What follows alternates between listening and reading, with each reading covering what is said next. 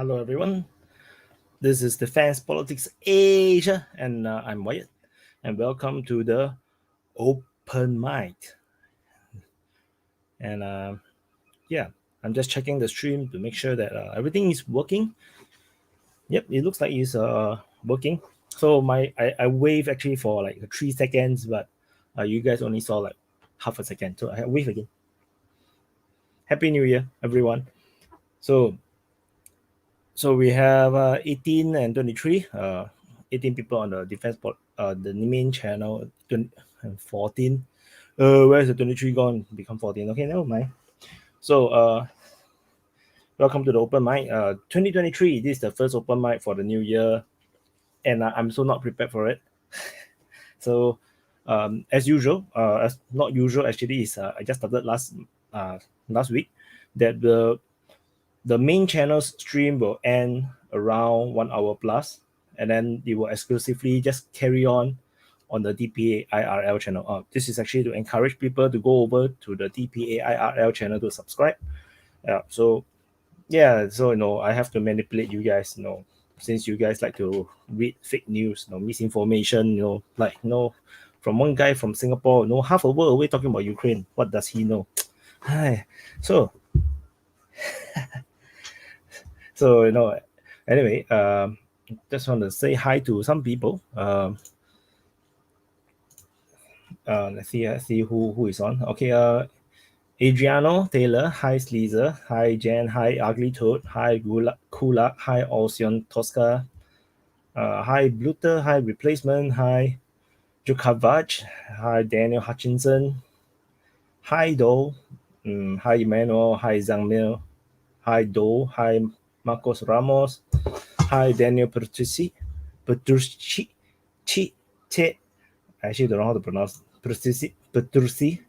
Hi Darren Tan, Daryl Tan, sorry. Hi Romania Turk, hi Groove Knight, hi Ruthlessly Efficient, hi Adriano Taylor, hi Ija Shvorovich, hi Nick, hi Skoda, hi M Liu, hi who else? DPKM, hi Kenchi Emin. Oh, a lot of people is on now. Yeah, suddenly everyone is on. Hi Romanian Turk, hi Johnny.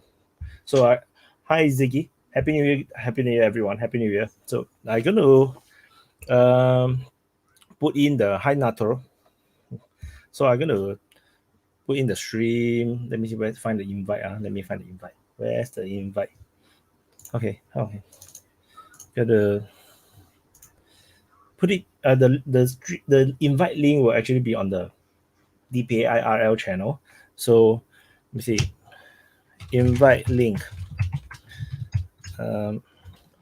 You please have webcam, earphone,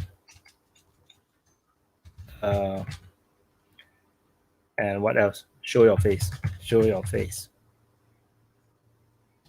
Remember to subscribe. Yeah, I think that's about it, right? So I'm gonna drop the link to the DPA IRL channel already, and then I'm gonna share the link for the invite link to join the mic. The link is in the DPA IRL stream at. Remember to subscribe. Okay, in this as well. Pin. So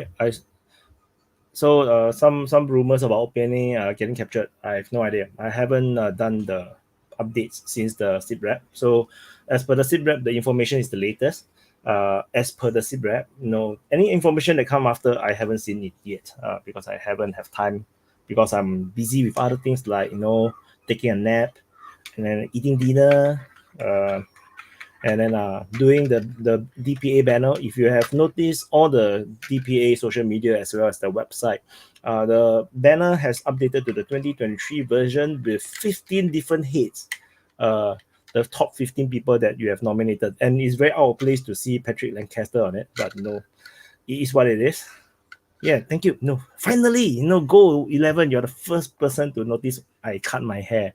I haven't seen people talk about my hair at all. I was like, very good job. I'll give you a medal. Yeah.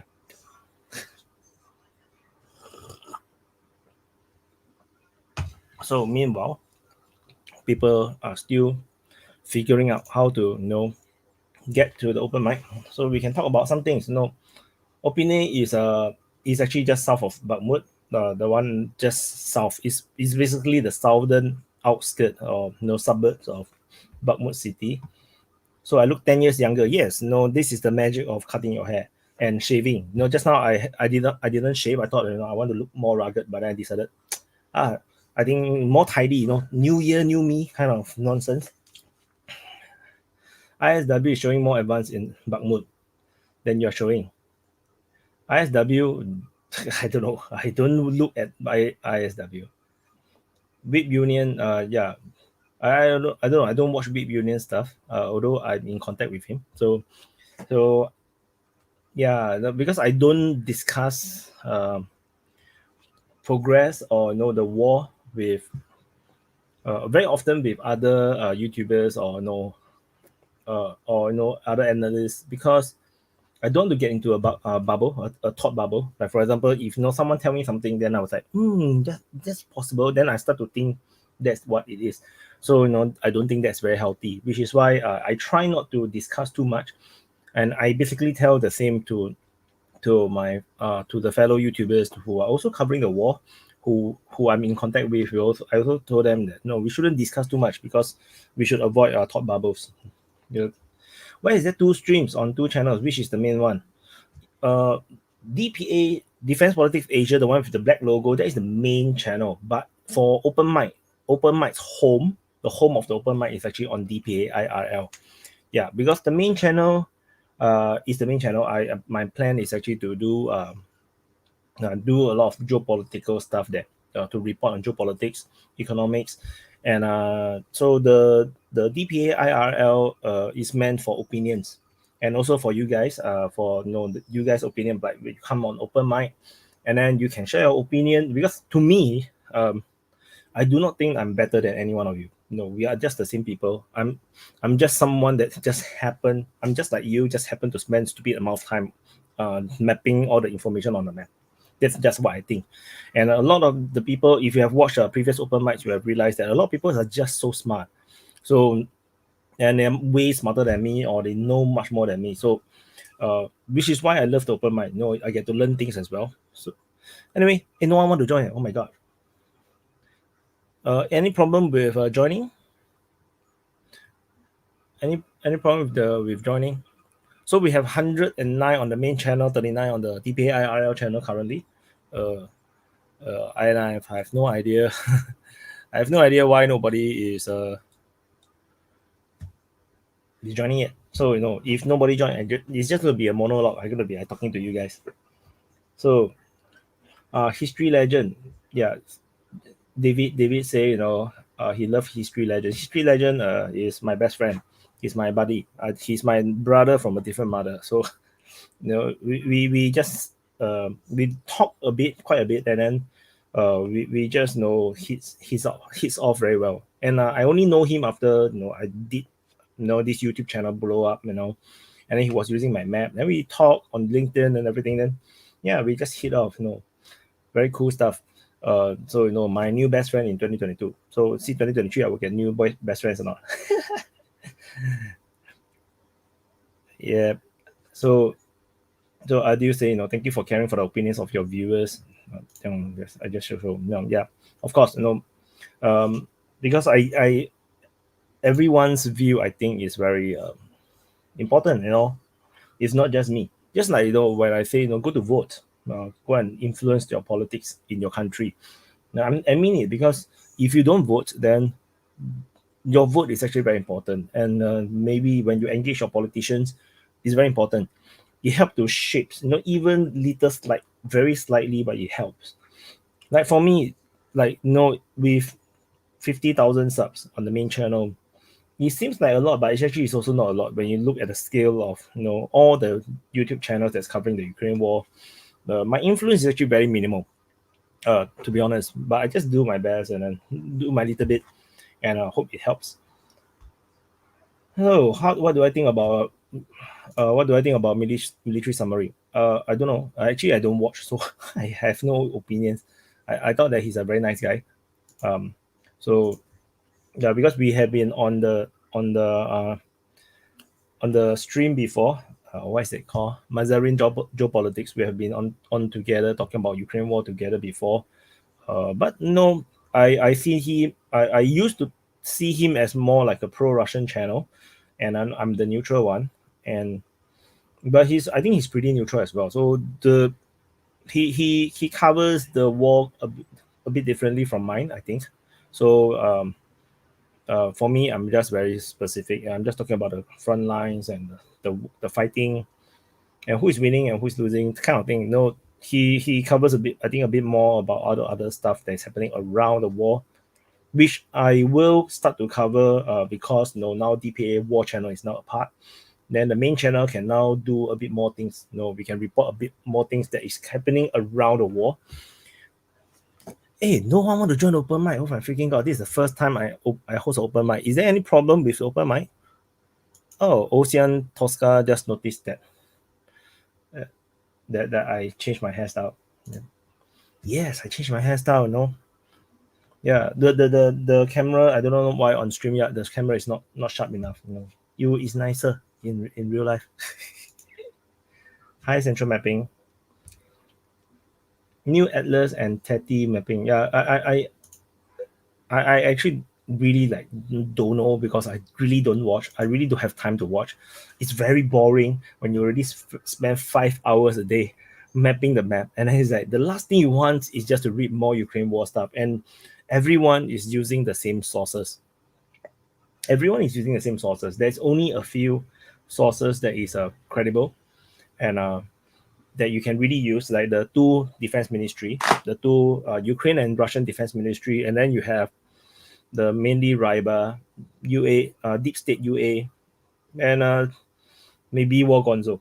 Then pretty much, that's what I use. And most of the other channels usually don't have much intel.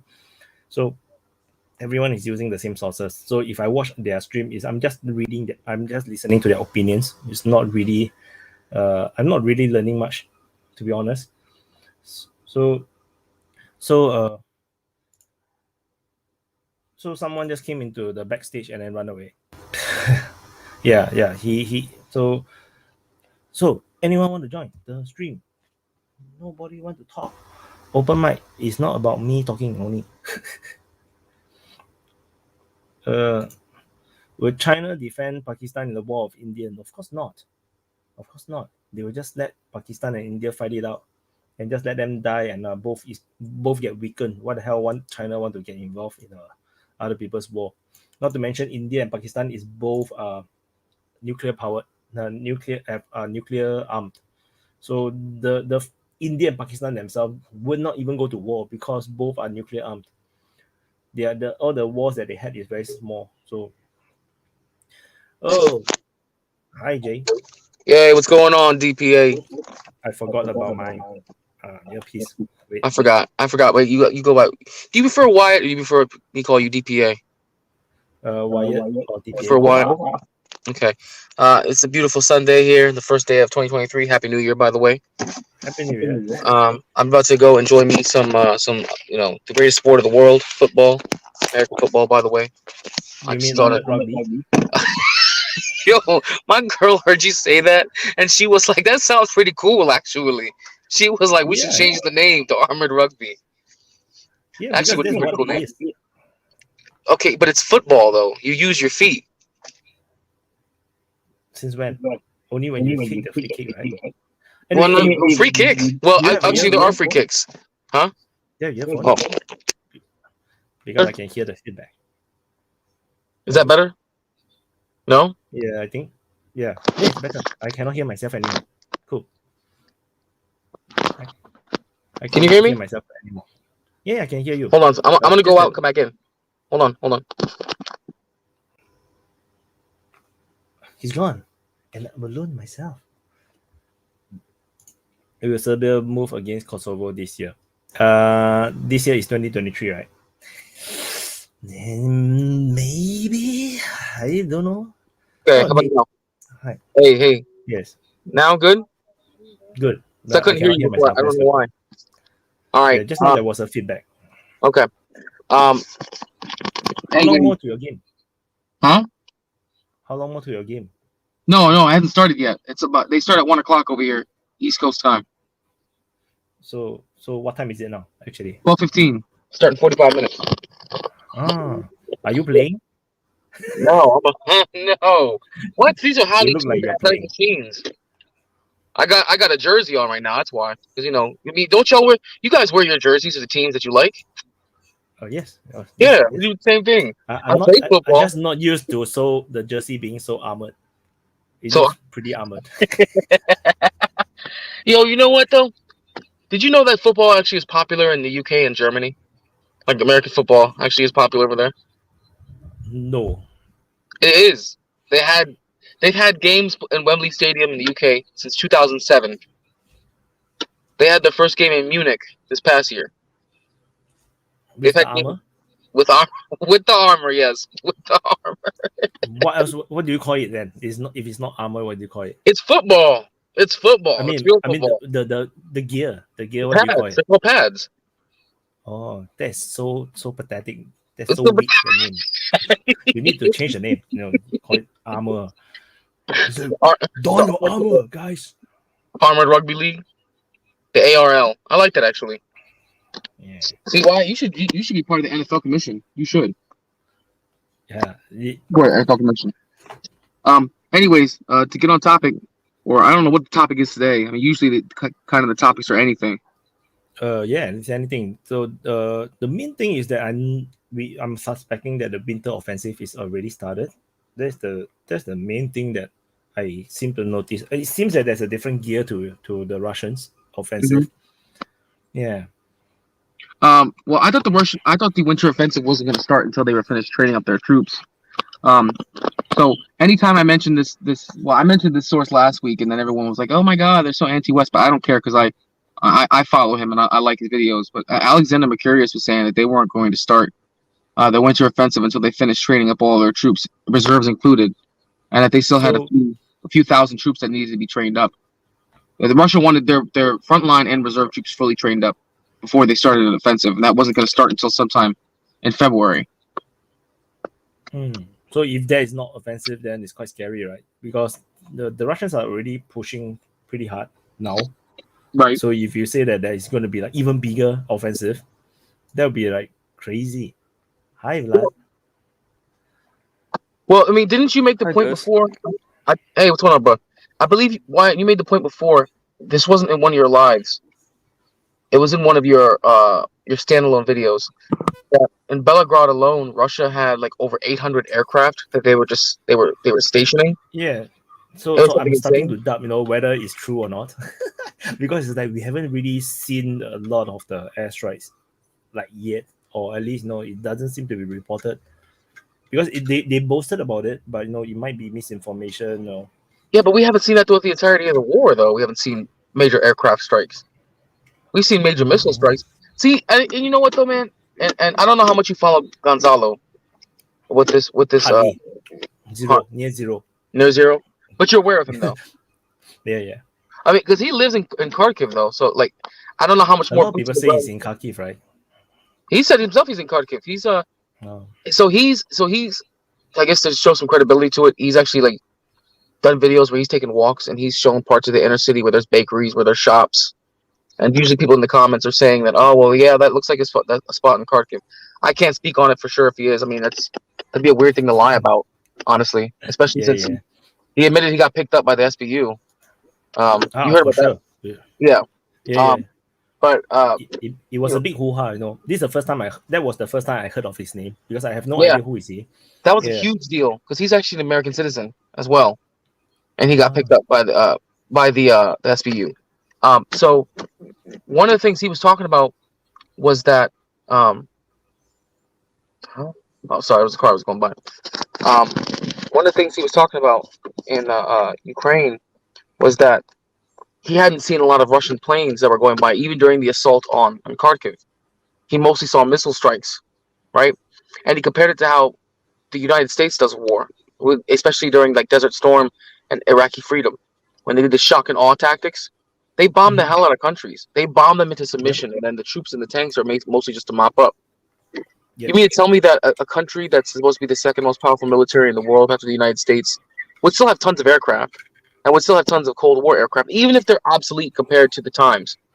You mean to tell me a Cold War bomber wouldn't put a hurting on a Ukrainian city? Cold War fighter jets wouldn't put a hurting on Ukrainian cities, Ukrainian defenses?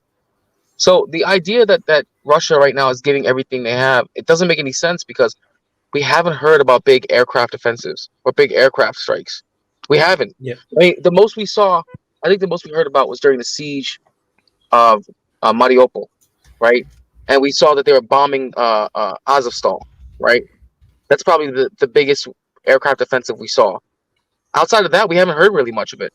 So, as Gonzalo puts it, he says the Russians haven't taken the gloves off yet. Like, they're still fighting with their gloves on.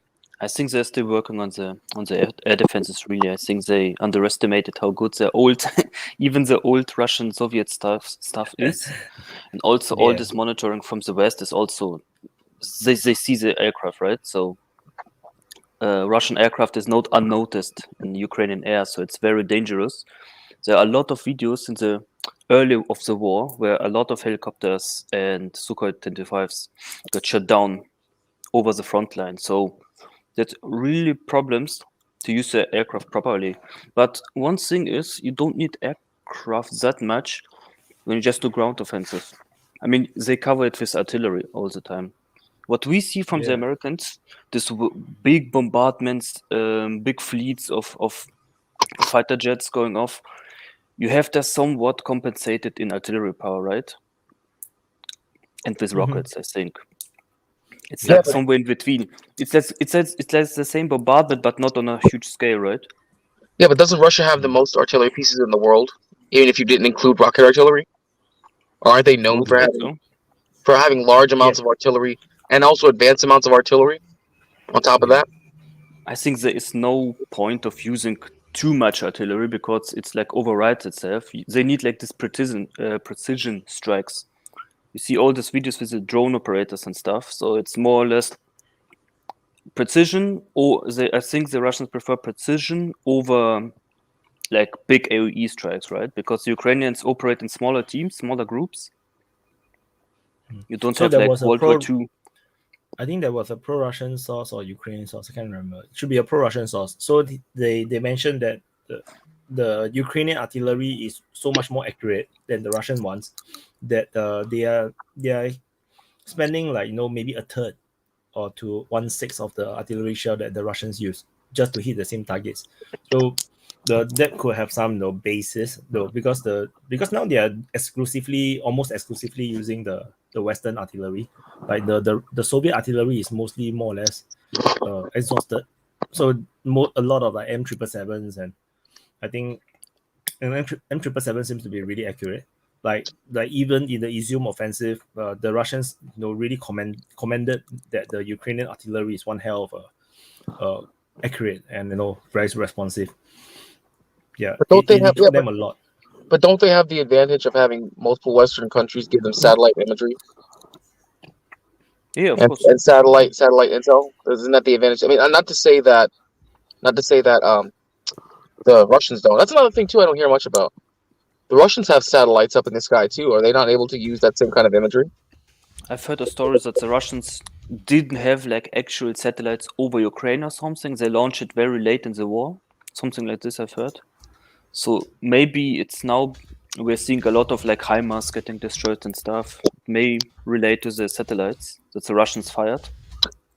Oh, speaking of, did they confirm that? Have they finally confirmed the destruction of a HIMARS?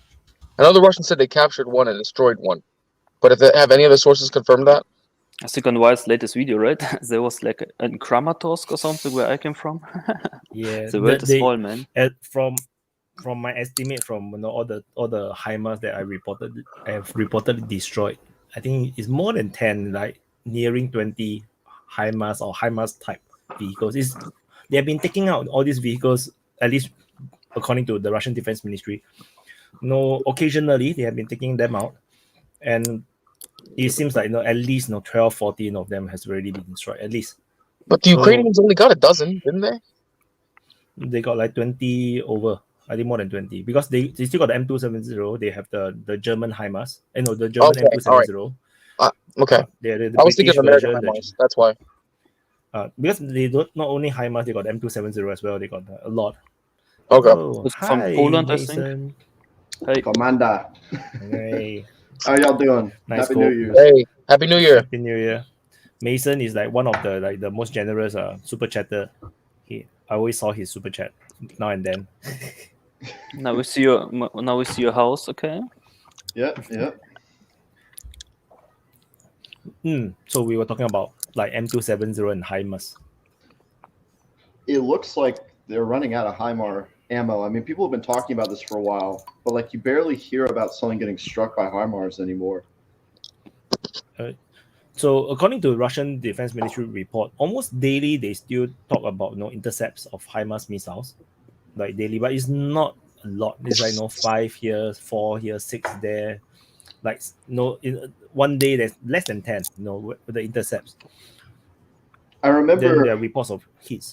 There was a report. I forget where it was from, but it was some Western analyst, or maybe it was an article where they were saying the Ukrainians, they used the HIMARS in sort of like a tactical support role, but it was some Western analyst or there's a feedback coping. Oh, do I have feedback? They used the HIMARS. Yeah, we can hear the background audio your side.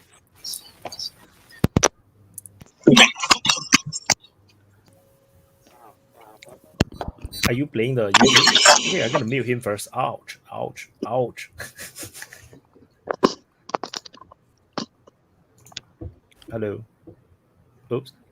I unmute you and you unmute yourself as well, so you become mute. You try again.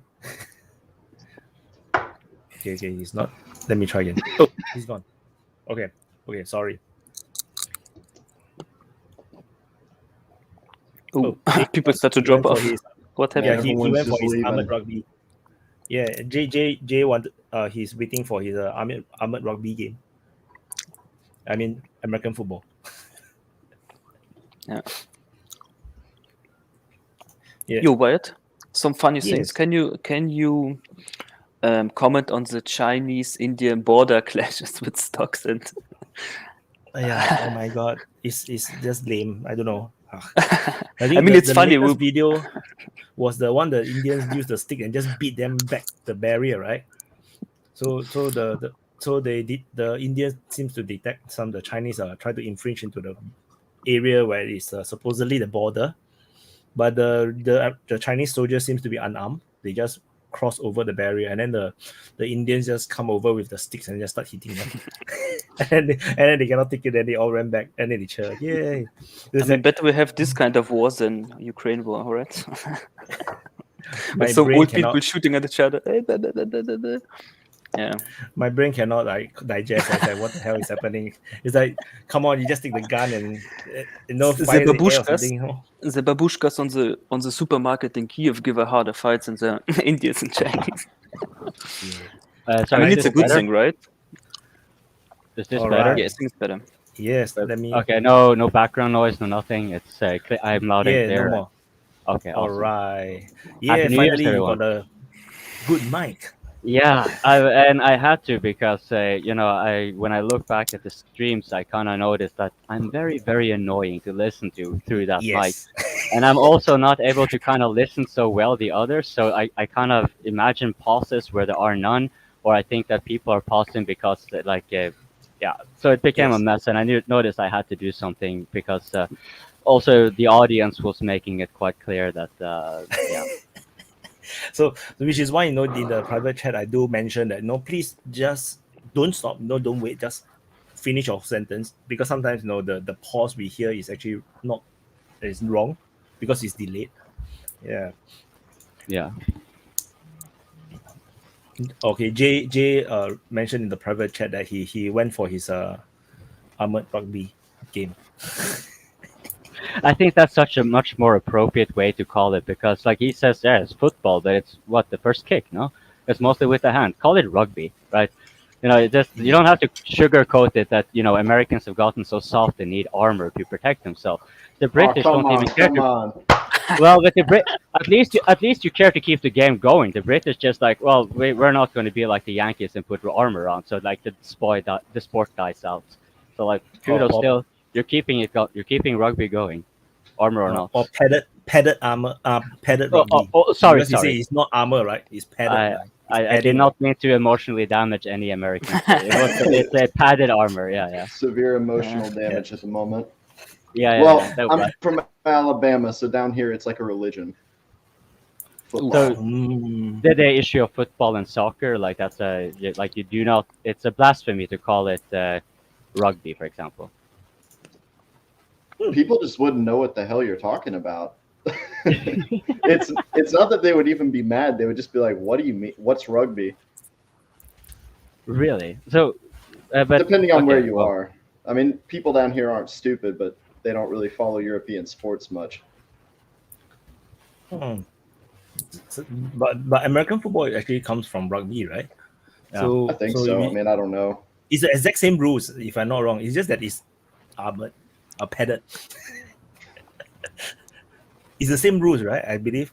Coping, right? Is this the same rules? I believe it is pretty much the same. There might be some alterations, but the basics of the game is. I'm not a sports fan by any means, so don't quote me. But as far as I've understood it, rugby and football and American football is essentially the same thing. Yeah, it's just with the armor, so the clash can be much harder. Yeah, there's probably the- also something with distances and some other minor rules, probably different. But There's a difference in rules. I think American football you can throw forward, right? You can throw forward. Yes, you can. Yeah. So rugby cannot. Rugby you can only throw sideways. That's the difference. I think that's the difference because there's always the quarterback, throwing far, right? That one don't exist in rugby. Oh, the padded rugby guy is right. Okay, all right. So the bar I usually go to is packed, so I gotta watch it at home. Okay, so I'm hearing you guys talk shit on our national sport. Oh man, Okay, here first we off, go. rugby and football. Okay, you are right about one part. Rugby was the mother of football. That is correct. But the rules are not the same. In fact, they're extremely different. For one, we do football does not have scrums like rugby does. It doesn't start off in that position. Okay.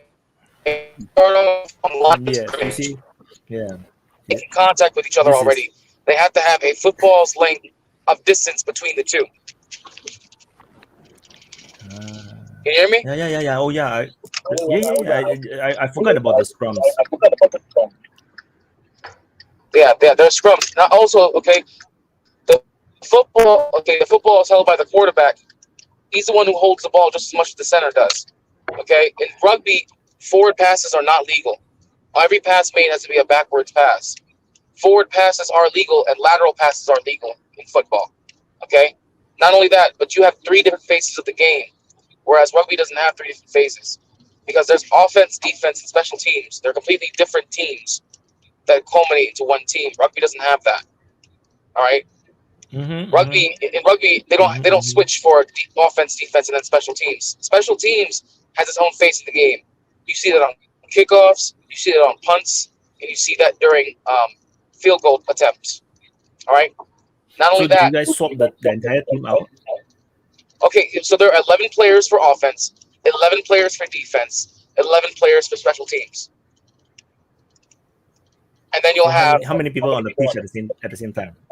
how many people are on the field at the same time or on one individual team? On the field. 53 on men. one side. On one, okay, every team has at least 53 men that can be on a roster at any one time, but only 48 can be active for every game. So 5 men on the have to field? be. No. Okay, on the bench, say you have 2 benches. Okay, you have 2 individual benches with two separate teams. Each team has 53 men that are on the bench. 11 will be dedicated to offense, 11 will be dedicated to defense, 11 will be dedicated to special teams. Okay? But the team as a whole can only have 48 players active for that game. 5 of the players of the 53-man roster have to be dedicated practice squad players, which means they have to be deactivated for every Sunday. And in order to activate one of them, it has to be done before the game starts, and they have to swap out an active player for an inactive player. You see what I'm saying? Okay, but No. Jay, let me ask you this though: what is the difference between? Oh, Jay, I think you have the feedback. Can you hear me? Yeah. Yeah, we just can about- hear you. It's just that you're on the speaker, so we can hear ourselves. Hold on. Now I know why I sound so annoying. I can hear myself now. Now I Yeah, understand. the sun is kind of photobombing your video. Oh, he's Well, gone. my only question to him was really like, what is most similar to American football, rugby or soccer? Sir? Huh? Sorry again. Sorry. Last question again. What is what is American football the most similar to, rugby or soccer? Of course, rugby, right? Because it's the same ball, more or less. All right. You hear me now? Better? Yes. It's not that Yes. we don't hear you. It was the feedback. Okay. But yeah, I think it's okay. So my question was, what do you consider to be most similar to American football, rugby or soccer? Rugby. Okay, so wouldn't it make more sense to call to? Would it be making more sense to have it rugby-fied, the American football name, like rather than football, because it's more similar to rugby? You know what's interesting about what you're asking is that originally, okay, because I actually read the history of American football. Originally, American football was called rugby football. Okay, originally it was called that back in the late 1800s, early 1900s. They called it that. But when the NFL started gaining prominence in the early 1900s, okay, Americans just kept on calling it football because we liked the idea of associating it only with an American.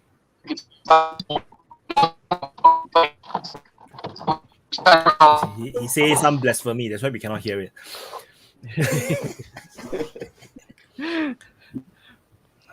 Still there? No, I think you Yeah, dropped. yeah. You see, you cannot say things that is against the common law. Yeah, I think Jay was about American to football break is his own American cardinal culture. rule there. That was what happened. He was about to break his own you cardinal cannot say rule. blasphemy. You can't say that American football is because Americans want it to be exceptional. You have to get a better one. Otherwise, the communication will break up. Yeah. You need to make up better stories. Say that again? Hold on, I didn't hear you. Say that again? But you're breaking up because you're breaking the notion. You're mentioning that American football is called American football because Americans want that exceptionalism. And then you're breaking up. So you're conducting blasphemy. You're breaking your own cardinal rule, and that's why the communication is breaking up. We are joking, of course. Okay, all right, but no, I'm saying this is in the history. You can look on the NFL website. It even talks about that. They wanted to differentiate European sports. They just wanted to call it football. Oh, it makes perfect Yeah. sense. I'm not doubting that it's factually correct what you're saying. I'm just saying that we were joking because as soon as you mentioned that, the communication broke up completely. And so Wyatt joked, I say he broke his own rule here. So yeah, the joke is lost in translation because the communication was the joke. The only reason I can kind of not hear you is because I'm on the freeway right now. I'm sure Mason understands this. In the U.S., we have to have a ticket anywhere. Yep. So- No trains, nothing. Drive Yeah. everywhere. Yeah, you gotta. go. That's why I You should consider the focus US on to driving, be. though. You should focus on driving, though. No. Yeah, I'm driving right safely. now. Yeah, I mean, drive safely. I'm breaking a law. Yeah. Don't break a law. Like You're you're breaking breaking the a law law on On live. public television, essentially. Don't do a drive-by, man. I know we're in America and shit. No, I'm not gonna drive by. On the freeway, usually you can get away with it doing this because there are very few cops. It's the first of the year, so they're probably all hungover anyways. Oh, as a But foreigner, you're live that on is very YouTube, good to know. But you're live on YouTube, Yeah, we have 200 weaknesses. Russian agents and so forth. Russian agents, yeah. We got the CIA too. Yeah, I know. I got my personal FBI agent. Yeah. Yeah, I do as well. No, I can tell you what, though, man. I think those agents, man, Ouch. Okay, Jay, I suggest you come back later when you have a better connection and yeah. About like 20 minutes from home. I get on my laptop. I'll have to stream. Okay, I'll see you guys in a bit. Bye. Just remove him because my ears is painful. Thank you. Yeah. So we can go back to Ukraine. war now. Infrastructure investment. Yes, that's one thing I kind of found. Like before we get to the topic, because it will take us 2 hours anyway. So let's just be frank. Infrastructure, as Jay was just pointing out, I find that to be like an extremely telling way of how the American society is set up. Because for those who don't know the history, it's generally because, like, the short answer is because the automotive industry saw a real threat in public transportation, and so they got together, and so there's and so you can see, like, even the richest, most developed country in the world supposedly is incredibly underdeveloped. It's easier to do, like, when I was in Ghana here last year, and this is supposedly a third world country, bunch of slums and so forth, but it's a lot more friendly of people as well, but it's a lot more friendly just for transportation and so forth. You can easily find, you just go on the roadside and you'll find like someone picking you up in the quattro. But if you're in the United States, I mean, you can't even go to the store. You can walk to the store. You have to kind of get a car usually. From where I have been in the United States, which is Florida, and I know that's not representative, so But I found it telling what this is kind of characteristic of empires, though. Yeah, I mean, we're not. They neglect their own infrastructure as they build it out for propaganda in the colonies, right? Like the United States has more backward infrastructure than Western Europe, and Soviets had more backward infrastructure than Eastern Europe. And actually, Europe they put their money onto the front lines. Well, I don't think actually Europe is doing it that much better if you're looking at Europe as the EU. So, like, if you're looking at each European domestic, they will beat the US hands down when it comes to public transportation. But do try to travel from one country to another without using a plane. Like, I can travel from the Netherlands to France in 3 hours, but if I want to take a train from the Norway to the Netherlands, it will take several days, even though there are ways to go around it. And if you want to go I looked at a train route that went from Amsterdam to Spain, and that took 2 days. But if you look at it, have high-speed trains and infrastructure in place between the countries, then you would be kind of sensible to look at the EU as a connected place. But I'm not sure if that actually pertains to the US in the sense, like why is the connectivity in the United States like it's so poor, right? And in the EU it's also poor, but it's only between the states. Like, is it yeah, please. Oh, I was just going to say, I think you got to look at like what areas where it's poor at, who's running that area, not to be simplistic, but like what political party is running that area. You look at areas like, I think it was Boston where they had the big dig, and it was this huge tunnel project that was supposed to be like, state of the art. It's going to make, things go faster, more efficient. It went like billions and billions of dollars over budget. And that's not to say that corruption is not widespread throughout the world as far as construction and infrastructure things go. But like in America, we seem to have particular areas that are just more just infected with that. And it's just big. I mean, because think about it. You look at all the money we waste on these big projects like the BS. They're trying to build some high-speed rail bullshit out in California. It's never going to go where anyone wants it to go. And to get to it, you're going to have to drive to use it. So it kind of negates the whole purpose. But it will cost billions and billions of dollars. Certain people will make a lot of money off of it. And in the end, they'll brag it. Like, I have a friend that lives in Japan, and he was showing me pictures of one of the high-speed trains. And then he started showing me like the first-class coach and stuff. And I'm like, that looked really nice. I mean, I don't know how much it costs. Maybe it's comparable to an airline ticket, but maybe it's comparable to like an economy or coach airline ticket, but you're getting first class service on there. So it's like, our problem is we got, like I said before, I think a lot of it is we start projects, then they get multiple administrations involved and it just gets overblown. It doesn't get done. Somebody doesn't like, that. I love high speed rail. So I think that's another problem too, like Wyatt was saying, and like with China and other countries, they have a 25-year plan. It doesn't really matter who's in charge. The plan stays the plan, and they get the plan done, and they have a result at the end. Yeah. Whereas we get stuff done, but maybe more back in our earlier days when it was less bureaucratic. But now it's like, like I say, 3 steps forward, 2 steps back. I think you're actually answering for the EU as well, because you have so many different interest groups, which, in the US, the economic and financial interest groups there are more powerful than entire countries. And here we are talking about actual countries where the bureaucracy is also kind of, you can call it bureaucracy, but it's also, like you, I think, adequately alluded to, interest groups that are complicating it. That whole system is just like a huge anchor on any kind of, growth, development, upgrade. It's just, someone's always got to put the anchor on it. It can't just be done because it needs to be done and it has to be done. It's like someone's always got to there's always got to be strings attached, and it just ends up fucking it up. And something that could have took a year to get done takes 5 years to get done. But it's not really so strange, because a market-based economy is first and foremost driven by scarcity, right? So it has to have a problem it can solve, and if it solves the problem, it cannot make money off it. So like it compounds itself, by itself. If it, considering that the market-based economy is increasingly rendered obsolete as far as due to technological advancements. I don't want to be just. I think not just that. But relate that to my mention of empires, right? Like, if you've got consistent change in a multi-party democracy, you're going to have administrations that are in power for, at most a decade before they get the bums thrown out, and then it'll be the other party.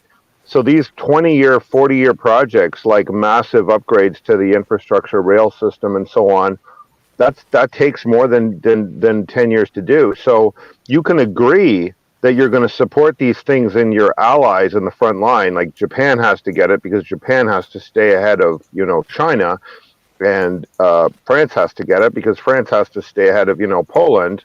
When they're your guys, you help them do long-term things. But in your own country, it's the other way around. It's our friends will lose if the other guy's high-speed rail plan goes apart, so we have to throw it away and replace it with ours when we change administrations. So this plays against investment in domestic infrastructure, but for investment in your forward base countries, like the Eastern Europe used to be for the Soviets and the Western Europe used to be for the Americans. So the end result is that for 50, 60, 80 years of this stuff, you have a seriously degraded infrastructure at the very heart of the country that was supposedly running the empire. And their edges, who've long since broken away, are better off. Like, Europe is just better off in this infrastructure respect generally than either Russia or America. Because both sides invested in Europe. And if you think about it too, after World War II, the massive rebuilding of Europe, there's parts of the United States that got built up and rebuilt since World War II, but if you look at a lot of our interstates and stuff, while Europe was rebuilding and, modernizing, for lack of a better term, after being destroyed, the United States, we built roads, we built more cities, but we probably haven't really upgraded. I live in Louisville in downtown, and we have pipes here that break regularly that are in excess of 100 years old, because they're built to last, but now you've got a modern city on top of probably 19th century plumbing, and they're having to come back in and upgrade it and fix it in sections, and it's just a big mess. And it's like, that's stuff they should have continually done over the years, which they don't, and then bites them in the ass.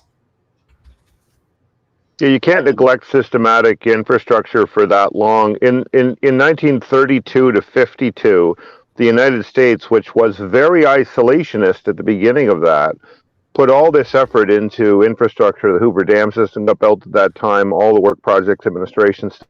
But they had 20 years of a solidly Democrat administration that believed in public works as the thing, and had a monetary system that allowed them to literally generate the money to do public works. And they basically did that. And then in the 50s and 60s, they had enough money to both invest in their allies abroad and to invest domestically. It's only in the 70s that you start seeing the money just doesn't exist. You have to choose one or the other. And it's either we help Japan build a universal healthcare system and a high-speed rail network so that they don't go communist, or we do it at home and then they have that power struggle about who's going to run it at home. So in the end, domestic priorities fall to last, and these imperial-centered countries get hollowed out. And I think it happened to France in the 18th century. It happened to Spain, happened to England, and it's happening now to the it happened to Russians, and it's happening now to Americans. Like the same process, the same overinvestment in your overseas empires' bases, and underinvestment in your own domestic peacetime infrastructure and people. And that's underestimating their healthcare and their education, in their literacy and their housing. All those things suffer because you have to keep up your image, at the periphery. Yep. Places like Japan and Korea. Like their solution for the plumbing situation in the downtown is literally they're trying to basically build a new system around, let's say a certain square mileage of the downtown and basically reroute everything around it just to try to ease the burden on these old pipes and old lines so they can get as much life out of them as they can before they have to. And it's like you said, appearances, the roads on top look nice and new when the derby's in town, but underneath it's falling apart. It looks like shit. I mean, if someone went underground, you'd be like, oh, the derby's so pretty. Look at all these thoroughbreds. Go down the street and shit's falling apart and crumbling, potholes everywhere. It's all about what they want you to see. And you're right. I mean, we look good from the outside, but on the inside, it's rotten. But do you see much support for the war? Like, do you still see like a lot of popular support? Because I sometimes watch Jimmy Dore, and I just didn't watch really the video, but he had a headline like a big anti-war movement coming on, and as far as I understood it, it was actually one of those progressives who used to support Bernie Sanders but left because they didn't think Bernie Sanders was actually progressive. So if you want far left, and then you had someone who was in the Republican Party, and they both got together for this purpose, the anti-war demonstrations. So have any of you Americans come across that, like, or heard anything about the not just a lack of support for the Ukraine war, but an actual opposition to it as well? I have. Personally, I haven't. No, I mean, I have heard there's a phenomenon that's starting to take root in that group, like Jimmy Dore and other people that are, even though they're on both sides of the party, the term MAGA socialism, MAGA communism floats around because there's aspects of the MAGA agenda that people like, the nationalists, the take care of America, but then there's also the socialist or communist side where you have social programs like maybe some kind of universal health care system, maybe some kind of universal education system.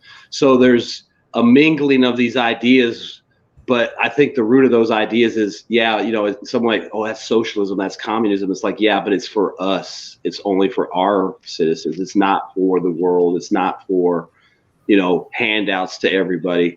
So there's a mix of that. Jimmy Dore is actually probably going to run for president. I don't think I could vote for him because we have some differences on some other issues, but I'm open-minded enough that I can see that there's good ideas on both sides. The problem is getting those ideas blended to where they work for the people, and the people that would be able to do that are a bunch of assholes and don't want to do that. So, can I jump in real quick? Can I jump in one real quick? You guys. How you doing? There's definitely an anti-war movement growing and an anti-support because people are tired of seeing the money just go out the door. And if you're paying attention and you're watching Ukraine and Russia, you're seeing all this money go out the door and there's no tangible results on your investment. I mean, they can tell you whatever you want, but you can go online and look it up and find out for yourself. Can I jump in real quick on this? There is something that Vaun is describing as known as the horseshoe effect, where both the left and right have wrapped around an ideology so far, or an issue so far, they've met at the back end. It's known as the horseshoe effect, and that's exactly what Vaughn's describing is happening. I'm a MAGA guy. I listen to Jimmy Dore, Garland Nixon. I'm here with Wyatt. By the way, you're going to have a great year, Wyatt. I'm telling you right now. You are Jackson Hinkle. I just want to. Yeah. And Wyatt, and what you guys are very important because you're a log of this war happening daily that somebody could actually follow from the beginning without actually knowing. and experience it like we are, because they would have no idea of events other than how it ended. So if you really think of that, these logs that you're doing, Wyatt, are very important. I'm sorry I went on a tangent, but I was trying to tell you this yesterday, but I could never get on. So I'll drop there. You're putting a lot of pressure on us. It's man. okay. It's okay. If I can speak. There's a really simple way to characterize what Vaun and Meddy are talking about, I think, and it's almost like there's a European or almost Scandinavian style of conservatism where even the very right-wing conservative people, religiously and otherwise, but they believe in the public education system and watching it like a hawk and every kid being in it. They believe in universal healthcare systems that work because the rich use them too. They believe in strong nationalism, but they also believe that if you signed a treaty with a neighbor you don't like, you stick to that treaty anyway, because, you know, then your ability to deal with others will be nil, right? So it's Nobody not new, can trust these labels like MAGA communism or horseshoe. It just means reasonable things that anyone left and right can agree on. I mean, there's always a private sector. I don't think any of us want the government in charge of all art. And there's always a public sector. I don't think any of us want private fire departments hogging fire hydrants to prevent the other fire guy from getting the job. So there's always a correct thing for the public sector to do and a correct thing for the private sector to do. And then there's a bunch of things that are best done by neither. Like, I don't think either of us wants the government or private industry running like Wikipedia or the Red Cross. So there's quite a bit. You know, you got these three sectors: public, private, and commons. And yeah, we all have differences over what should be under control to what should be criminal or whatever. But fundamentally, if you've got a giant boat anchor like the military-industrial complex or the threat of nuclear or biological war sitting on top of you, I think you should at least be able to agree with that is a problem and get rid of it, and then get back to your domestic politics as usual. So in February, when the Libertarian Party and the People's Party both hold a joint demonstration against the war on neocons in Washington, D.C., that will be a really interesting event to watch, especially if people show up that both sides respect, like Garland Nixon, Tulsi Gabbard.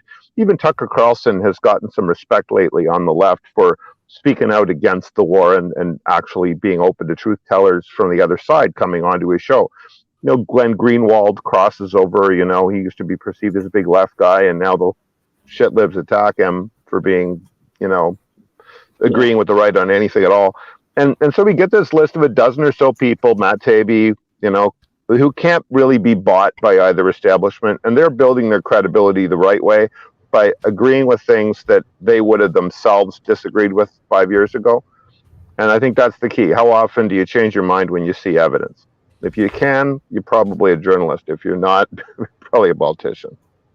Yeah, in the United States, like with Jimmy Dore and the you know, let's just say the right, most people, you know, decent, reasonable people see that there's a common sense blend of both sides that would work for everybody. The problem is the people in charge of implementing that won't. And hopefully that movement is exploited and grows, because that's really the only way we're going to get change, is to get more people like Rand Paul or a Tulsi Gabbard. I think Jimmy Dore does a good job of breaking false equivalency. Like, yeah, he's good at kind of you know, you might be a right wing or a left wing or whatever, but this is not a right left issue. This is the ruling class screwing all of you. And I think he does, like, it's important to kind of break that false duality that seems to be that you're either Democrat or Republican. Yeah. Like, you know, you cannot say anything about, like, you know, shouldn't the vaccine mandates be, you know, scientifically based? And then, you know, no, but then you're an anti-vaccine racist or something like that. It's totally ludicrous. And he kind of, you know, I'm not saying he's all right and so forth, but he has...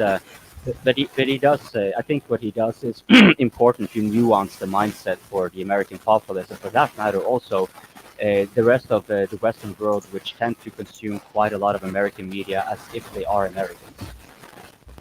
Yeah, if I can, is my volume up now? Yes, we can hear you. Yes. Okay. Yeah. If I can speak back on this issue that the American one thing to love is not getting anything out of the war. Does that sound okay? In any Yeah, case, so this issue that the American public's not getting anything out of the war spending, that's not really true, because the factories that make the ammunition and the M777s and everything else are in America. And those corporations and all the companies that feed them with stock and ammunition, metal and so on, they're all invoicing the Pentagon, and they're all being paid by the Pentagon. And at the end of the day, the money never leaves America. It's called aid to the Ukraine, but what the Ukrainians get is the howitzers and the ammunition. Are you only listening to Russian radio? When I said that to someone that our aid is not aid, we are in Ukraine. They were just saying, "Are you just listening to Russian radio?" Yeah, but the thing is, if this is what some people call the neocon establishment, but it's actually a lot of civilians. There's a lot of civilian contractors in the US who depend on the Pentagon budget, because nothing else is being done in America. It's all being made in China, and the rest of it. Some of the only industrial facilities and some of the only industrial machining contracts these days in America are ultimately servicing Pentagon contracts.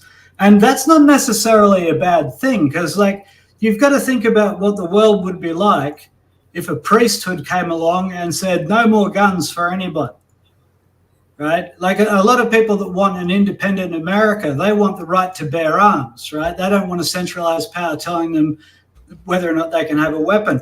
And the international community is a bit like this too, right? If America doesn't have factories making munitions for sales to folks who want to use them, well, what is the reasonable alternative? Because isn't some sort of theocracy from the WEF where Tulsi Gabbard comes along and tells everybody what they're going to do? Because otherwise you've got to live with a controlled arms market. That's what it means to have the right to bear arms.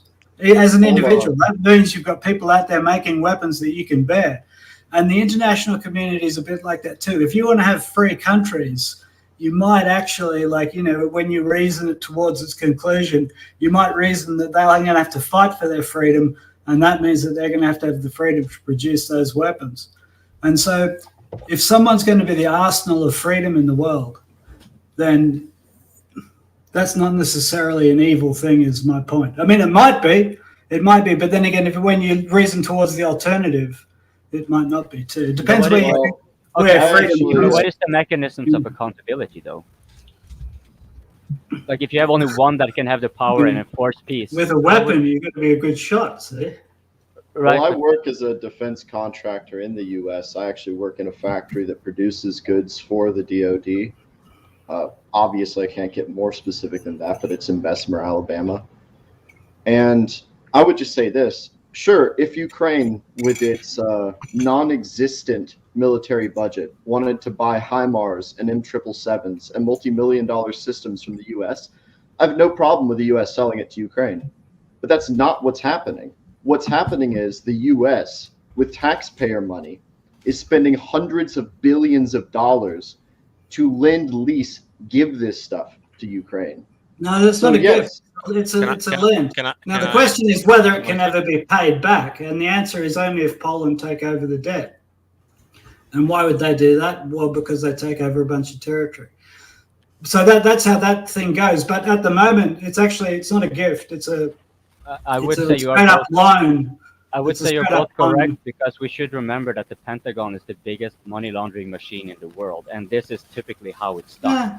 So it's like your taxpayer money go in for this, but it's also... You got to make money clean somehow, man. You need a laundry. Right. Exactly. And so this is like what the Mason is saying is that he's saying it's a lend lease, and he thinks it kind of ends there, and you're coming with the aid part, which is also true. Like, both are true. It has gone through a lend lease, but then it's sort of laundered back again in the form of aid and debt, weaponized aid, so to speak. Literally, actually, weaponized aid. Oh, I think. Wyatt here.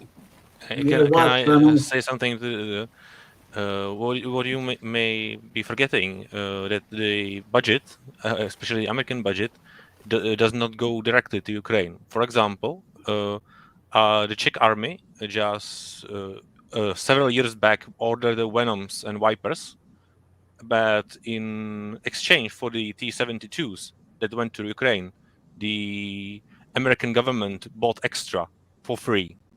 So they upped the order of Venom and Viper's helicopters, and they will like by 10 to 20% more, but they were for free because they were paid by the money that were supposed to go to Ukraine for the help us to pay for the tanks, which is that a bribe then?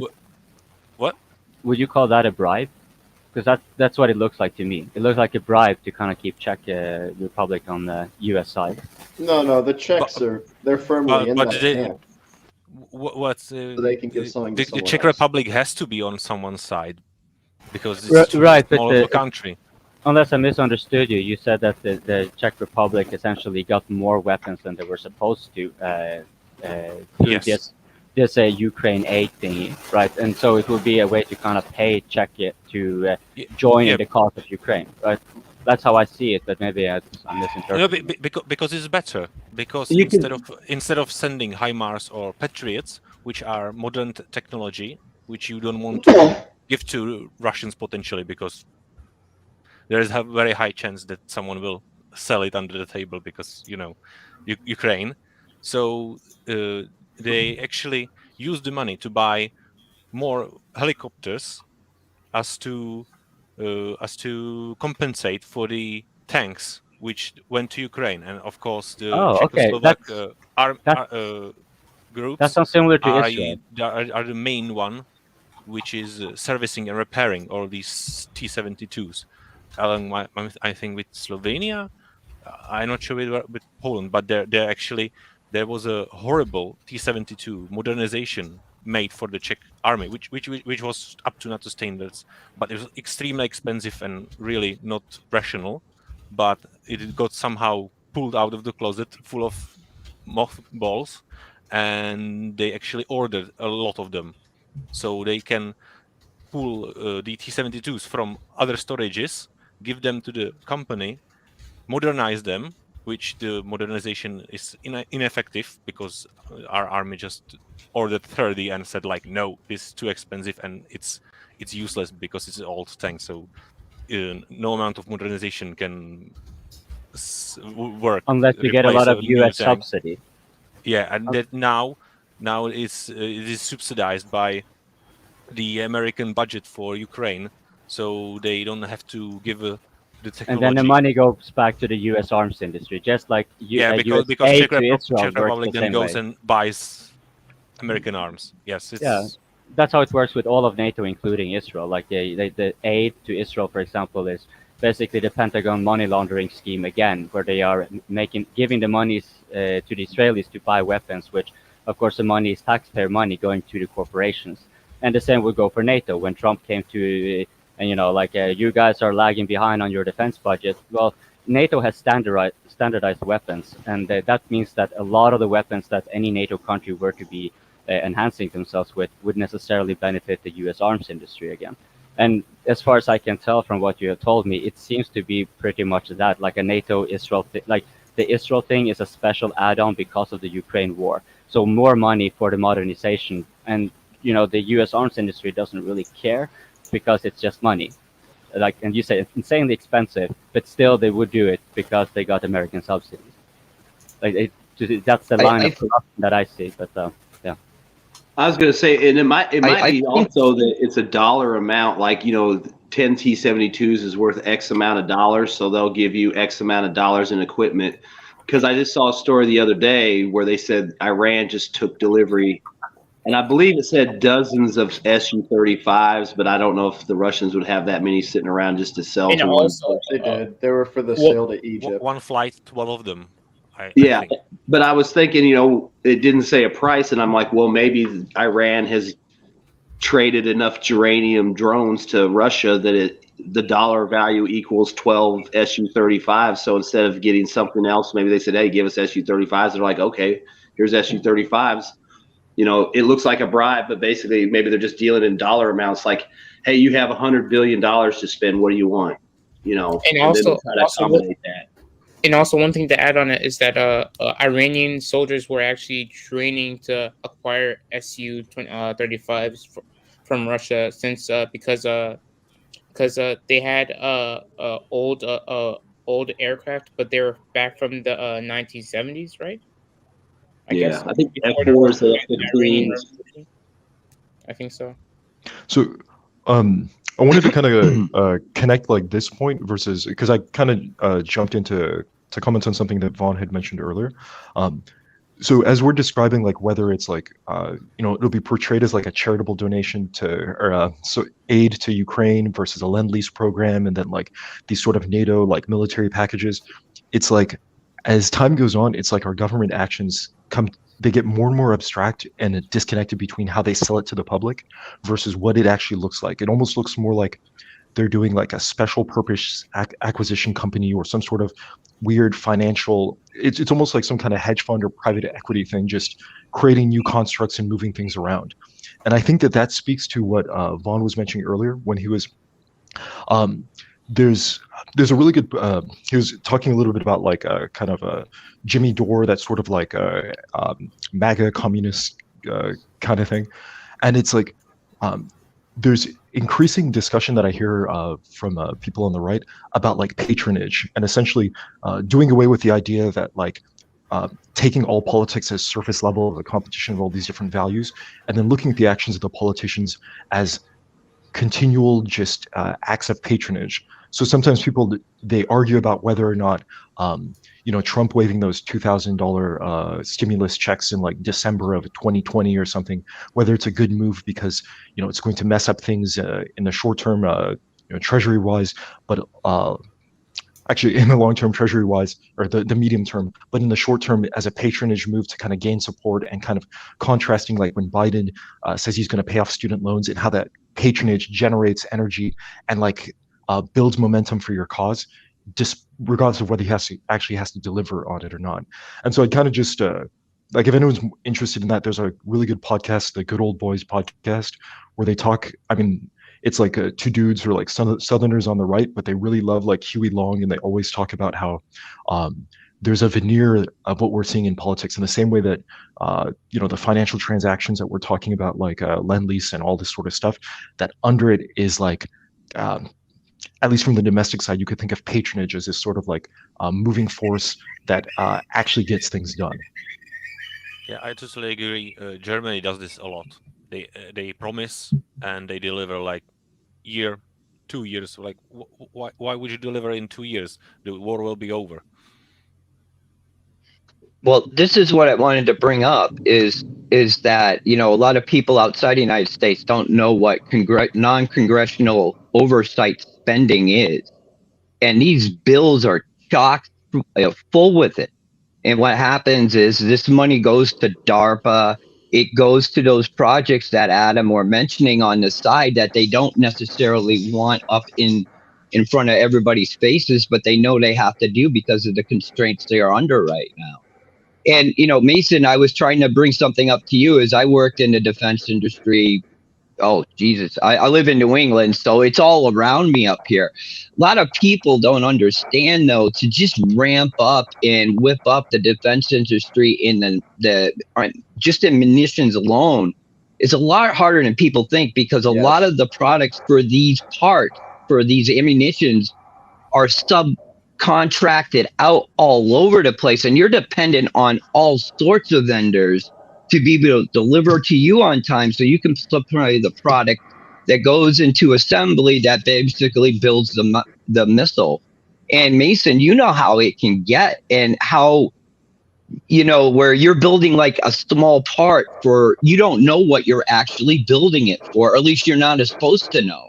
And that's kind of the thing. A lot of people think it's this big conglomerate of this huge industrial machine. It's not. It's spread out everywhere. It's extremely, this is as the it goes point down the pyramid, it gets more and more, like, for example, crane brakes at our factory, right? For this major factory supplying pretty important stuff for the government, crane brakes, we got to wait a month for a part to come from Italy. You see, this isn't 1940 with the arsenal of democracy. This is a backwards industrial system. Well, it might be, but have a think about this, right? I agree with everything that you guys have been saying, and I was kind of making that point too. A lot of the business of America is making guns, and as you guys say, it's not perfect, and it's not some giant magic factory. But here's something to ponder. You know, coping things said before, everybody in NATO buys the majority of their stuff off the Americans' arms industry. Well, that's largely because no one else can make it. I mean, as imperfect as American industry is, right, you should see it in other places. And so if you're in the market for modern weapons that work on the battlefield, if you're not buying Russian-made stuff, it's because you're buying American-made stuff. And that's actually a reality about supply more than and demand, because there's not many societies that are as technologically as advanced as America. And I'm talking about like at the family level of the machine shop. Americans tend to be able to take apart a big block truck engine and put it back together, and the thing will run a business for their family. You know what I mean? And they've been doing that since grandpa's generation, and they can make machine tools and they can make howitzers. Now, on this issue, I was doing some homework on artillery, if I can take the conversation towards artillery in Ukraine, because I think that's going to be a big deal. It is a big deal, right? We're seeing artillery drills. Well, US have got a military organization in Europe for servicing their equipment in Europe, and it's called US EUCOM.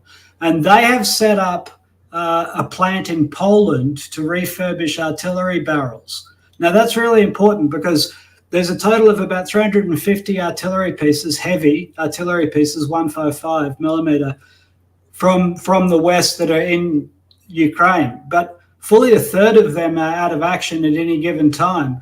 And the M777s can only take 2,500 shots before their barrels are done, and they start losing range and accuracy after about half that, right?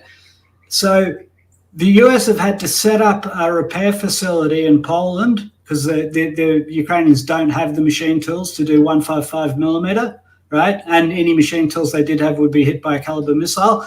But here's the thing, right? From all reports, America can't even service the barrels they've got in Ukraine at the moment. And this is at a 10-to-1 disadvantage that Ukrainian artillery has versus Russian. And the Americans cannot maintain what they've already given them, which is 150 guns. And that's because they're having to supply the workshop and the tools to do it. If you have a look at Russian artillery supply, their logistics, like they supply the same factories that supply the heavy artillery, they are making new barrels for delivery in 12 months. You know what I mean? And it's all going along rail to the front line. They actually have built their artillery industry around perma-firing.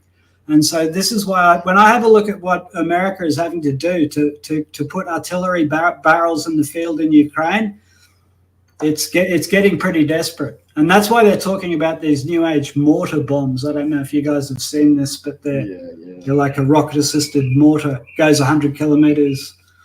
But anyway, that's what they're talking about giving the Ukrainians now. And I think it's because there's just not the manufacturing capability in Europe to support the NATO artillery, which I think is kind of interesting.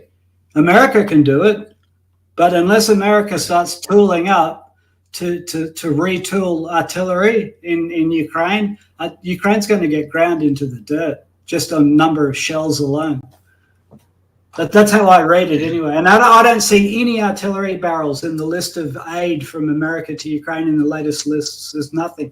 There's a bunch of mortars, but there's no barrels. I'm going to disagree a bit. Not there is not the capacity, the industrial capacity is here. I don't know, but if you saw the parks of the automotive industry here in Czech Republic, in Germany, and in Poland, it's this incredibly huge amounts of industrial space, and all these, if need be, these factories could go and make arms as it was in the Second World War. All these factories, but it is about the political will to change, to transition to wartime planning. So it is a question of money. So if America wants Ukraine to win, they will pay for the industrial capacity. That's not true. That's just not true. You can't just click your fingers and create an armaments industry, and Europe doesn't have one. I mean, this is why America have had to set up a US EUCOM base to refurbish artillery barrels for Ukraine, right? Because there isn't one in Europe, right? Because these are the facts. These are the facts of what's going on right now. Toby. They would like to refurbish more barrels, but they can't. They don't have the machine tools. They don't have the technicians that can. Skoda produces almost as much artillery ammunition per year as the US does. A Czech company. Yeah, the Czech company, and you have to understand if you heard about these Slovak guns, the Danas and Czech Zuzanas, all the industry is there. The Czechoslovak what's the name in English? Never mind. It's a conglomerate of arms manufacturers, and they have all the capacity to service those guns. They make so every single. Sure, they can service their own, but it's not on the same scale, is what I'm saying. Europe doesn't have an established. I'm not saying they couldn't transition towards an arms industry, but at the moment they don't have the tooling to make NATO stuff because America was making it. That was kind of the deal. Hey, Festus, you need to unmute. Yeah, I was just going to say in reference to let's say high-level depot maintenance. Like when I was at Fort Knox, we had Boatwright, and that was a place where they could pull tanks in, yank turrets, engines. I mean, they could do major repairs and upgrades. And, that was in 91 to 93. And I would say a lot of it's not that we don't have the capacity, but a lot of that capacity has been mothballed or shuttered and closed down. It's still there, but there's no technicians, there's no people. And, I think we've done that across the board around the world. The United States has probably been playing a game of reducing the support for the line units, but keeping the line units, populated with soldiers so they can say this brigade combat team is, at 95% strength.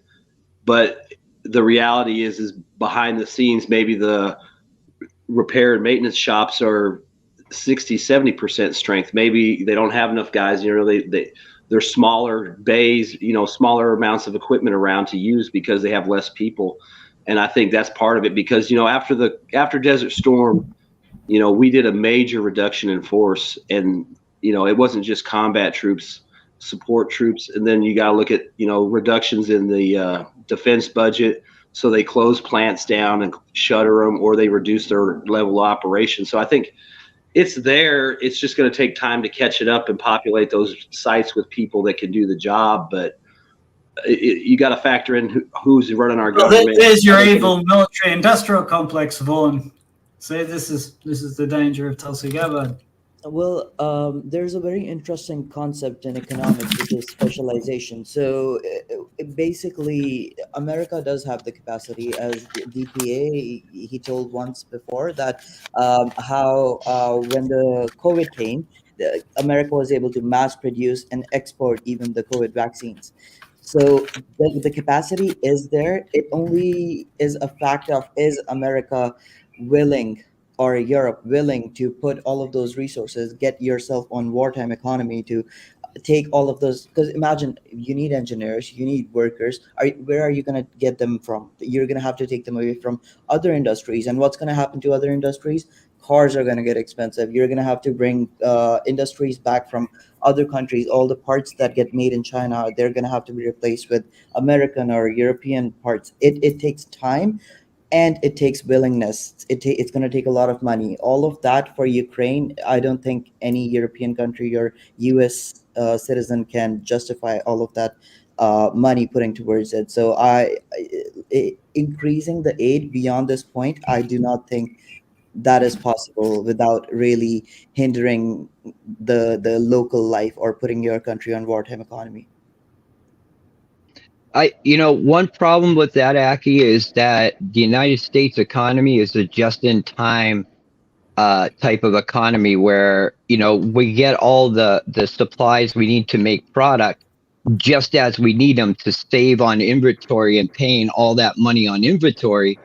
And that means, though, when you go into war, you got to kick it up from all the where the ore is pulled to where it's going to get to, into the machine to be fabricated. And the problem is that if you're in a just-in-time economy, you have no stores or buildup at all. All this has to begin just to start the process. And as you're feeding that process, you got to start putting stuff to the side to feed the next cycle that you need. You know what I mean? And it's a really good point that you made. And I think you're right. It's just that there's a lot of complexity to trying to just ramp up something. It doesn't just happen. Ask Mason, where do most of the machining centers that we use come from? They're overseas. How do we get them here? European. Yeah. May I ask all of you? We use, we use mostly Korean. Yeah, if I can ask you, Meddy, and Vaun, and Toby, and Mason, and Aki for that matter, and anyone else, like, because as far as I can tell, this seems to be pertaining quite a bit to that the Pentagon failed its fifth and it had only had 5 audits, so it's failed all of its audits, and there are several trillions of dollars unaccounted for. And we're talking about assets, half of their assets, maybe not that much, but it was like they don't know where their tanks are, buildings are, jets are, and so forth. And so, like, for me, it seems like it pertains to all of what you guys are saying. I'm not sure what your thoughts are on that. One thing I would like to say, I'm sorry, but I just have to go in a minute here, so I just want to say one thing. Is in the terms of production, for all that we've said, I think within a couple of years, the U.S. will be capable of reaching modern wartime production without it having huge impacts on the economy. Because you think if you have an $800 billion budget, you don't have to money launder to raise a new industry. You just spend like $5 billion. All right, separate conversation. But my point is, the reason why that doesn't matter for Ukraine right now is there's been lessons learned from this conflict that people didn't really understand before it happened. And I think the biggest thing is no one has enough artillery or ammunition or anti-air munitions, anything expendable besides small arms ammo. No one has enough of it. So whether it's Japan, South Korea, the United States, any of these big arms suppliers, they're not going to be sending their new batch of artillery shells to Ukraine because all of them are saying, oh crap, our planning for what we need in a war is nowhere near what reality is going to dictate to us. So I don't even think it's just that the U.S. can't produce it. It's the Pentagon is saying, hey, are we going to send another 4 million shells to Ukraine because we can? Or do we look at our own stock and say, well, we've spent 10 years of javelins, right? 10 or whatever years of Stinger missiles. Maybe we send them stuff that we don't need right now. And we keep that and we expand that because China is a little bit more scary than, Russia, to be frank. Well, if I can go on the tail of that, because that's well said. But one thing I would say is that the money is being loaned. The Pentagon expects to get a return on this money. Now, how that they do, they expect to get a return on it. And there's an economy in Europe that's doing quite well, has done quite well for the last 20 years. It's called Poland. They've got a GDP of $650 billion a year. That's like 4 times the size of Ukraine before the war. Poland is a big economic state compared to Hungary, compared to Ukraine, compared to everywhere around it except Germany. But it's also an up-and-coming state. It's basically got a lot to spend if it wants to. And it could take on debt that Ukraine, quite frankly, can't. Because Ukraine's economy was at a maximum of $200 billion a year, and that was before they were fighting the war in 2014, right? Now they've got half a country and no electricity. They're broke. Now, America and all of the allies will continue to loan Zelensky's regime money in the form of weapons and ammunition, right, for as long as they think it's going to get paid back. And if Poland are prepared to take on the debt because they take on territory, which is how the Secession of States Treaty works, it's a treaty written in New York between America and England and all of their friends. And it deals with what happens when a state becomes part of another state, right? What happens to the debt of that government? And what happens is the new state takes it on if everybody's happy, right? So the price tag of the Ukraine war, all of this invented money, all the aid that we're seeing, right? That's got a maximum value, not not based on altruism, not based on how many people are waving Slava Ukraine flags. It's based on how much are Poland prepared to pay, right, to pay off that debt. Because the alternative is that it becomes a Russian-friendly independent state, and then it just reneges on the debt, right? And then it's on the American taxpayer. And so that's why I'd ask you to think about like the fact that Russia is going to be heavily influenced to negotiate a land settlement of Volhynia to Poland, because otherwise the Western bankers lose money and the Western taxpayers lose money. But Toby, I actually agree with you on all of that, but there's one thing I kind of struggling to kind of grasp your reasoning on, and because it generally makes sense what you're saying regarding Poland, but there's one factor here, and that is that Poland is a NATO country. So if not, Poland takes Western Ukraine, that is basically an expansion of Poland closer to Russia, which, as far as I have understood it, that is why the Russians have responded the way they did. So would the Russians even accept the Polish there? Like, as far as I recall, the Belarusian president said that if Poland moved into Western Ukraine, they would as well. So that, to me, seems like a fairly clear counter to that Poland would actually be allowed by the Russians to move into Western Ukraine.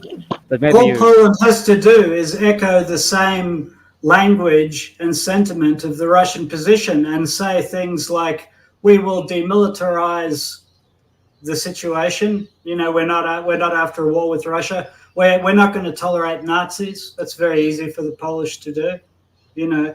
And at that point, and we'll take on the debts of the Ukrainian state and call bygones be bygones, right? Hungary will chip in with taking their bit back. Romania will try and get Moldova. But I mean, right? is the trust there? I mean, they're considering Merkel's It's not a question statement of on trust. It's a question of shared financial interests. Like at some point, the people are going to want to stop the war, both in Europe and in Russia, right? And this is the peace that brings peace, right? Because Russia, all it is undoing Ukraine, undoing the Soviet project of Ukraine. Because until the Soviet communists, everybody's dear friend, right? Until they came and dreamt up Ukraine after the Second World War and took bits of everybody's countries who lost the Second World War, right, against the Red Army, and they took bits of Poland and they took bits of Hungary and they took bits of Romania, big bits, right? And they also took bits of Russia, right? And they made this Frankenstein monster that the Soviet communists called Ukraine. And is it any wonder that everybody in that region, right, when they're talking at the private dinner table is like, yeah, let's tear this monster to pieces. Nobody cares about Ukraine, eh? No one, especially not Ukrainians, right? Least of all Ukrainians. And that's why I think that's one of the reasons it's been such a disaster of a country in the 20th century. And that's why corruption has been so bad there, right? Because I don't think there's any love of that state because it's a communist project. And I think most people would rather go somewhere else. And the weird thing is that most Ukrainians would rather go to Europe, even the Russian ones, right? That's the big lie. That's the big lie the Russians tell themselves, is like that all the Russian ethnic Ukrainians want to be part of Mother Russia. And it's like, nah. No, they'll be checking on an SS badge if it gets them an EU passport, buddy. That's just the facts, right? Because they're all sick of being poor, which I totally understand as well. Yeah, it's just question of how you dress it up. It will be the partition of Ukraine. We may talk about it like Russians. That's what's happening here, in right? all logical way. The European Union will and NATO will just dress it up as helping and right to self-determination. It will look. Everyone will have a party. There'll be songs. They will make it look good for the general population.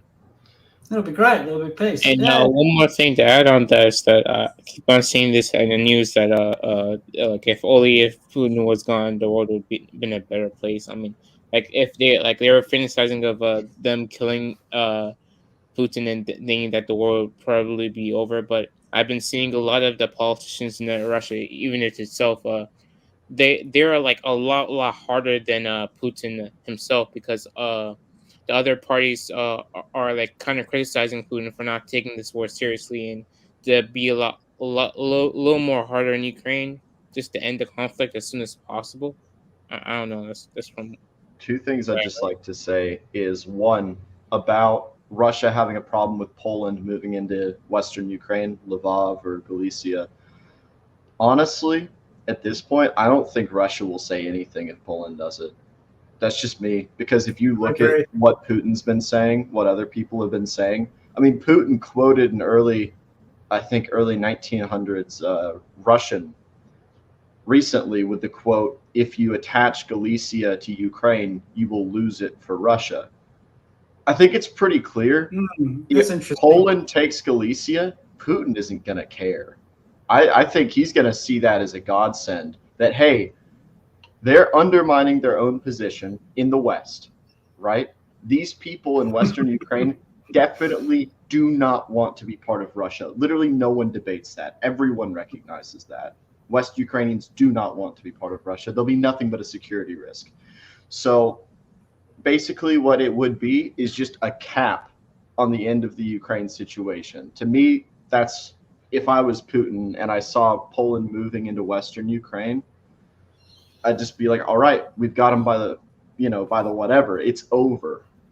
That's how I would see it. Mason, I think you bring up a good point, because look at it throughout history in the western part of the Ukraine. I mean, I'm talking back to World War II. I mean, there is no way that Putin or the Russians are going to go in and subdue the West without the constant headache of there being partisan warfare in their background at all times. They know it never ends good. Look what happened in Afghanistan. Once you're in that part where you cannot totally control the area you're in with the will of the people who live there, you're never going to survive there. Your ass is eventually going to get kicked out. Because it's just too much treasure and blood will be spent there. Amount of people. The only way to work those kind of occupations are staying there for so long that people just accept it, or literally committing war crimes, and Russia can't do either one of those. Right. So it's just it's not something possible. Anyway, I have to go. Everyone have a good day. Happy New Year's. Thank you, Mason. Happy New Year's. Oh, Happy New Year. I just have to leave, but I'll be back. Thank you very much, Wyatt. And guys, you guys are awesome. I hope I can catch you a little later on. Yeah. I think on that issue, button. Nice call. Ukraine Cool. could be repopulated by whichever side ends up with the territory, because it's lost a lot of people as refugees. China. Both sides have got tens of millions of people who they could relocate.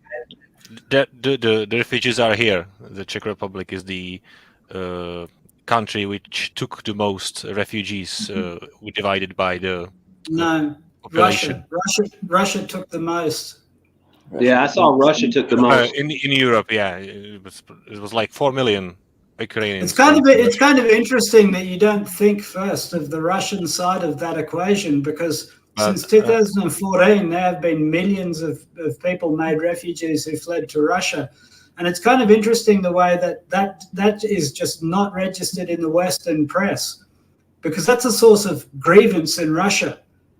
That, like literally millions of people were forced out of their homes by shelling and the rest of it. And the world did not care. They just did not care. It was going on from 2014. What's interesting is that when they go in another European country, they have to live as refugees. But if you go to Russia, you're given a Russian passport. You can live as a Russian citizen. So that's one big difference that you have with other countries. So I'm from Canada. It takes them years to become a permanent resident, years and years to settle in the country and have the same rights. In Russia, you just go and you get all of the rights a Russian citizen have. Right now, when the war started, all refugees were getting 10,000 15,000, 10,000 rubles, every one of them. So that's well, it. I can predict, like if I was going to make a dark prediction about 2023, because I'm a student of mercenary warfare and history, I can and also the mood in Russia right now, I can see the Russians ethnically cleansing central Ukraine of all the pro-Western people, which is like nearly everybody, and forcing them as refugees into Europe. And I can see them doing it for a couple of reasons. One is strategic. It creates a huge problem for Poland and all the other supply channels trying to supply the war front. Two, it makes it much easier for their commanders if they don't have to worry about the loss of civilian life that's still there. It makes life much easier for your infantry and artillery and armored commanders. But also, because like the land of Ukraine belongs to whoever occupies it at the end of this, right? And they get to repopulate it. And if you go back all the way to Roman times and Caesar's legions, what did Caesar's soldiers want when they retired? They wanted farmland, right? And all of the officers in the Russian army, you guarantee, just like all of the officers in the Ukrainian army were promised shares in the Western companies that were going to get all the land once they'd ethnically cleansed the Russians, I can see the Russians doing exactly the same thing, just ethnically cleansing Ukraine of anyone who hasn't already left, and then just giving it back to whoever wants it. Retired soldiers, like everybody who was a refugee for a start, right? But then also like lots of retired soldiers, lots of army captains, give them big farms there to occupy it and Russify it. And if you think this hasn't happened, have a look at the country of Moldova, because the country of Moldova used to be 100% ethnic Romanian Catholic. You have a look at the demographics of that place today. It's over 50% Russian Orthodox. And that's because that entire region that we call Moldova was basically given to the officers of the Red Army Corps after the Second World War. And that's what I can see happening in Ukraine at the end of this. I think and this is why also I think the Russians would agree to give Lvov and Volhynia to Poland, because they'll recognize that they will have to have somewhere to put all of the refugees that they've ethnically cleansed from central Ukraine. So hopefully that doesn't happen. But if that's where the artillery goes, like through central Ukraine, that's what's going to be the result. So you mean like there won't be a guerrilla war. Because there won't be a guerrilla war because there'll be no water, there'll be no buildings. It'll just be but you can't just like in the age of internet, you can't just ethnically cleanse people, because if you just go the way with heaps of people do it. They do it all the time. What do you think war is? Like since its inception, war is all about ethnically cleansing. You can put a nice lens on it if you want, but show me the war that hasn't had ethnic cleansing at its core. It's fundamentally about who owns this territory, and the other people can get lost. Right? That's that's what pays the bills of war as well. When you say ethnically cleansing, what are you talking about? 30,000 killed? 50,000? No, not genocide. Genocide is when you kill a population, right? And that people get excited when they talk about, the Ukrainians were trying to genocide the Russians in Donetsk. They were not. They were trying to drive them out. They weren't trying to kill them, right? Went to great pains to try and not kill them, actually, and drive them out. But driving people out is ethnically cleansing, right? It's getting rid of them. It's chewing them off. If you put it this way, then yeah. To where you kill people. And that's considered a very great crime against humanity, because you don't need to do that, right? It's bad enough to ethnically cleanse.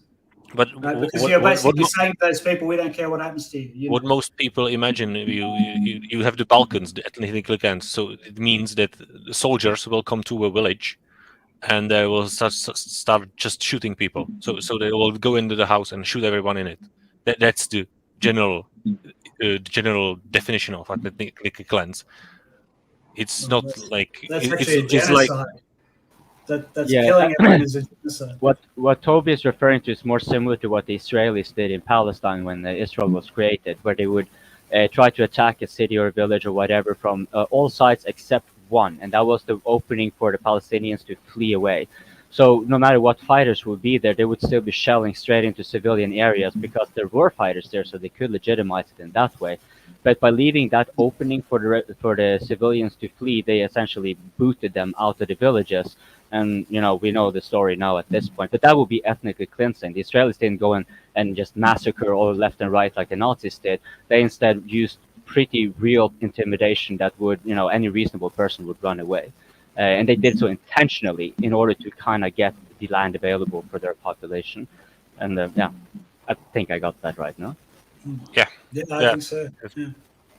Has anyone else noticed how much I've noticed something, and I think there's starting to be a change in the attitude of the Russian military. I don't know if anyone else has noticed that Povorkin, the guy that runs Wagner, he's been releasing a lot of videos of him going out to the field and visiting his fighters and regular Russian troops and basically giving them patriotic, pick-me-up speeches. And I've seen videos from Wagner guys and probably some Russian, but I can't say they're regular Russian army, so I'll just say they're Wagners. They're starting to talk more and more about giving our men the leeway to make decisions in combat and have the support they need and the tanks they need. And when they call, they want something. And I'm starting to see them, we talk about how controlled they are and how you got to call the radio guy to get permission, to ask for permission, to get permission, to ask for permission. And it seems like they're trying to westernize, like they're adapting to this battlefield. They're realizing they can't be centrally controlled. You can't just send these guys on a mission. You've got to give them the ability to adjust their tactics as the battlefield is changing in front of them. And I've seen several videos where there's a guy, he's dressed as a, Father Frost. He shoots a PKM. And his wish for Christmas is that the men are led by good leaders. They're supported well. The bureaucracy is eliminated and they get the things they want and they're allowed to make more tactical decisions in the field. To me, that's a pretty specific list to come from some random Russian dude on TikTok. So I think that there's a sea change that's taking place. Maybe it's starting in the special forces and the higher end troops, and it'll trickle down to the ratniks, or maybe it's just across the board. But I think, and then you look at some of the tactics that they're doing right now with the heavy emphasis on taking out drones and air defense. I think something's getting ready to happen, and I think there's a big change coming in the attitude of the Russian army and how they fight. And I think there's signs are there, and I think there's going to be some pretty, depending on what side you're on, big surprises. Also, it's very interesting from both sides. It's very interesting that they have finally started to hit to shell the hotels and stuff to the guys helping out from other They're countries. They're really going after that support structure, and it's like it just, like I said, the impression I'm getting from these regular enlisted guys is like, hey, give us what we need to fight and let us go fight, and we will give you the results you want. We're the professionals. Let us go do our job and trust us to do the job. Like in the American military, me, even as a private, I'm entrusted with responsibilities, and obviously it would depend on the mission. But, if there was 4 of us and we had to go do something and 3 of them died and I could still do it, I would be expected to do it. And if I didn't do it, I might get in trouble. I might not get in trouble. Whereas in the Russian army, it's like, you were supposed to do it. You didn't do it. So now you're going to get shot. They're definitely changing that. I think they're going to be a lot more flexible on the battlefield. They're going to be, making changes in real time like we do, or we should. I mean, obviously the Ukrainians are trained to the NATO standard, but they're not adapting or executing that very well. And I think the Russians are. Vaun, I think you're making a good point, but the reason is that it's a special military operation, which means that by Russian law, they can only have volunteers. They can't send conscripts. They can't send people doing national service. So this whole thing is a bit like an experiment with professional military by Russia, because it'd be the first time, right? They fought Afghanistan with conscripts, where people being told what to do or else. This is their first real experience of copying the American way of doing business. Yeah. Also, remember that every Russian military company has got very close contact with machine tool operators and military experts from the US, because the US invested heaps into the Russian armaments industry in the 2000s, right? And a lot of people, a lot of engineers from Raytheon, a lot of engineers from Lockheed, and a lot of ex-military contractors are employed by the Russians' armaments industry to talk about manufacturing techniques for weapons. But they also talk about management techniques and all these things Vaun has been talking about, the backbone of the professional army, lowering the level of decision-making, putting more trust and training into the people. And I think that a lot of that from the Russian side is probably rubbing off from the industrial side. Because when I saw the Russians and Americans working together, there's lots of actual work being done. So Russians are meeting a lot of ex-military machinists, logistics guys, and the rest of it, and they're learning a lot. They're learning about modern warfare and professional armies. So they'll be getting very good at what they're doing. Yeah, and I think it might be a mix too. It's like because these guys are veterans and they're professionals, maybe they're allowed a little more leeway and freedom to speak.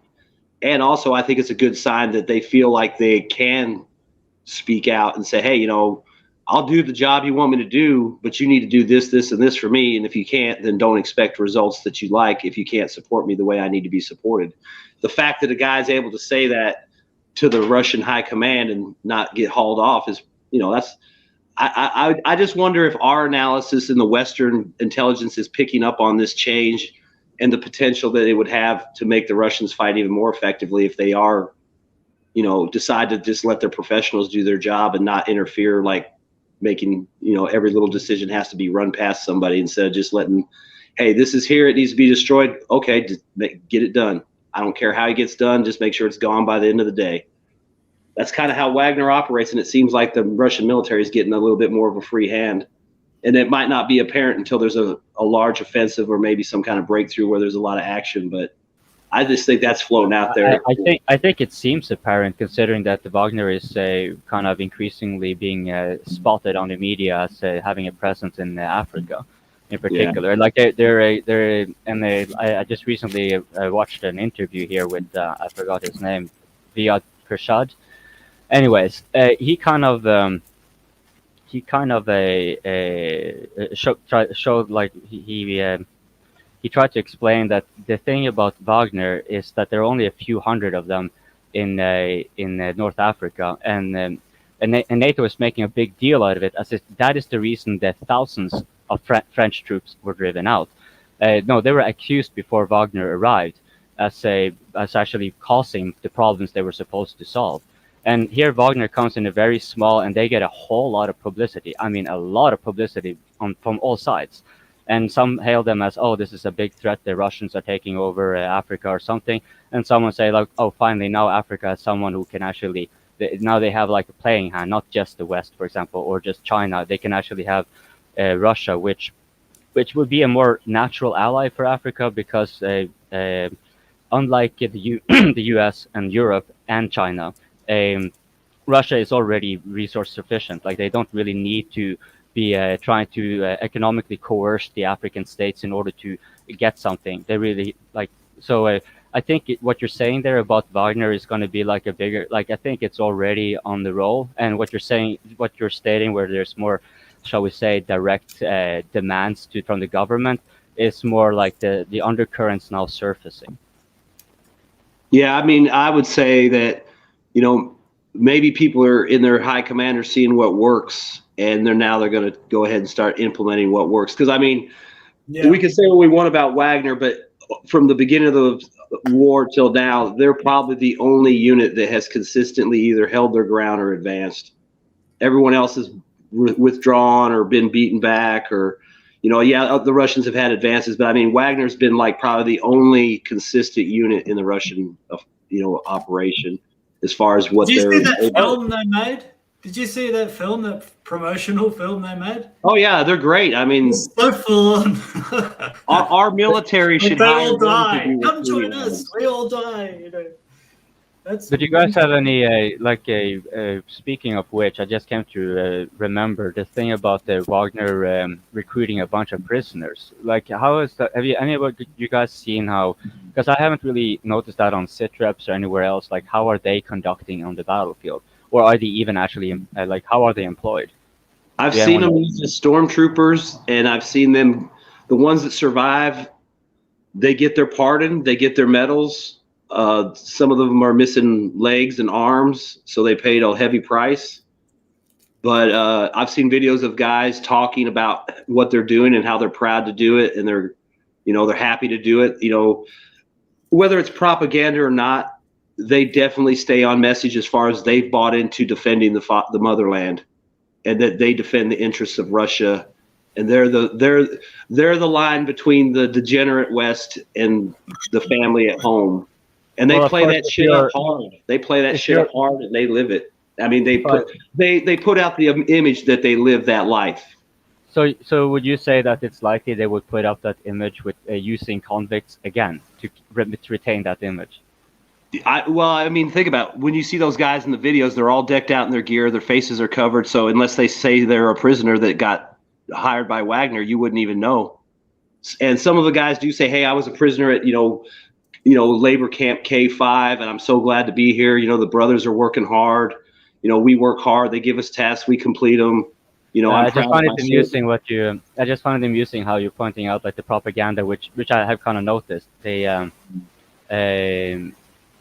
mean, it sells. It sells. I mean, think about it. You're selling. You come work with us. We're going to protect. You're going to protect your families back home. You're going to protect against the degenerate West with criminals. Like I would want. It would be interesting to have a Russian coming on and like what would be their take on that type of propaganda? Because that's like a typical contradiction. Have you guys saw pictures of Russian missiles carrying wars of like Russian missiles? Like just last night, they just carried a missile attack on Ukraine, and one of the missiles said "Happy New Year."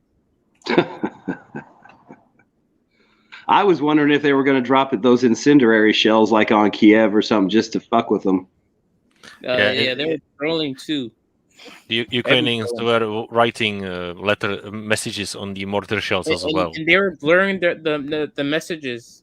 I don't know why, but I thought they might just wanted to show them just to show them how evil Russia is, but they just blurred the messages.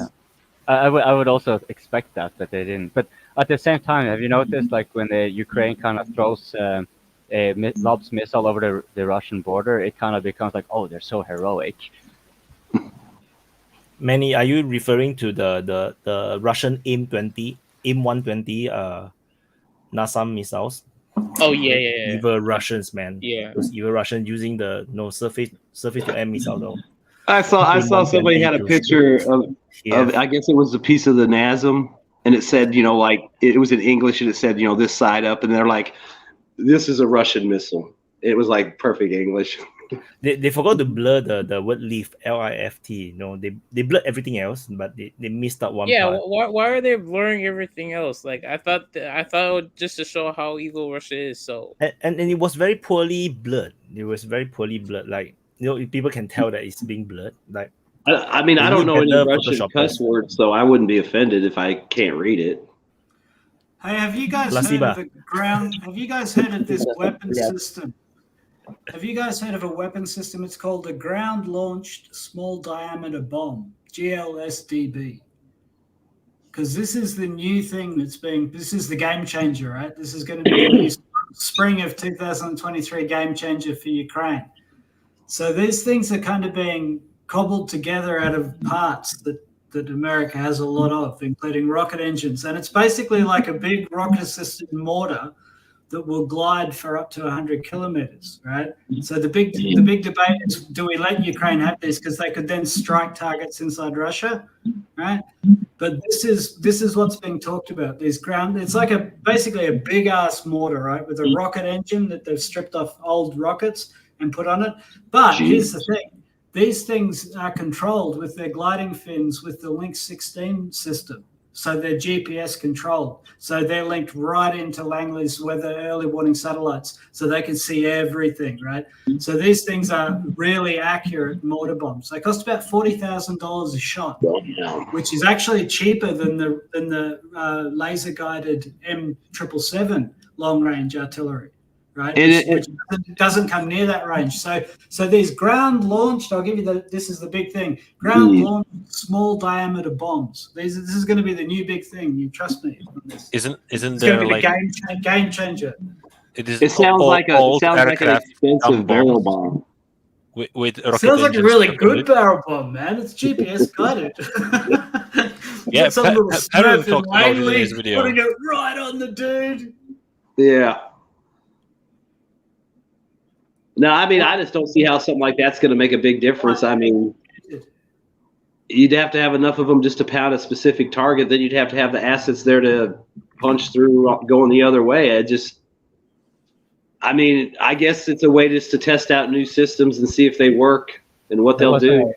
But then Toby mentioned that it was like a patch up of all different kind of parts. So maybe everything is more a matter of assembly, which sure, it's also a challenge, but I would just imagine, without being an industrial engineer, that it is significantly more easier to just simply patch together and have mechanics work on it than it is to restart an entirely new system. From what I read, it read like a really bad idea, but like blue sky thinking shit. It's like, let's send them this, because like the context is because we don't have any artillery barrels left, right? Perun has said the old something in guy his that video used to about know how this. the machine worked to make him, well, he just died of old age. So, and you know the children are on TikTok. So let's try. I think, and that's one advantage Russia has, because I mean they've had the same main gun caliber since the '60s, so they don't have to. They got plenty of ammo laying around. They probably got plenty of spare barrels laying around just because they make them all the time back in the day. And all the ammo's not bad.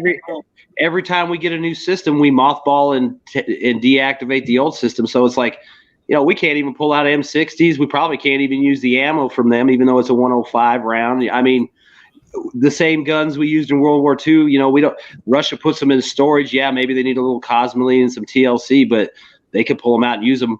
Any guns we had from Vietnam, whatever, they're probably rusted out or sitting in front of a VFW. It's like, that's one advantage they have. I mean, they've got plenty of stuff laying around to use. To be fair, Soviet ammunition is all garbage. Hey, like I was reading about this, the Russian government are actually spending, ever since 2014, they've been spending unbelievable amounts of money to try and refurbish old ammunition, because all the Soviet ammunition is garbage, right?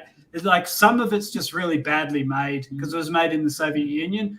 And when the new sort of professional Russian artillery, they said in the end, we're not using this. Don't send us boxes of this when one shell in a box might work or it might blow up in the gun. So since like 2014, the Russian government has been spending more money refurbishing old shells than they have been buying new ones. And I think their shell production before the war was about 1.5 million a year. And half of that was coming from refurbished shells. So there's millions of Russians out there fixing all the old Soviet artillery. But apparently, from what I read, a lot of that Soviet stuff was just junk. Hey? Wait, was like that just would have blown up in the guns and was just like really badly made? Wait, was that the main reason why Russia didn't invade Ukraine during 2014? Yeah, I think so. Yeah, probably. Right. Maybe. I've heard other guys on this channel say that, and I think they're probably right. That's why Russia didn't move then. They weren't ready. They militarily weren't ready. Because 2014 was a very different time. Russia is, although Ukraine is super weak, but Russia's economy is too tied up with the West. They are not ready for the sanction that they are getting now. So if they hit by the sanction they have now, then I think Russia economy probably would have been way worse than they would expected. So they spent 7 to 8 years collecting gold. They diversifying away because they got sanctioned anyway, but it was not very, very heavy. So they already started to prepare for the eventuality of such sanctions, which is why the sanctions today, it doesn't hit it so badly. So Russia knows its weaknesses, I guess. Yeah, I was just going to say that it's pretty clear that, when it came to strategic planning, that the Russians read the tea leaves better, because they were always getting fucked with sanctions. They're always being threatened with sanctions. So obviously they've been stockpiling in lieu of the sanctions hitting them, because, like you were saying, why the sanctions have hit. There were some hiccups in the beginning, but overall it hasn't really had the effect. And it's probably because they spent the last 10 years stocking up on whatever they thought they needed or making other arrangements with other countries. So when it does hit, it doesn't have the effect that we thought it was going to have, which, like you said, if we had done it 2014, maybe they'd still have the Crimea, because really I think that was probably the biggest operation Russia could do at the time, and they pulled it off. But we don't even know what units they used or anything, so it's like it might have been the best they had to cobble together, and that's all they had, and that was all they could pull off back then. Yeah, I'm sorry, I had a question actually, but I want to refer to the super chat where it was a question regarding we were asked of our opinions regarding the Ukrainian missiles flying into Belarus. Yeah, there you go, that one. I think it's a combination of just old missiles. I've seen some people talk about it burns off at weird angles, and they spin out of control, or they're purposely trying to provoke them. But I'll give them the benefit of the doubt and say that it's just bad rockets here and there because they're using so many. They're eventually going to find the bad ones and try to fire them. Unless Yes, somebody shows me Belarus- something else, I'll say it's an accident for now. Yes, But isn't it Belarus kinda say far that away it's from, intentional. Yeah, Yeah, Belarus say 'cause- it's intentional. It's I just think like Poland and the S-300 that fell in Poland. They really didn't do anything. So Yeah, the same I think- situation, right? I think No, it's because true. Poland won't Belarus necessarily is be defensive. baited as easily as Belarus. I'm thinking like it might be more likely that's intentional with Belarus than with Poland, because well, Poland was obviously for Article 5, but that would obviously not happen. And then, but the Belarus that could be more likely to bait them in, except because they seem kind of poised to all the time, and they wanted to make that happen in order to perhaps get even more support, since they have now over 10 months probably entrenched themselves fairly well across the border. And this thing about an accident, it's maybe I'm just lacking in knowledge here, but to me it sounds like it's far too away from the front to kind of. I know they get striked over in the western side as well, but yeah, to me it seems more. If I were to make a bet, I would be on the other side than Vaun. Vaun would give them the benefit of the doubt. I would lean more to the side of it. It could be an accident, but more likely intentional. I think it's intentionally, but for different reasons. I think what they want to do is, in my opinion, I think they want to probe to see how the defenses in Belarus are, because if Russia does attack from Belarus, they could get into a little bit of territory to cut off the supplies. I think they're checking the defenses. That's my opinion. Mm-hmm. Mm-hmm. The Ukrainians is very funny. They say that you say that this is our missile, so you should allow our investigator to go to the site to investigate. I was like, what? So I thought the Ukrainians have a very good sense of humor.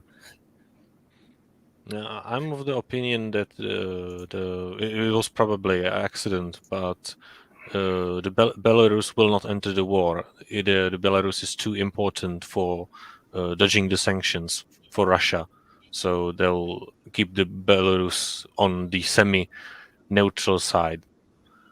And of course, I heard that the S-300 rockets, which I 9M98 or whatever, some number, they are pretty unreliable. And for example, if one or two batteries try to shoot down the same target, there is a high chance that the self-destruct mechanism will not work.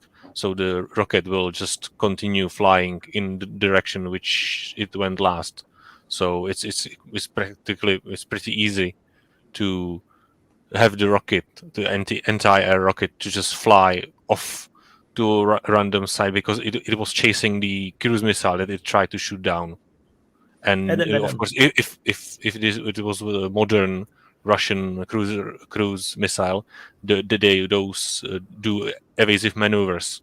So the cruise rocket, the cruise missile, tried to dodge the anti-air defense, and the anti-air defense was widely maneuvering to hit it. So it is pretty easy for it to end up in Belarus.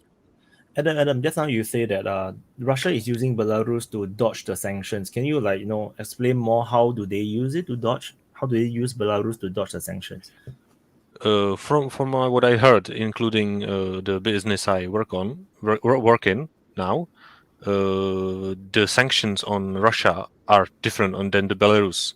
You can do business with normal stuff. The Belarus is sanctioned only in the military. It is not like and some limited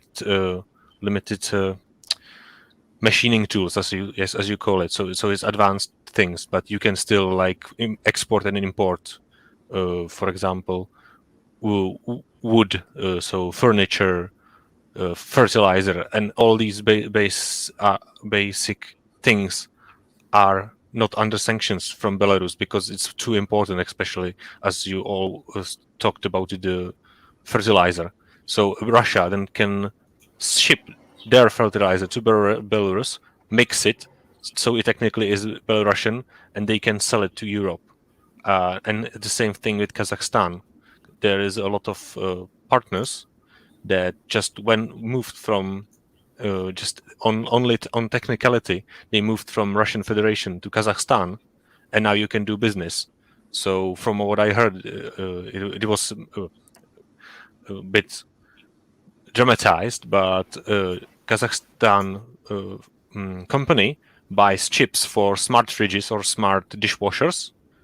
They build like 10% of them. They use 10% of them use for the dishwashers or fridges, and then the remaining 90% goes to Russia, and then they are used as programmable processors, and they normally can use them in the cruise missiles or ballistic missiles because it's a universal computer, and if you have a little bit of knowledge, you can reprogram it.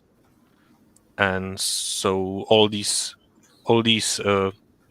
states next to Russia that are not directly sanctioned, they are used to dodge sanctions this way. And isn't it funny that both sides are on it? That even the ones that are putting on the sanctions, they don't want to keep it themselves, so they're using every single means they can to kind of dodge it. And really, what ends up happening is them getting exactly the same situation as they had, but paying way more, and then pushing, of course, the cost over to the general population. That's a nice. Look, we reached the end of 2022, right? So there's a lot of annual data that's come in.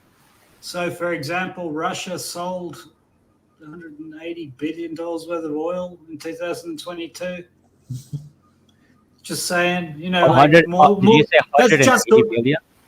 That's just oil. That's not gas. That's not coal. That's not weapons. That's not agriculture. That's not anything else. That's just one line item of oil. Yeah. And that was when they were under a year of the most punitive Western sanctions, right? So the Russian economy hasn't even like slowed down one little bit. The other thing is, like, all of the Western nations got together with this price cap, and they came up with a price cap of $60, which is actually more than the market price of oil right now. So, like, you know, either the whole thing is just totally disingenuous. Like, these people really don't care. They're just going on television to make a speech, to wave the Ukrainian flag, but like nothing that I've seen is actually having any real effect. I really doubt the international support for Ukraine. Like, when it comes down to brass tacks, nuts and bolts, when I have a look at the number of artillery barrels being committed, when I have a look at the sheer amount of money that's being thrown around, it's not very much. There's really not very much supporting Ukraine. I don't see how that's a very good 2023. And Russia, meanwhile, you know, I tune out when I hear about sanctions, because I look at the economic data and it's like, well, if that's what you can do with your best sanctions, then they don't work. You know, what else have you got? Also, another anecdotal evidence. I talked to some really far relative, and he owns, I'm not sure, I don't remember, a logistics company, and they also sell, I'm not sure if this was machining tools, it was something a bit different, but what they had a lot of customers in Russia, and suddenly there was like 2-3 months of uncertainty, and suddenly there is someone who in Germany who will buy them. So they actually think they still do make them in the same specifications as for the Russian customers. They just sell them to Germany, so that their truck will drive them to Germany, unload them, and somehow they disappeared. And just there is probably Germans are circumventing the sanctions and then just shipping them to Russia somehow. But it's a terrible thing.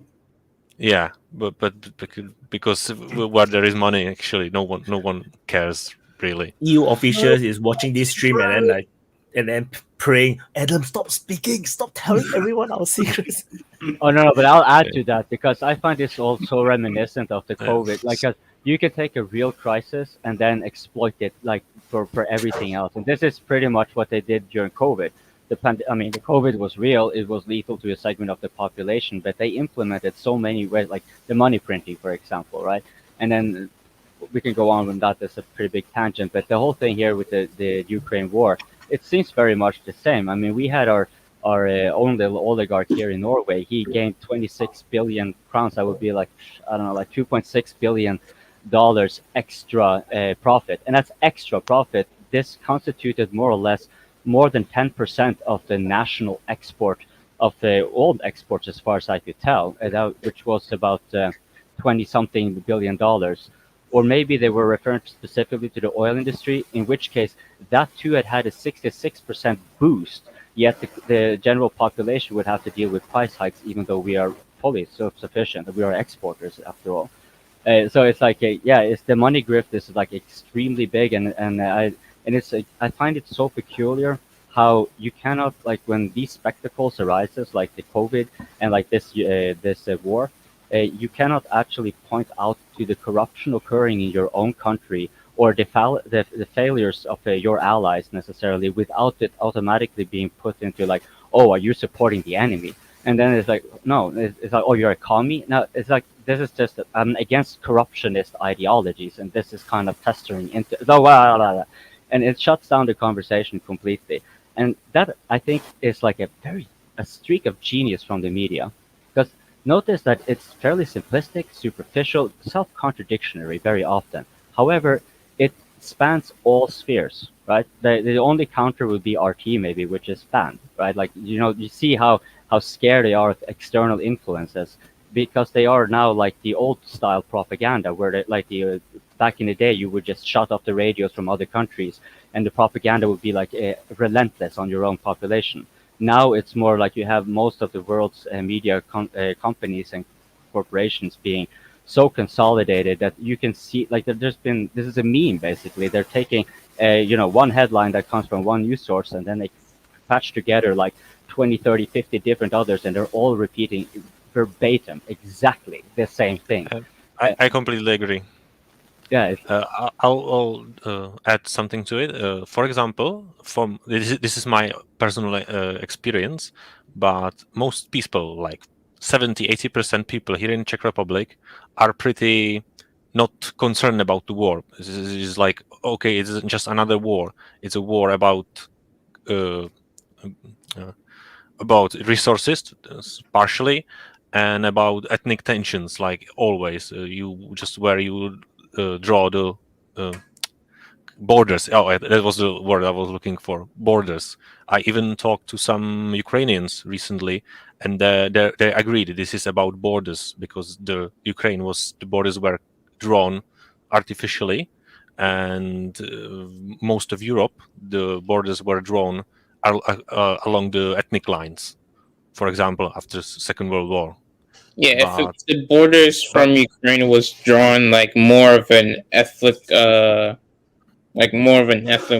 or anything like that, it would probably be more along the administration lines than I find it like a less extreme version of Yugoslavia. Like, it's less factions it's more like like just binary rather than like so many in the Balkans, right? But Yugoslavia is kind of like I try to kind of tell people sometimes that you have to keep in mind, if you have a nation where you have such a large segment of the population, and you can see it like pretty much right at the border, where they have the support for certain kind of, like, you don't have a united country, and this concept of keeping it together is just as real as keeping Yugoslavia. And most people would be like, but because the reason I mentioned Yugoslavia is because, at least where I'm from, the breakup of Yugoslavia, while the civil war was bad and all that kind of stuff, it was a communist regime and all that. So that was a good breakup. But this Ukraine thing, that's a bad breakup, right? Because, and now we have contemporary reasons that are added on to kind of excuse why it's a bad. But that's kind of how it tends to go along. Yeah, that's pretty much. I'll quickly return to my original point. So you can see that most population doesn't care about the war, but the political leadership is completely sending different messages. So there was like, oh, we are supporting democracy and freedom, and we are helping poor Ukraine, but in the reality, not by much. Yeah, not in the scheme of things. Like, yeah, if you I agree. Look at the raw numbers moving around global economies, like, if I was in the Ukrainian regime, I would be arguing that, like, a lot more could be done. Yeah, I agree. I was about to say that while it is maybe for American panelists, it's they are angry that the U.S. government is spending a lot of money, but when you look at the total budget and what's going to look like to Ukraine, it's pretty much peanuts in the grand scheme of things. America is probably spending more on dog catchers in municipal cities than they are in Ukraine, and they probably care more too. But we need dog catchers. We don't need Ukraine. See? But it is pretty cynical to wave around the freedom and democracy while you're giving just that right amount of help to Ukraine. Well, if you make for them not to guns, lose, right? What are you going to talk about? People dying? That's sad. So you talk about freedom and happiness. You got to. If you're going to make guns, you have to sell them. Sell the positive attributes. Freedom, Adam. Freedom. Yeah, Freedom, exactly. Yeah, that's especially pretty funny because what I recently noticed that the only countries that allow guns, pistols, because of course long guns are pretty common in Europe, especially in the Nordic countries, but the Czech Republic and the Balkans. No, not the Balkans, the Baltics. Sorry, that's really bad mistake. They are actually the only that allow concealed carry permits. So, actually, what was pretty nice, the Czech Republic, even through, let's say, not very popular support, the Senate actually managed to put some little bit of watered down Second Amendment into our constitution. So because there is a quite pretty obvious intention from the European Union that they actually want to really enact strict gun control laws in the future, and that's I noticed that's pretty much. Actually, the European Union is kind of actually my grandmother called it as it is pretty similar to the Soviet Union in a lot of ways. It's just a modern version. It's a different shade of centralized bureaucracy. It's exactly. They're fundamentally the same. They just use different languages, but fundamentally they're quite similar. So hello. Hello, I'll leave you. I have work tomorrow and I have some other things to do. So right. Take care. Nice chat. Nice having you on. Nice call. One thing I would like to just comment on, we were talking about not long ago the sort of artificially creating countries where you have large ethnic minorities in border regions where there's a historical dispute. It's like a recipe for a future war. This happened to the Central Powers after World War I, especially with Hungary, although not many people know about it. I'm not Hungarian, I don't have a dog in the fight, but you can just look at the Treaty of Trianon, where you had these large areas of Hungary where there was a lot of Hungarians living that was given out to other countries. And it's why they teamed up with Germany, because they couldn't see a way to right this obvious, as they perceived it, historical wrong. You could say the same thing about Germany with the Danzig corridor, and whether Germany was right or wrong, it doesn't matter. People recognized at the time of the Versailles Treaty that, or at least there were some intelligent people that realized this was a recipe for a future war. And I think the borders of Ukraine, as they existed in 1991, were a recipe for a future war. And whether someone says, well, Russia shouldn't have invaded a sovereign country. Okay, fair enough, right? Fair enough. But you can't exactly say that this is Russia being imperialist for taking back land that was internally, artificially separated from themselves. And that is unarguable. Everyone on both sides realizes that you could put the argument the other way. Artificial. It should not have been done. Yeah, I was just gonna say, like, you could put that Russia shouldn't have invaded, but you could also kind of, I'm pretty sure the people of the Donbass will be prone to put the argument forth that, well, sure, but we weren't supposed to be bombed by the Ukrainian army either, so we had to. I agree. I'm pro-Russian. We're on a panel here with a bunch of people and different viewers. We got to try to be as, understanding as possible. But no, obviously I agree with you. It's just that, we're trying to look at this from a big picture. Why is this happening? How could it have been avoided? I don't understand why there's this issue about invading sovereign countries. This argument about the sovereign right of nations to exist is really weird, right?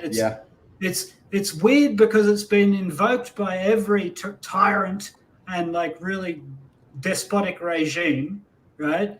And as their prerogative. The winner of a war invokes it as soon as they've won, right? Because it basically says, okay, I control this now, therefore I have sovereignty, right? And it also argues against every revolutionary activity that has been trying to further human rights of individuals.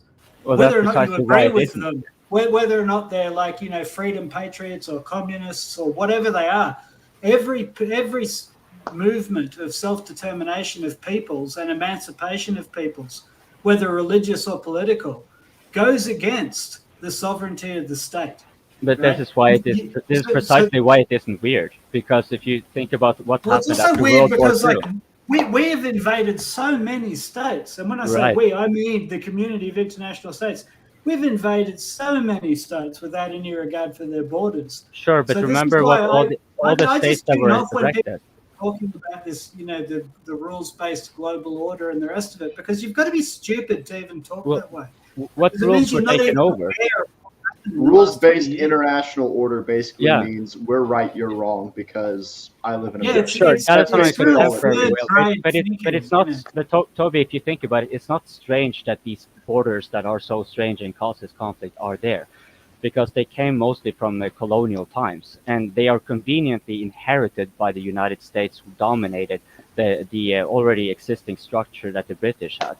And so, like, why are these things here? Because it's much more easier to kind of, if you, instead of having to deal with these people here and there where they live and want their self-determination, that's going to complicate things. You want to make this easy.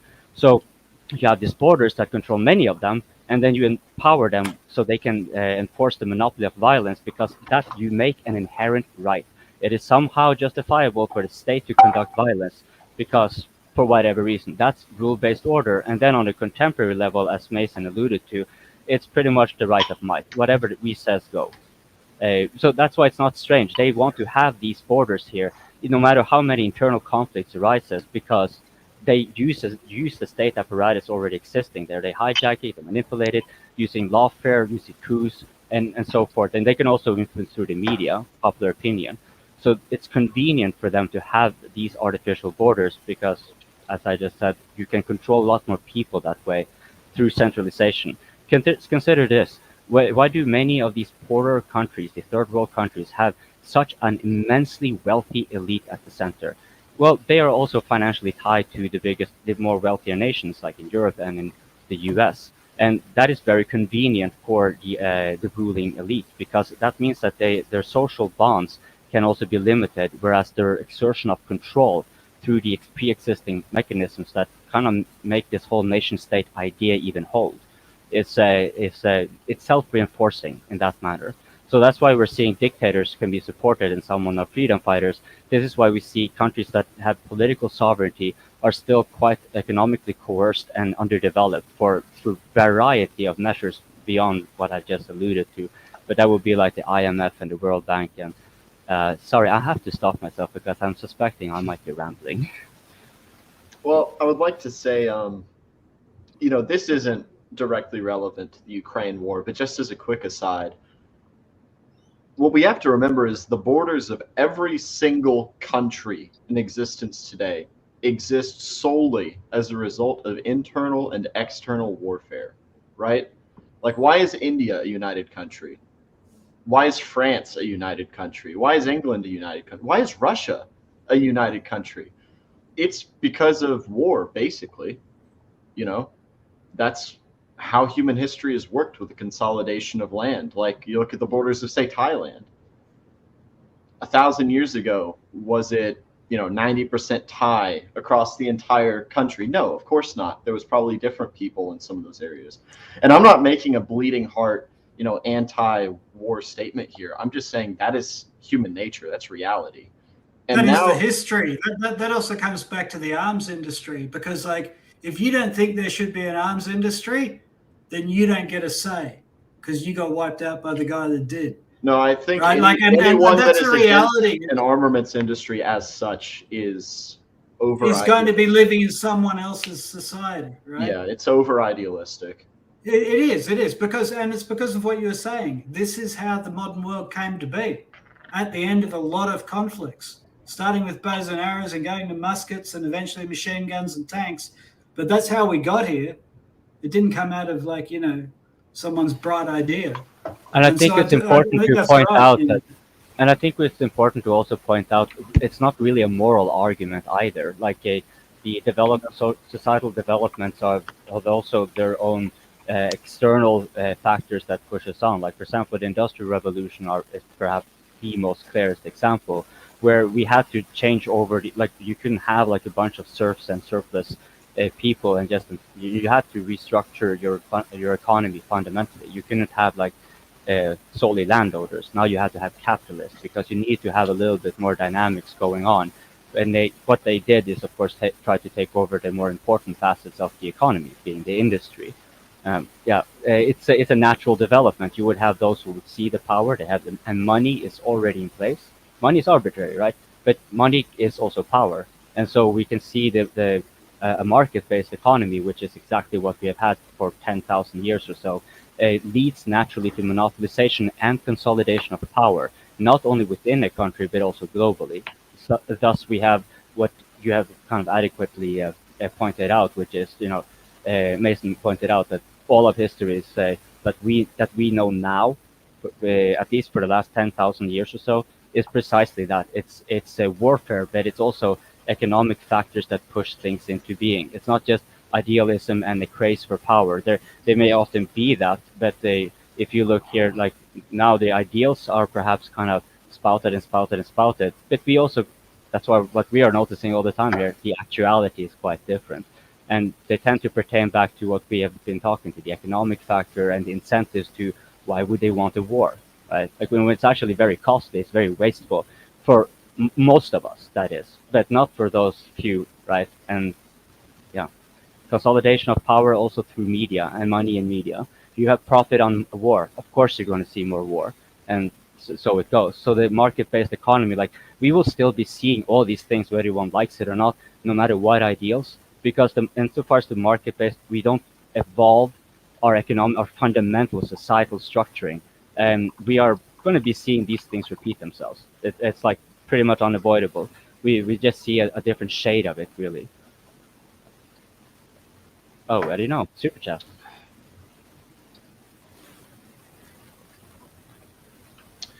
I spoke to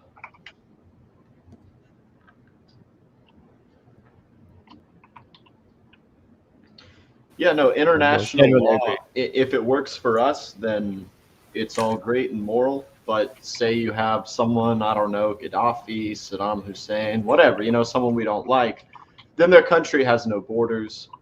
They need to be brought democracy. They need to be brought happiness from the United States. And it's not anti-American to say this, because the invasion of Iraq did nothing for me, did absolutely jack for me, did nothing for my state.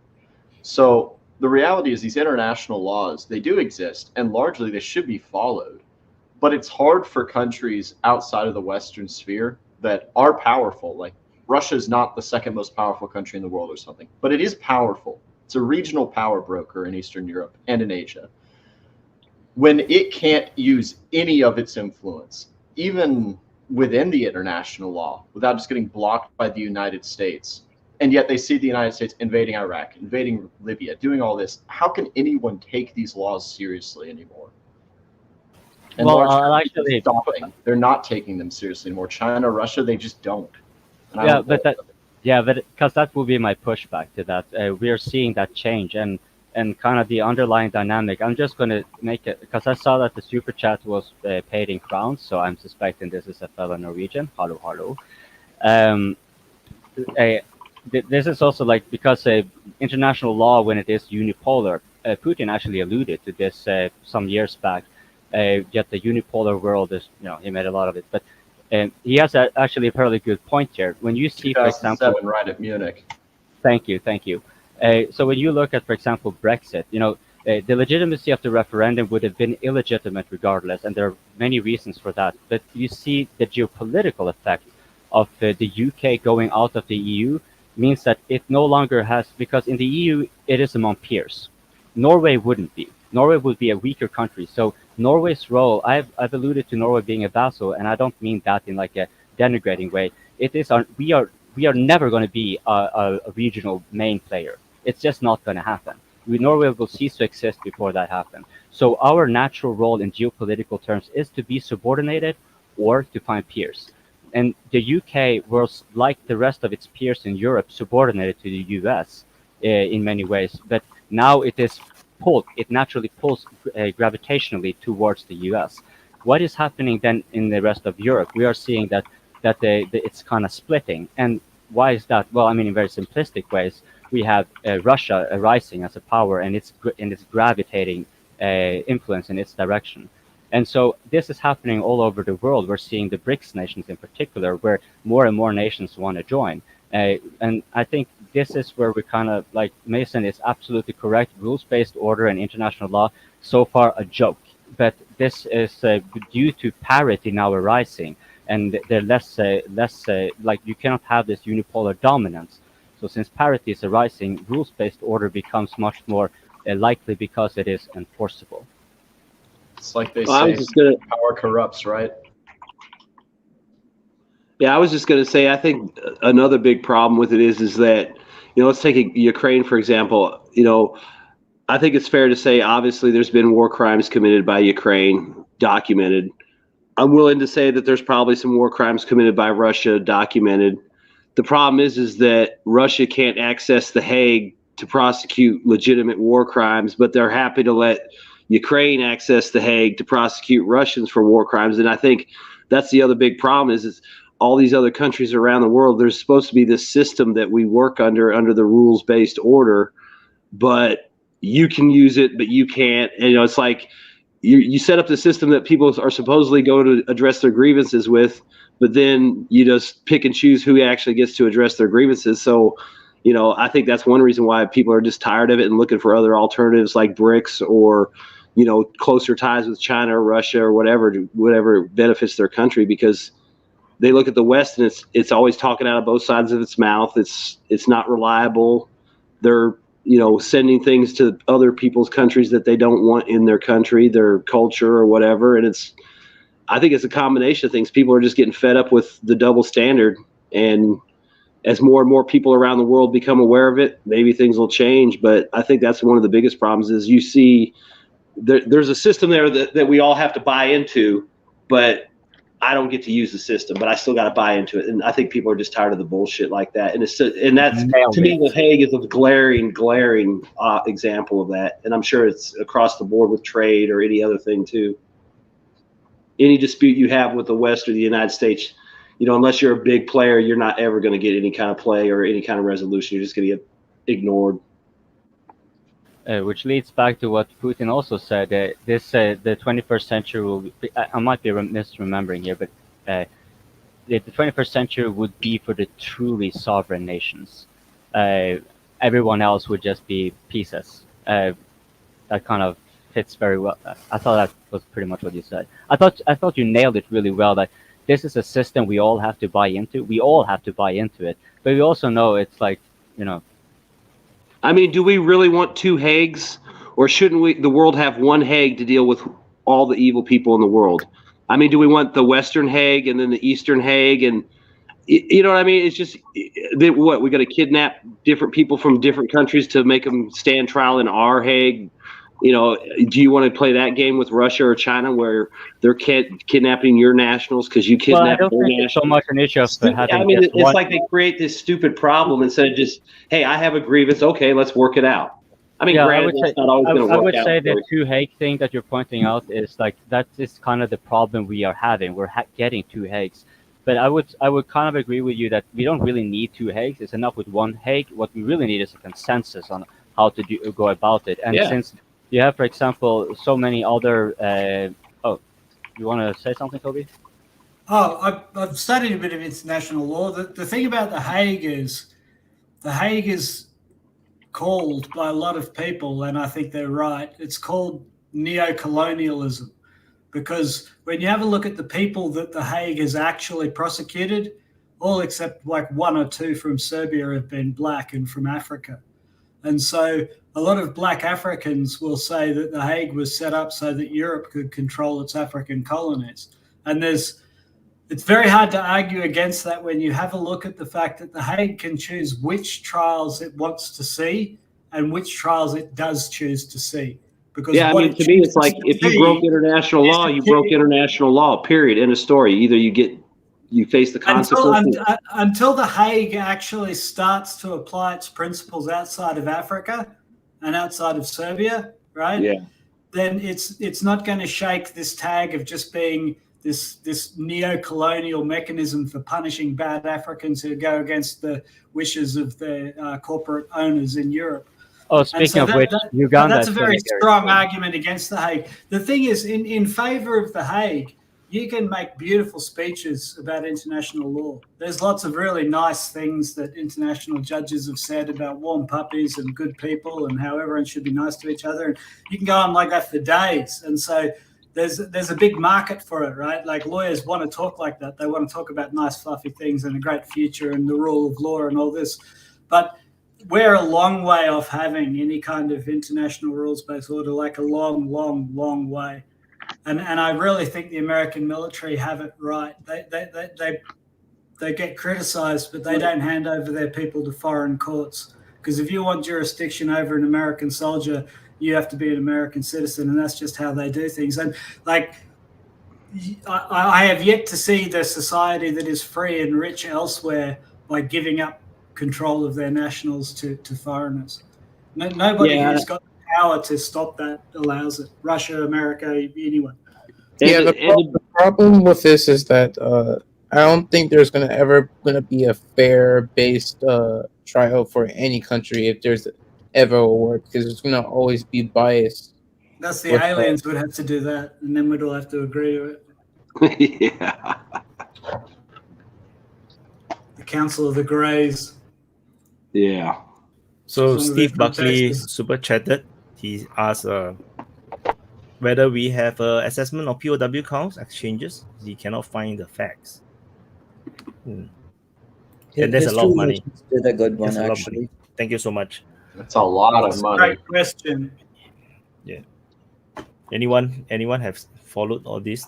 Yeah, I read into this, and at some point you've got to have a look at the prisoner exchanges that have happened. Both sides have agreed to them. Both sides seem pretty willing to exchange them.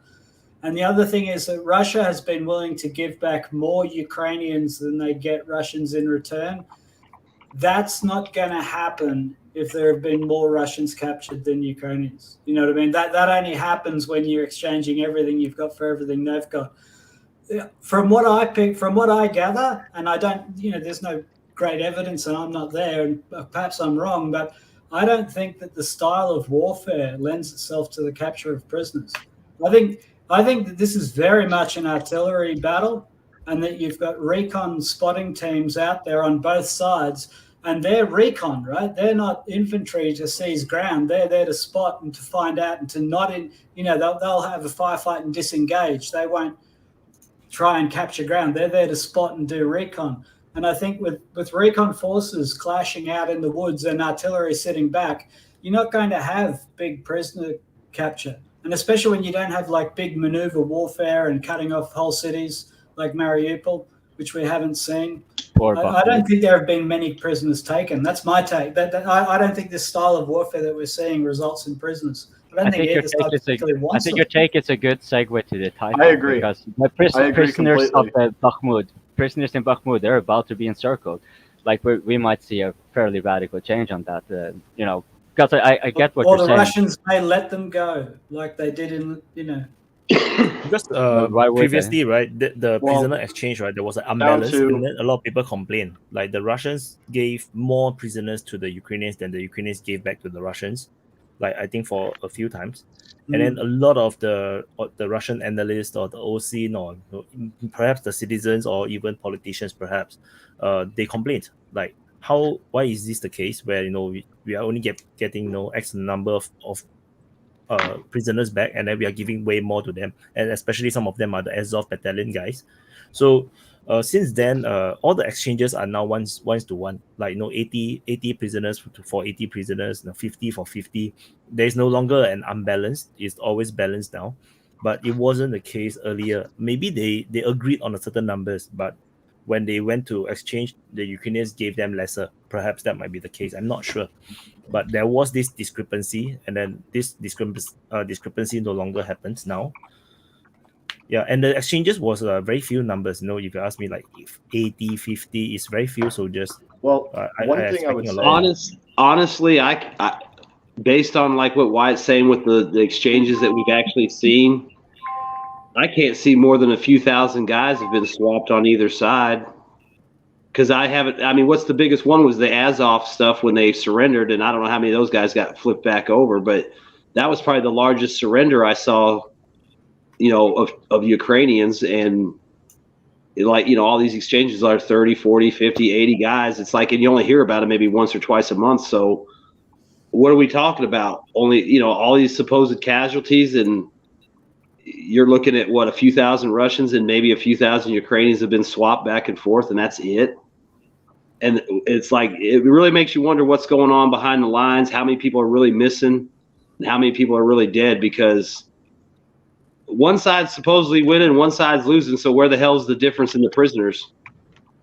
200 prisoners killed in a missile strike within Russian-controlled borders. And then we have the videos of the Ukrainians massacring surrendered Russian soldiers. I would assume we might. And there was a video the other day of a Ukrainian guy basically filmed his own death. I guess he went out to try to rescue another guy that was wounded.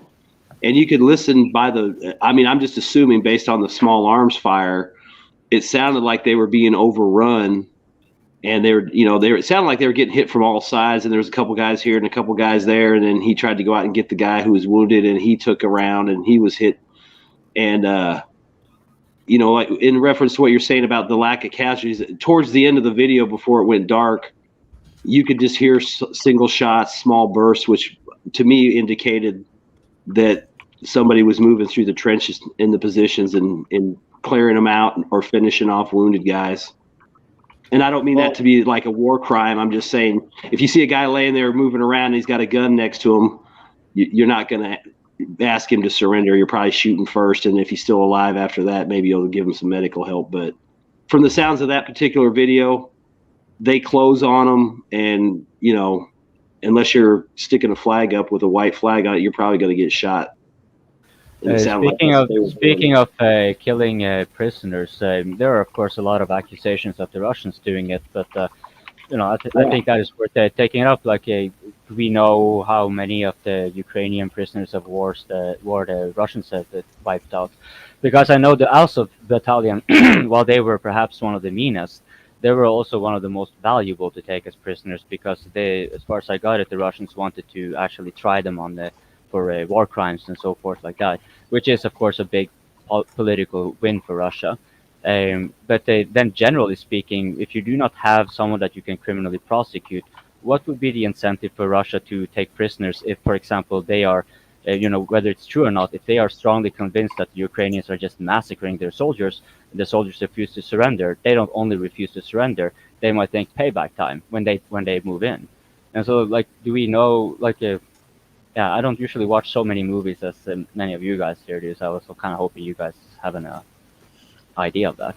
The situation kind of reminds me of the Eastern Front from 1941 to 43 in some ways, not in the terms of scale, right? We got to get that down at the beginning. In terms of scale, not similar.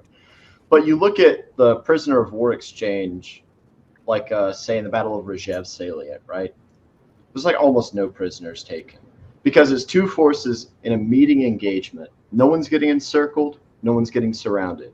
It's two forces pushing back and forth. A lot of people are dying. A lot of people are getting wounded, but very few prisoners. You compare that to Stalingrad, where all of the German army encircled the Red Army in 1941. Is this the Regev meat grinder? Where yes. I'm just using it as an example, but there's hundreds of other it's a good one. It's a good one.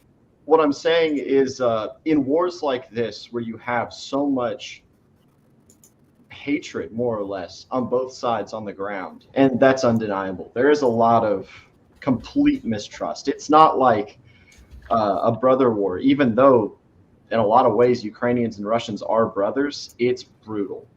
So the only times you see large numbers of prisoners taken is if a unit gets encircled and cut off.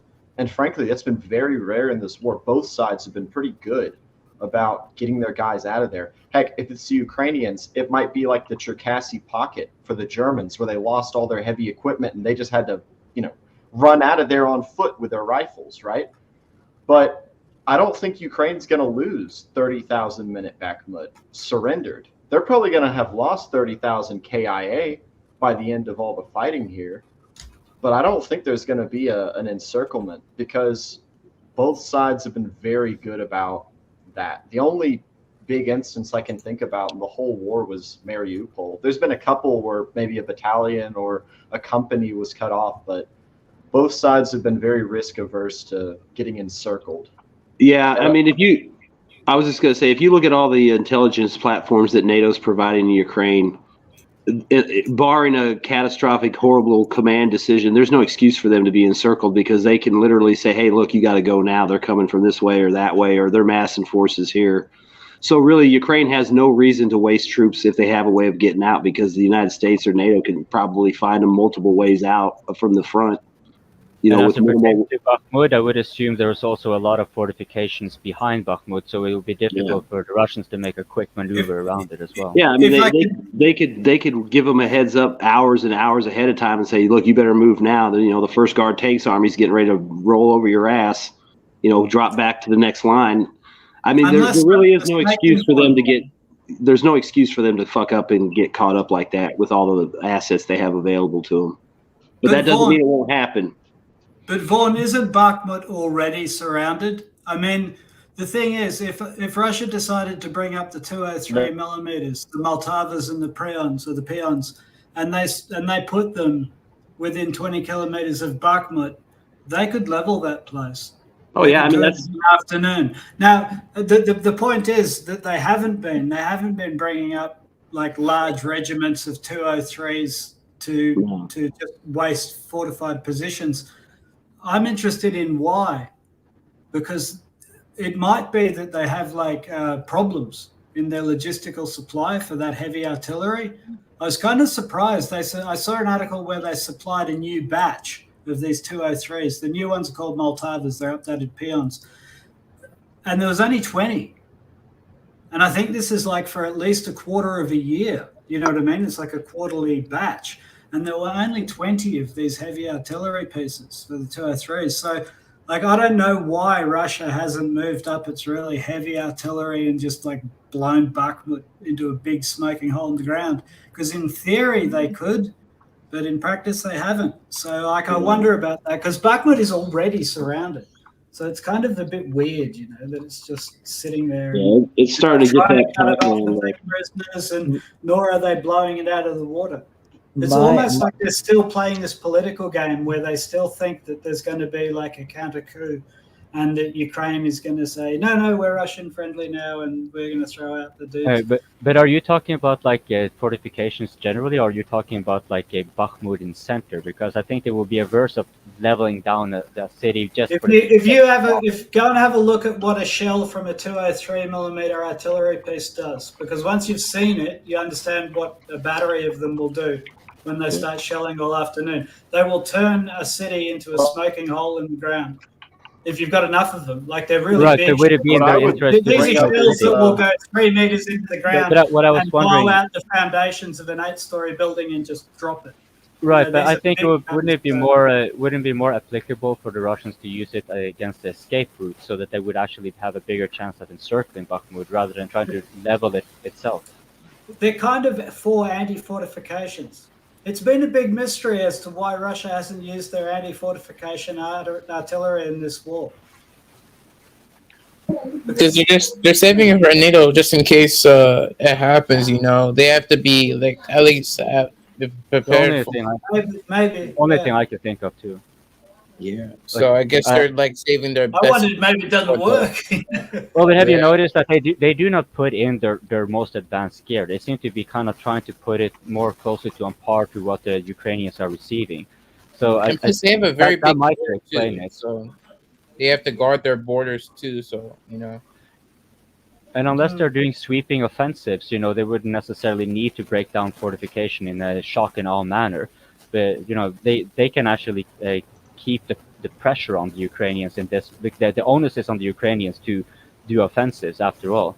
So maybe they're just holding back the most advanced weaponaries just in case NATO starts somehow sending in or maybe NATO would start opening another front, because that's also a consideration Russia must take, especially now that the situation is quite tense.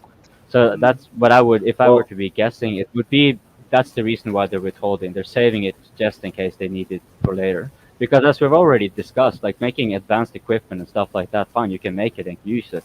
It's difficult to make them in numbers, and the Russians may have observed the West having that issue now as well, and consider that, okay, maybe we'll just hold off just in case they try. That would be I think it kind of comes back. It comes back to the argument some people make of why doesn't Russia just blow up the Dnieper bridges, right? You have these Western articles saying, "Oh, Russia's running out of missiles." They were out of missiles yesterday. Actually, they were out of missiles in March. Obviously, Russia isn't running out of missiles, but there is a grain of truth. They will eventually. Russia can't afford to launch 1,000 missiles at the Dnieper bridges to blow them up. Just like Russia can't afford to spend a couple of 100,000 shells on Bakhmut alone. Sure, they could do it, but when you're planning military operations, you got to think this war could drag on for another year.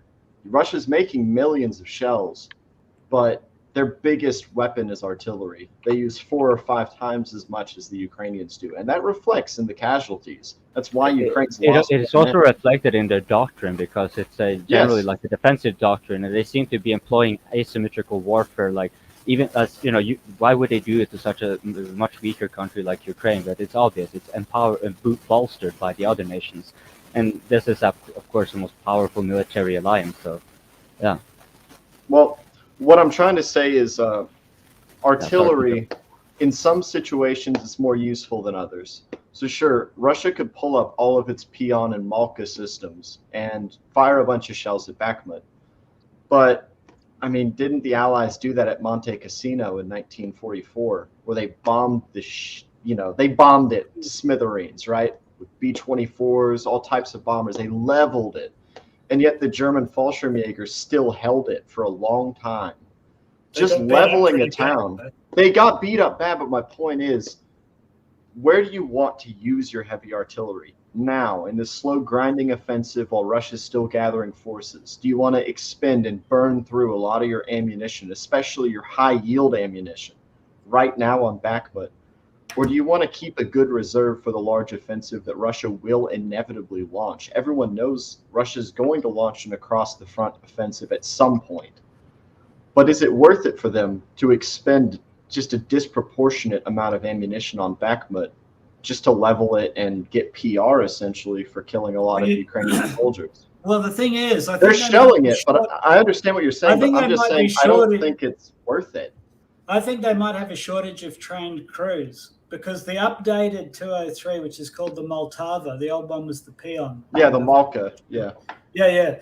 Well, that thing has got a lot of electronics, and that thing's got math, and so that thing needs highly trained soldiers. You know what I mean? It's more like a NATO piece of equipment than a Soviet piece of equipment, and I think this is one of the reasons we don't see many of them, because Russia is trying to modernize into a professional army. That doesn't mean it's there yet. So I think that when we look at the Russian military, the amount of really highly trained professional soldiers is maybe not nearly as, it's not in proportion to the size of the whole thing.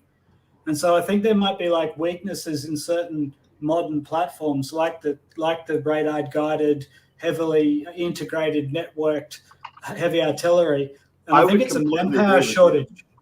And this is also, I think they're hiding them from the HIMARS maybe.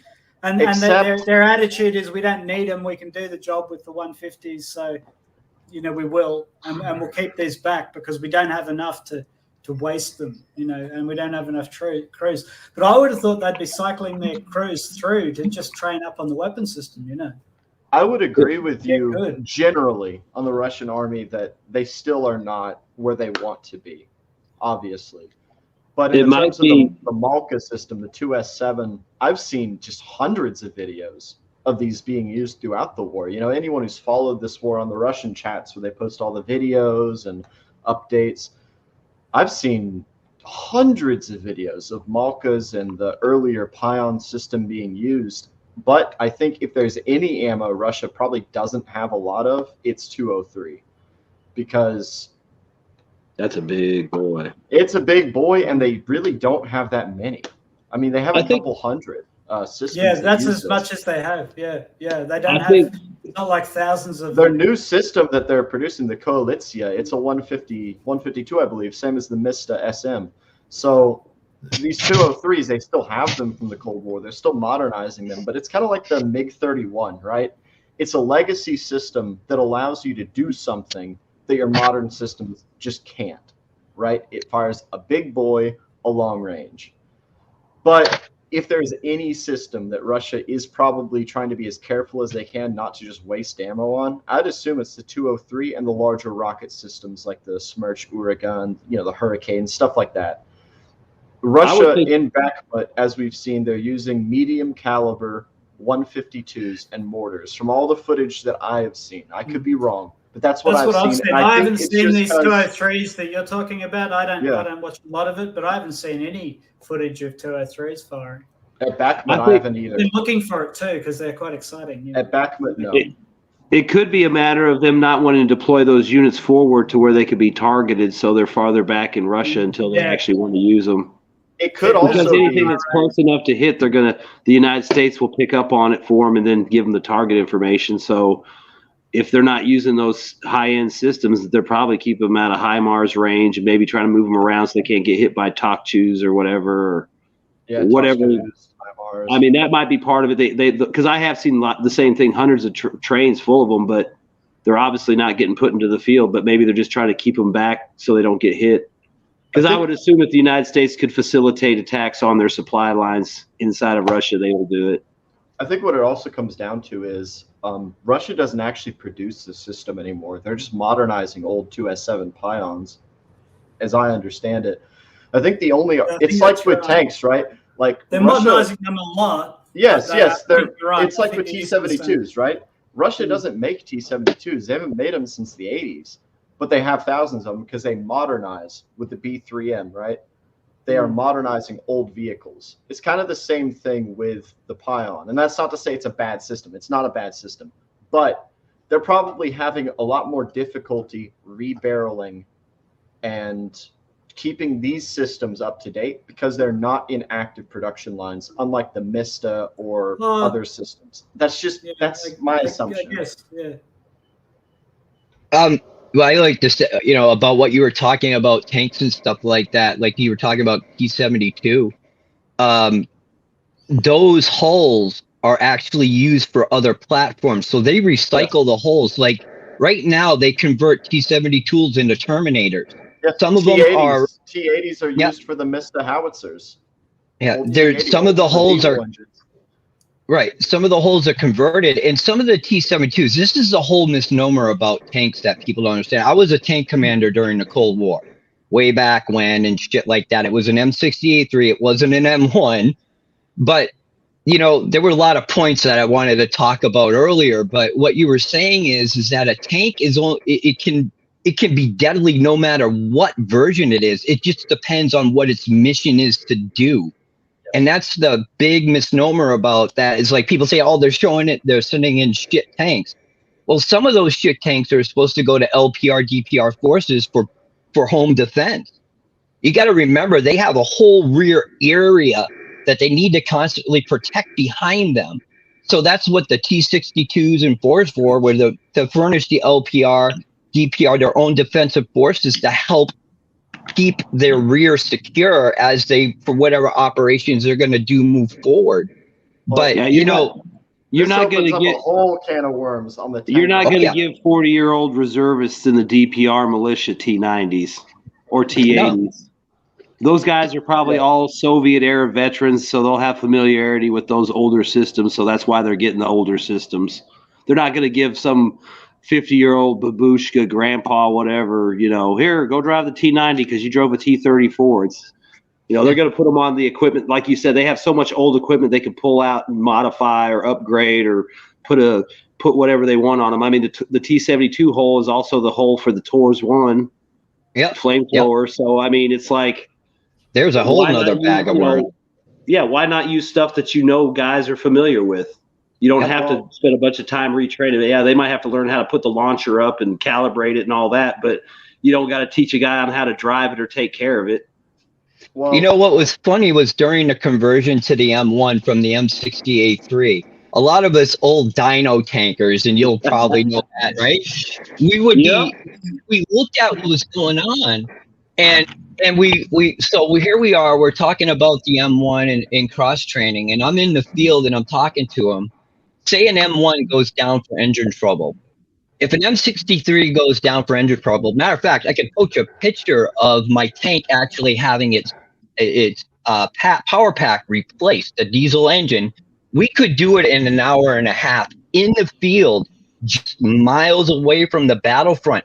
An M1, you can't do that. It has, if there's a problem with the engine, it has to go to the next level of maintenance, which means it's got to be recovered, pulled to first tier maintenance, figure out what's wrong, and then convert it, and then shipped off to wherever it can be worked on and properly, where they can actually yank the engine out.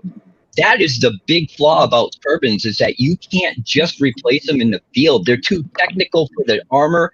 And just like Vaun was saying, the old guys know how to fix the old shit. I'm an old guy. I could literally go and start an M60A3 in ways that people don't even know I could do, just because I know the system so well. And if I was to go into war right now, at first, I would want to go in the M60A3 because I understand its performance capabilities of what it can do and what it can't do. And believe me, I don't want me and my crew in a situation that we're going to fucking die and we're outnumbered, and numbers really matter. This bullshit of 7-to-1 ratio, kill ratio, NATO tanks to Russian, that is complete bullshit, because it all depends on the situation you're in. 2 Russian tanks, if they can isolate 1 American tank, no matter what form they are, they can almost always defeat it, because as long as they spread out and keep going out further and further, you have to try to keep them in your front, because if one gets to the side of you, you can't defend yourself. So what's the only thing you can do? You either back off at an angle or you back completely back, because the problem is, if you're defending yourself, you got to swing your turret from over here and then do 180 degrees to hit your enemy over here. That time gives that other tank time to move where you can't observe it and load while this guy's engaging you. That's the problem. Like a lot of people don't know it at that level. And that's the whole thing, is that level tanks, it all depends on what the situation is. You can't. Meddy, I wanted to ask you a question. Babbling. No. I just wanted to kind of interject, because in part of that, what you're talking about is basically tank-on-tank battle. But as far as I've generally understood it, you don't really want to get such an engagement anyways. Like, you want to try to avoid it. So as far as I get it, like, if you don't have infantry, you will be along your tanks. The infantry will take your tanks, and if you are getting in range of artillery will take your tanks. And it's more a rarity that you get tank-on-tank battles. So like the kill ratio on tank. So like how would you so wouldn't you say then that this comparison of tanks to tanks is kind of far too myopic in the first place? Like, to be you can't really have a tank on tank comparison, because they're not really meant to be used against each other in the first place, like you alluded to. How many Russian tanks have been lost in this? A lot. Can I answer that real How many quick? tanks Because have been destroyed by tanks? Probably not many. Yeah. no, you're right. But understand though, I was in a heavy cav unit. My job was to go out and make contact with the NA to make sure that they stayed where they were. The reason why is we wanted them to deploy early so they would stop their momentum moving forward, to get them to stop, deploy out. And basically, and I can show this to you, NATO's plan has always been against Russian mobile battle groups is only to fight for up to 5 days and then let demonstration nukes take care of it. I have the NATO document, and I could put it up here that even says it. And that's the whole problem, is we've never really tried to figure out how to combat mobile battle groups out in the open where we have to go on the offense. We've only looked at it from a defensive way. And there's a problem. But the reason I said about the tank-on-tank engagement is when you're out there, like in a cav division, you have your wingman. So, but if your wingman's destroyed and you're in contact, you got to either, you have a mission you still have to complete. And that's why when I saw earlier at the very beginning of the war, remember seeing that line of Russian tanks that was in column. It was about 4 of them. They got hit in the city initially when it started out. And everybody's going, well, why aren't they popping smoke? Why aren't they firing back? Well, first of all, that is just a recon unit that's there. It may be just sitting there. First of all, yes, it knows it's being engaged. Popping smoke ain't going to do any good because you can't observe around you what the hell's shooting at you. They already know where you are. So, you know what I mean? There's so many complexities. And you're right. It's not really meant to be tank o mano.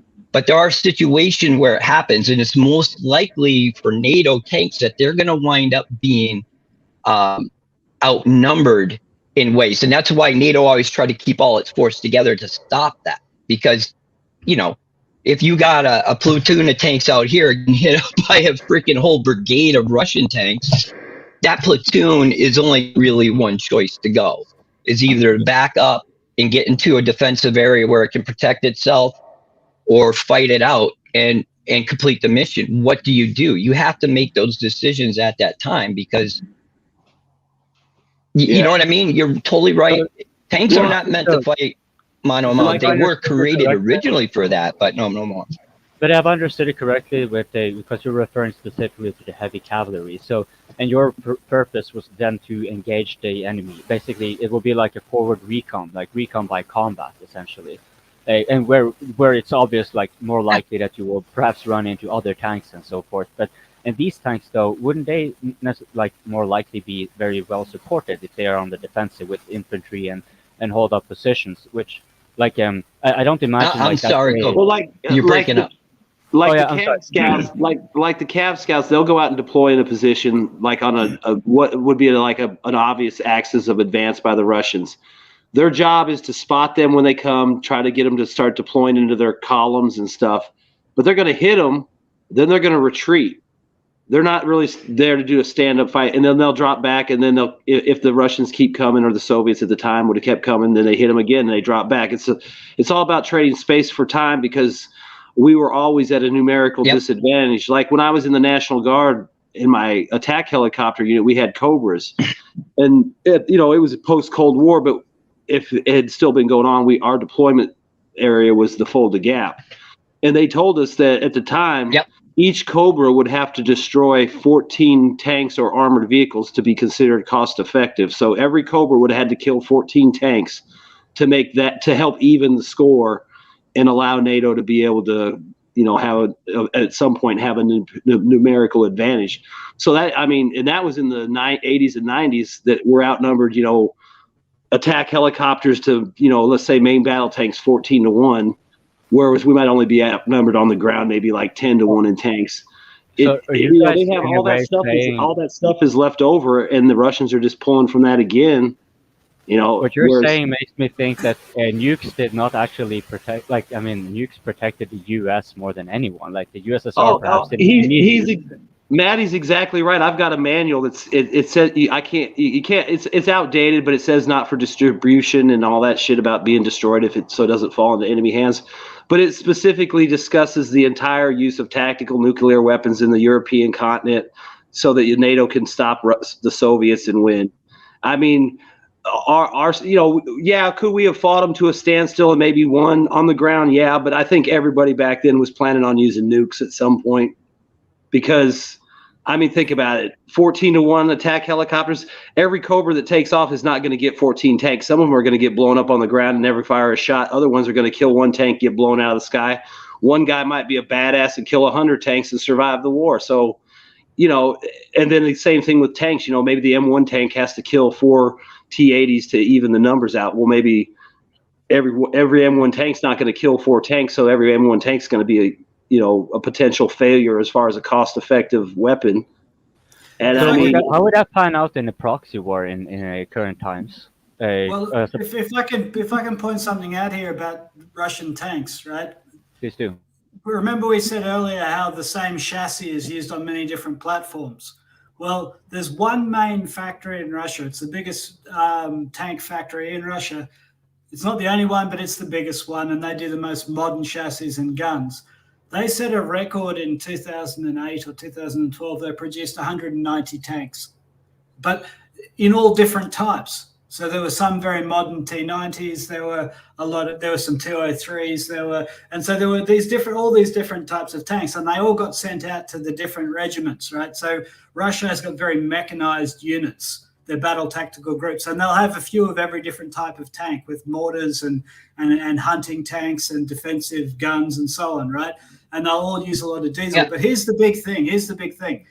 Russia has been on a big modernization push across all of these platforms. And the major thing is linking up networking. The NATO have had this for so long, we don't really notice the difference anymore. We've got Link 16. Russia doesn't have this. So if Russia is not using their modern stuff, and they don't have a lot of it, right? That's the key point I'm trying to make here. Only their best units have the modern stuff. The difference between the networked systems and the non-networked systems is really big, because from the start, if you're networked, all the air defense, all the SAMs, they know where you are and they know when to protect you if something is coming towards you because you've been targeted. So if you're part of this network system, in the West we call it Link 16, and Ukraine have got it, right? We've given it to them. Only the modern Russian stuff has it. Russia's producing probably about 200 mechanized units that have this network capability every year. And they've been doing it for about the last 10 years. So they maybe have 2,000 units in total, which is actually like, I don't know, maybe a fifth of their entire military. So they don't have NATO standard across their whole military. Well, Toby, but getting more all the time. I'm going to have to leave you guys. Toby, Commander. Take it easy, man. Hey, I was going to say... Toby, to that is that... well, I was going to say, I'm sorry. Go ahead. It's your platform, Wyatt. Yeah, go ahead, Meddy. Just go ahead, man. Oh, what I was going to say to that is that even though we think it's not more modernized than it is, they run the T90 newer version and above, and this includes the Armata, and it also includes the Terminator and various other weapons that are all inside the next-centric sphere. What you're talking about, a lot of people don't understand that these T90 tanks now have radar systems. This is something that the United States hasn't used so far. And the reason why they use radar systems is because from what you're talking about, it builds a dynamic battle map real time. It's the tanks, the Su-35, anything that can send out a signal that has a sensor on it feeds that map automatically. So what happens is a tank, if a tank, like say I'm on a scout unit and I got a laser designator and I see that there's a tank of, say 50 yards away from me, I can literally designate that. And Armada has a missile system. Well, they're working on it, so I'll leave the Armada out of it. But like an Su-35 can automatically say, hey, I have munitions that can take care of that right now, and I will engage that. You keep designating it by target, and I will launch from here to engage it. So sometimes we may not be able to even know who's engaging us. The other thing I was going to say, shipborne tomahawks that'll do the actual engagement, because you can carry loads of tomahawks on a ship. So I was going to say. I was just going to say that in relation to the Armada, there's a video out of them using them in the field. You know, they're not going to build the Armada probably in large numbers, but the video was about how the Armada was basically being used to coordinate tank battalions. So it might be the Armada is the battalion command tank with the digital integration. Yeah, it's the Wi-Fi tank. And then it will control the battalion's movement and deployment over that system. So they'll have by the end of 2000 Armada. Armada will be the battalion commander, and then you might have T-80s or T-90s or whatever has that link in it assigned to that battalion, and then they'll operate. But just like American tanks, like the M1, they have feed down the commander's computer, combat computer right there that shows the display of the map. I only familiarized with the M1, so I'm not going to pretend I know all about it. But I do know that a lot of people don't know this, but the Tamara Division, which is Second Guards, and it's called Guards because it's a historic designation of being first in class. So the Tamara Guards have been stationed down in Crimea. They were to take in 100 Armada tanks by the end of 2022. What I don't know what happened is the way they're pumping out T-90s from Tankograd right now, the newer version, is how they switched over and just stopped the Armada program right now because they know they have more people out there that are familiarized with the T-90, can be easily brought up to speed on it. And just like you were pointing out, maybe not now do all the tanks have that capability, but the command the command structure, from the battalion, maybe down even to the platoon level, will have that integration, because you got to think about it. You can call in fields of fire. You can observe almost anything. All these drones, some of these newer drones actually are connected into this, and that's all they do. They're up there to censor and build the ground map. And that's what a lot of us in the United States don't understand is, in a way, Russia right now in that regard is far more technically advanced than the United States is. And that's a hard pill to swallow, because these Armadas right now, they're working on a system that can engage another tank. It's a missile system that runs through the smoothbore tube of the 125 that can engage a tank out to 1,200 meters. That is at least, not 1,200, I'm sorry, 12,000 meters. It's 600 meters is about the optimum length that you will ever get out of a U.S. main gun right now, as reported, as we know. Did you see the video recently of I think it was a T-90 that engaged a target? And if you look at what was in the system, which is basically the bottom part of it, which shows the gunner and the tank commander range, it was over 7,000 meters that they struck the target. That's a problem for U.S. tanks, because if they can engage you before you see them, those guys what do you do? Those guys were using those tanks as artillery. That's why they were getting those shots. Yeah. When they elevate that gun, they said they can reach out 7 to 12 kilometers as an artillery piece. The M1 has a range of like 24 miles if you super elevate it, but we ain't got high explosive shells that would work like, you're not going to shoot a heat round at a building and get the same effect as you would with like a Russian 125 high explosive shell. Right. But see, in the tanks themselves, we have the azimuth settings for all that. So we would call it indirect fire. So say at night, our visibility is low. We can't see, but we know there's a roadway out there in a crossroad. We will pre-register that into our system. So at night, even if we can't see what's going on, if we detect or hear something in the area, we can just fire shells in there, maybe, to disrupt whatever's happening. So tanks, that's the other thing you brought up is a good thing. Even an old tank is a mobile artillery piece or a pillbox. That's what a lot of people, you got to understand that tanks are not just tanks. There can be many different things. It's all dependent upon what their mission is and how they're deployed. It's always better to But get I'm shot sorry, I'm than taking everything tanks up. I just love talking about on the tanks. ground. It's like if you're just sitting on the ground getting shot at, tanks are great. Yeah, but there's No a problem worries. with statement, Meddy. Yeah. The US has a superior air force.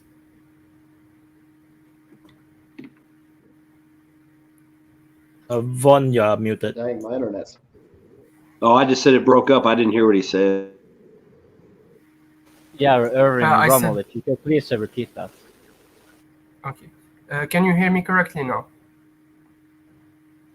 Yes, I said that, sure, the Russians are known for their better tank, but the United States of America still has a better air force. The F-22, there's no match for the F-22. Where is it? The problem with the F-22 is there's just not enough of them. It's an excellent aircraft. I mean, the only thing close to it would probably be Su-57, and that's debatable as far as No. it can actually do. The Su-57 doesn't have the capability of the F-22. So No, I mean, I'm saying that's probably one of the only aircraft that would be competitive with the F-22. But there's really nothing that can touch the F-22. The only problem the U.S. has is they didn't build enough of them. They were supposed to build 700. We built 140. So we should have 700. 190. I mean, what role can you really use them in? You're not going to be able to use them in ground attack mode against a mobile battle group that's walking around with its own local air superiority with the S-300, 400, 500 systems that travel with them. It's about, that's what local superiority means, is that you're able to defend yourself from anything else just in your localized area. You can say that somebody surrounded has local superiority, but it doesn't matter. They have true local superiority for what it's meant, is that wherever they go, they can keep American Air Force, or at least at a reasonable, make them pay a huge price for trying to attack the mobile combat group. Here's the thing about the F-22, right? Let me tell you about the F-22. There's two types of wars you can get in, right? One is that you can escalate a combined arms war with another power that has combined arms, and then you can have a nuclear war with them, right? So that's path one. The other path is that you can use your combined arms against someone that doesn't have combined arms because they're not a nuclear power, and then you don't need an F-22. Yeah. Right? So that's basically how it is with the F-22. It's a fantastic platform that is absolutely useless because if you want to escalate a combined arms conflict into nuclear war, you can do it with an F-15. I mean, it's like and the if you want to A-10. beat up on a small country that doesn't have nuclear arms, you can do that with an F-15 too. So the F-22 is like really good tool for a job that doesn't exist. And F-15 Yeah, it's like the A-10. The A-10 is perfectly suitable for the majority of the conflicts the U.S. has been involved in for 20 years. But it might not be suitable to go up against the Chinese air defense system or a Russian, mainline air defense system because it's not that advanced. But if you're going to go strafe trucks in Somalia, the A-10 is more than adequate. Why use an F-35? Why use the F-35 to do that job when you can use an F-16 or an A-10 to do the job, and it costs way less to do really that. cheap, really quick turnaround. Well, I'd like to say one thing. We were talking about tanks earlier, specifically about how every tank doesn't have to be the best and the greatest. It's not like with aircraft where as soon as you take off over the battlefield, that's red meat. Any air defense asset is looking at you on that radar. With tanks, it's a little different, A T-62 with thermals, is it going to defeat an M1 Abrams? I mean, it's possible, but no. And that's not why they kept them around in the 80s, and that's not why they keep them around today. They use it like an assault gun, essentially, and if you look at the footage, that's what they're being used for. They got a 115 millimeter gun. They have adequate armor to stop most infantry-borne threats from the front, and they can lob HE, and you see this in Bakhmut, you see them ever since they've introduced these older tanks, because I was in an anti-armor team, right? I was running the Mark 153 SMA in the Marine Corps, and I can tell you, if I have a T-62 launching HE at me from 1,500 meters, I'm not going to be sitting there making fun of it being a 60 or 70-year-old tank. I'm going to be keeping my dang head down. And that doesn't mean that it's an impressive piece of hardware. But it also doesn't mean posting memes about Russian using them is in any way intelligent. No, it's a tank is a tank, and Russia has advanced tanks as well that they have mostly in reserve, right? The T-90s, but they're deploying them now more in combat in Ukraine. We saw T-90Ms come in pretty recently, but I just want to. I mean, why send up a T-90 and take the risk when you can get the same job done with the T-62? Especially if you're short on night vision. I think if you look at like night vision in Russian arms, so I've read that a couple of times. If you look at like a mobile battle group and how it actually goes through and attains its objective, is that it rolls in a certain way. You have, first of all, is the reconnaissance groups that go out like veins and they try to find the best place to exploit. That's why when I mentioned that little convoy recon video that you saw at the beginning of the war, and everybody's going, "Oh my God, Russia lost! Look at these guys are all getting destroyed." That is probably one finger of about 10 in that area right now, finding a way through to get clear of the initial penetration to go forward. So what happens is you have your recon units that come in, they establish the best way to go as best as they can. And then you have the penetration unit that comes in and goes in and wraps, once it's blown open, it wraps around and holds that hole open. And then the main force comes in, and every level, there is a different type of tank. And like Toby was saying, if you're in a recon unit, are you going to set a T-14 Armada where you know it's going to be engaged, and the possibility of it hanging out there to dry for them to get is good? No, you're going to send something that's got good armor protection, but is nothing of real value to you, because you expect that they're going to get engaged at one point, and you don't want something kept out there that you cannot recover because you're not going to go that way anymore. So instead of wasting all this shit trying to pull an Armada out of someplace you're not going to go, they send the recon forces, are basically kind of like the Marines. The Marines never had all the top equipment tanks because they were going to use them in first infiltration. What would happen is if they got cut off or whatever, that it was in the enemy's tanks. But no, they use something that's useful for the job. It's not going to be the best they got, but it's going to be something that at least starts the initial process. And that's why, Toby, you're spot on. They use them at different levels and for whatever purpose it is. And they started out with 14,600 tanks. The best NATO that I could put together by combining all the NATO, EU, and United States armor together is about 9,000. And most of that 9,000 is sitting in mothballs, or they're sitting in maintenance bays because they don't have crews or parts to fix them. I mean, literally, NATO's armor right now is not in a good position to do anything. I mean, look at the Ukraine. They can't even recover their vehicles anymore. And that's one thing, as a tank commander, if you see a recovery vehicle out there and you yourself are not getting fired upon, the first thing you're going to do is light that fucker up, because that is what they rely on to get all their equipment that they can return back to the battle force. That's how they do it. If you blow that up, there ain't nothing they can do for a while, at least until they find another one, and they're running out of that shit right now. And that's the reason why you're finding these things all over the place, is because they can't recover them anymore. Yeah, and the other thing too is if you hit that recovery vehicle, you just killed probably 3 or 4 mechanics, the guys that can pull the engines, the guys that can replace the components of the fire control system. So it's not just taking out the tow truck, you just killed the guys that fixed the tanks. And those 4 guys could have been responsible for an entire company, or, depending on what their manpower limitations are. But 188 recovery vehicle is probably going to be assigned to a company, so you just wiped out a company's maintenance crews.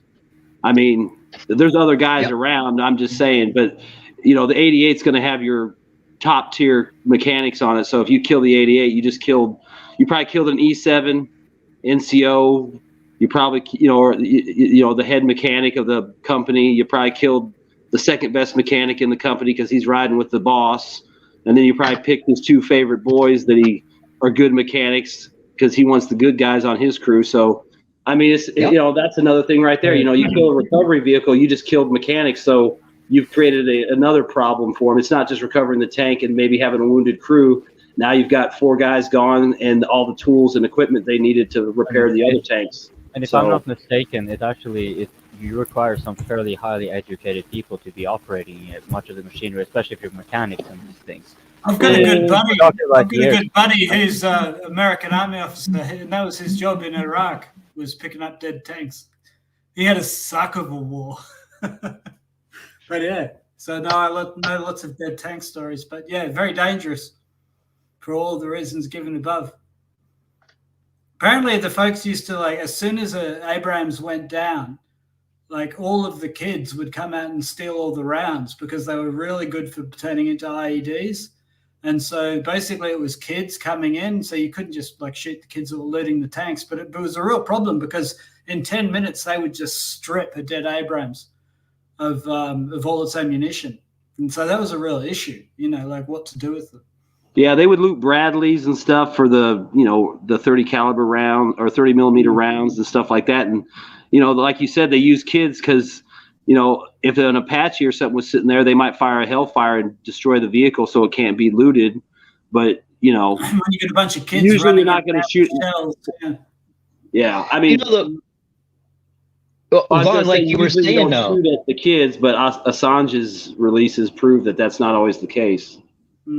Although journalists, Vaun, you brought up a great point because if you take what you said and you spread that throughout all forms of the current war, where you're losing your E7s, you're down to your E5, you're down in the E4, all that leadership and experience, and that's what it is, because you don't really learn your job until you're doing your job. They just teach you the basics, but there are so many things, tricks, and tips that you learn when you're in unit that unless you pass it on to the next generation come up, it's totally lost. And if you ain't there to pass it on, they got to relearn that shit for themselves.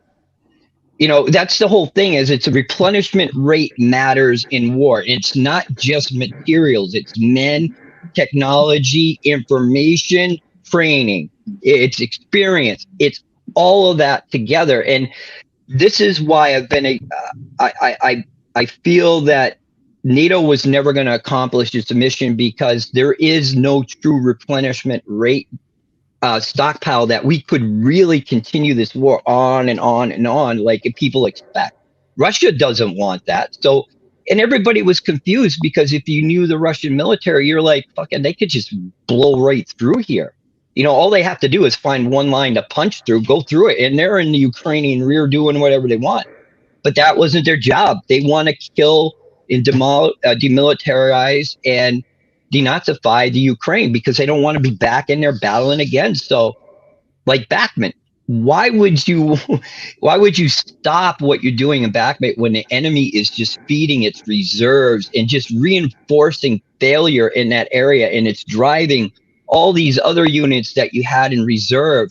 Now we're going to Bakhmut, and then I believe that, and this is just me, I believe that the Russians will come through in the Kherson region with an armor, the second Tamar guards and shit like that. I won't go into that, but there's a reason why I think it. But when I do not think Ukraine, they could be anywhere. Yeah, I was gonna say there's a super chat. Ukraine's not gonna get the Leopard 2. The Leopard 2 is as advanced as the M1A2. So if you're not getting the M1, you're not getting the Leopard 2. And I honestly, I don't believe the Germans have any Leopard 2s operational that they can really afford to give away. And anything they got in storage is going to have to be refurbished. And they have hundreds of tanks in storage and dozens of operational. So it's not going to happen. They're not going to get the Leopard 2. They're not going to get the M1A1. They're not going to get if they're lucky, they could maybe get Leopard 1s. But again, those have been in storage for decades. We could throw them M60A3s again in storage for decades, not available. So there's really nothing that they can get their hands on that is going to be available for them to use immediately. I mean, modern tanks are going to train. Old tanks, we don't have them. Unless you're going to play some shit out of like Spain or something like that. The NATO setup, though, is we don't use autoloaders. So that's a whole brand new position the Ukrainians would have to learn. And you can't you think loading is just throwing a shell into a tank, into a turret tube. It ain't that. There's a lot to it. You got to learn to stand correctly so you're not falling into the fucking recoil alone. Yeah. And that's something you can't just teach somebody in a book. They got to learn how their legs have to be positioned and leaning back against the. Meddy, you know what I mean? Meddy, sorry to interrupt, but what you're actually doing now is answering another super chat I saw coming by where the person was asking, what is the there you go, thank you, significance of Russian tanks auto-loading. Please continue. I can tell you this, that what we were told of how slow they are, they're not as they have somehow upgraded their autoloader systems to go faster, because we used to be told about 12, there was a cycle of about like 9 to 12 seconds. I've seen and literally watched it and made sure the video wasn't chopped up, that I seen a fire pattern that happened from fire to the next round to be launched out. So basically the whole load cycle till it fired again was about 9 seconds. And it was getting closer to 8 with a lot of them I've seen. And that's one thing everybody said, well, the autoloader, a human loader, is faster. It is, but they're getting faster. And it only see, that's a problem with Ukraine. They actually need to have tanks that only require 3 people, because they just ain't got the fucking bodies to train and make 4-man crews of all of these 3-man, these 3-man tanker crews. That means you got to break up crews and fit people in to crews in positions they've never been in before to fill out the NATO tank roster that needs 4 instead of 3. So there's even a manpower disadvantage to it. Yeah, maybe if you took guys that were like, obviously you can't in Ukraine, but like if you were to take trained Russian T-90 crews, M crews in the digital, upgraded T-90s with all the bells and whistles, they might have an easier time adapting to a Western tank like the Leopard 2 or the M1, because they would be used to that digital look, and some of the systems might look the same. But, if you're taking guys that are on T-72s or T-80s and trying to drop them into Leopard 2s and M1s, that's where you're going to have the problem. And the fact that they're getting those shots down to about 9 seconds. I mean, we trained to put 6 to 8 rounds a minute out. So the Army standard was they'd like to get a shot off about every 8 seconds. Yep. And and then see, that's the other thing too. Like we talk about, people, we could train tankers. It's like, when I got out of basic training, like I said, I was trained to be the least qualified person on the tank. I'm a loader. I'm not going to do shit until I earn that spot in those other spots. And like I said, you could take a gunner from a T-72 and he might do better than just some random recruit because he's got some familiarity with a gun system. But it's going to look so different. And then you got to train the guy the gunner. Well, it's actually, as a Russian tank, you got the commander on one side, the gunner on the other side. And then you're going to have a guy who may have been a driver or a gunner. Now he's got to be a loader. And like he was saying, you got to, when you load an M1 tank, it's the same probably in the M60. There's a certain way to say, you slam that round in there, you pull the arming handle, you yell up, and you get the fuck out of the way. You have your arms crossed your chest. Because if that recoil hits you, if it doesn't flat out kill you, it's probably going to, cripple you for the rest of your life. And and you look at the Russian guys, it's like they got the little guards down and they're sitting there all cramped up in their spot and shooting. It's like they're going to have to get used to having more room in the turret and then not being complacent and putting their hands and feet in the wrong places just because they got more room. I mean, there's a lot of things that can happen. It's just not realistic. If they wanted to put Ukrainians in a modern Western tank, they should have probably started training them in 2014 on the modern Western tanks, because those guys would have to come out onto the field as trained and qualified crews at gunnery, which means they would have to meet the NATO standard for gunnery, which if you can't do that on a modern tank, then why are you even messing with it?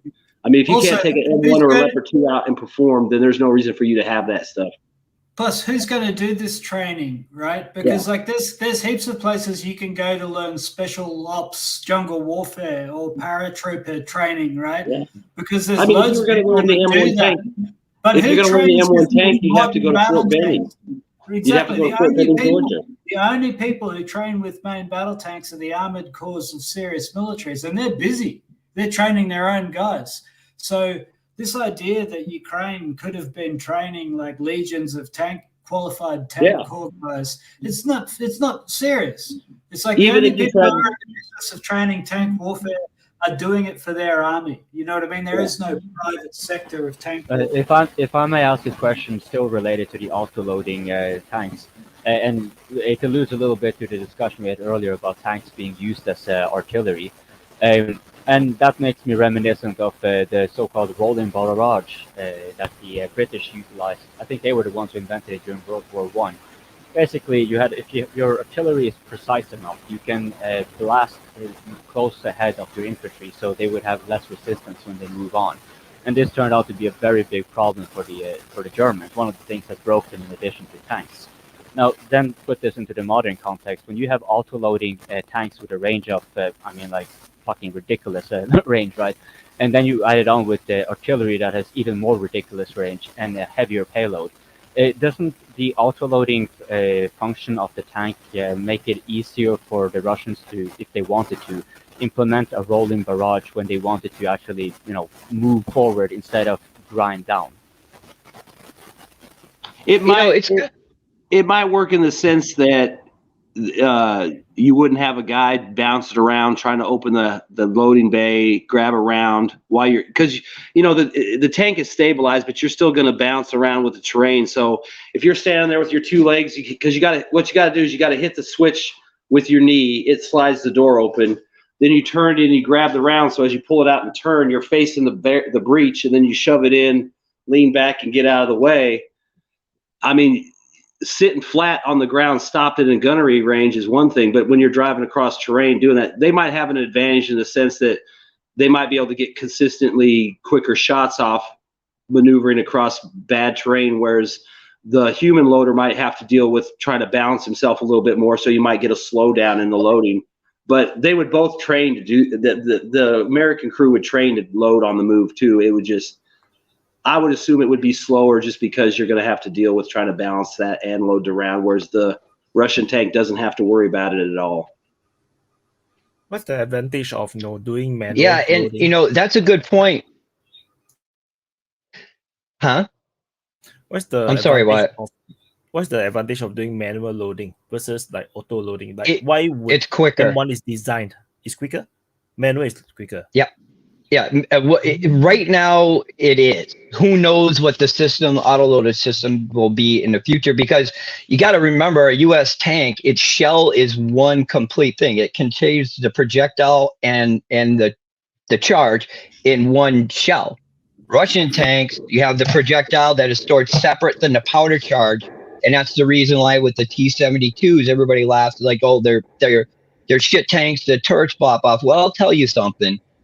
If you've been hit and that much balding has went into the tank that actually triggers that explosive charge that blows the turret off, you're already dead. So because you have to understand what's actually coming in. Like if it's a heat round, it's a hot jet of plasma coming in and just killing you. And if it's a Saber round, it's coming in and it's taking the spalding, which is also the round, its core, and all the armor that it brings sucks in with it as it passes through and shoots out into the turret that bounces around and winds up finding itself into the storage of powder underneath the turret, which is what blows it up. But would it be safe to say then that if you would have ammunition that is not all in one part as you had with the US and you do as the Russian, the different strategy from, if you want to put it that way, is that you are making your tanks with ammunition that is not really meant to be. If you get hit and destroyed, that's it. You're not really meant to be hit and destroyed.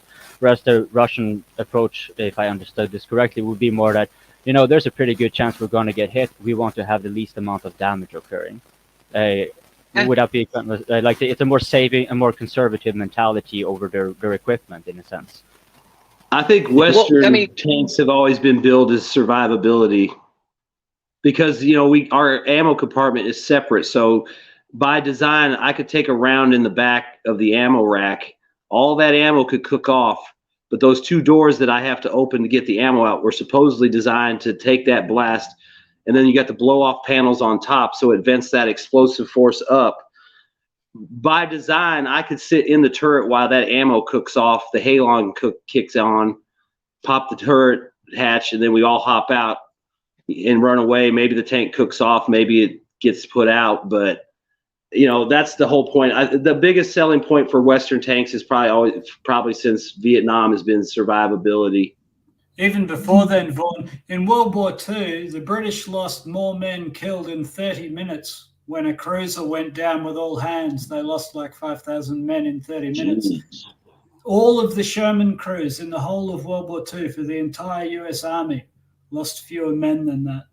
Shermans were a hugely survivable platform. They lost a lot of Shermans. A lot of Shermans got shot up, but most of their crews survived most of the time. Americans you get a lot of space inside too. Yeah, and you're right. I mean, they value the people. They value the training. Right. They value their people. They design their tanks to be survivable. Well, the Russians do the same thing. We think of them as they just put people in the tanks and just fill it with whoever and send it off to battle and don't give a shit how many times they have to do it. As long as they got a tank to throw somebody and they'll just throw it in line, attacking a mass wave, and that'll be the end of that. The Russian military does not operate that way. It hasn't since the second part of World War II. And the one thing that gets me about it somewhat is that we always study what the Germans did in World War II during the Battle of the Eastern Front, and all our knowledge comes from all these memoirs and actual logs that we had those generals write down to build our doctrine from. Hey, Manny, totally ignored the Russians. Hey, Maddie, I assume you went to Fort Knox since you're a dyno tanker. Yeah, you go to the Fort Knox bookstore, and almost everything in there about tanks is Guderian and Rommel. It used to crack me up because it was like, the only other place that might have had that many German authors was like maybe the Budswehr school, but it was like all German stuff all the time, all their tactics, all their memoirs. I don't remember seeing any Soviet memoirs in there. Maybe Zhukov had something, but that'd be about it. That's all. You're right, and that's why I go through all these old Russian NATO, our training manuals from back in the day. You can find them on Scribd, you can find them all over the place, and I think that's really what the problem is. We're a generation removed away from when battle in Europe was actually a very big concern, because almost every training scenario I went into was me in the Fulda Gap. No matter where it was training from or for, my battle was going to be fighting in the Fulda Gap, no matter what. That's all we trained about. We trained about shooting down Hinds and killing enemy tanks or BMPs, whatever may be out there. And I think this generation just doesn't understand what big boy war is, because they have never seen peer-to-peer conflict before, where the enemy can fire back at us with just as much firepower, if not more, and technology-wise, than we've ever come across since Vietnam, maybe? If that, maybe Korea would probably be the best example. But, we have a total misunderstanding about warfare right now, and I think that's what the propaganda is trying to use against us, is the ignorance of our knowledge of like the Eastern Front history and what the Russians really did to kick the German Nazi ass all the way back into the Reichstag. They didn't just overwhelm them. They're look at Operation Bajadagran. You had Uranus. You had all these operations that happened after like the 1941-42. The Russian military was in flux because Stalin went in, right, and he went and killed about 30 to 40% of the Russian officer corps during the 30s. Well, as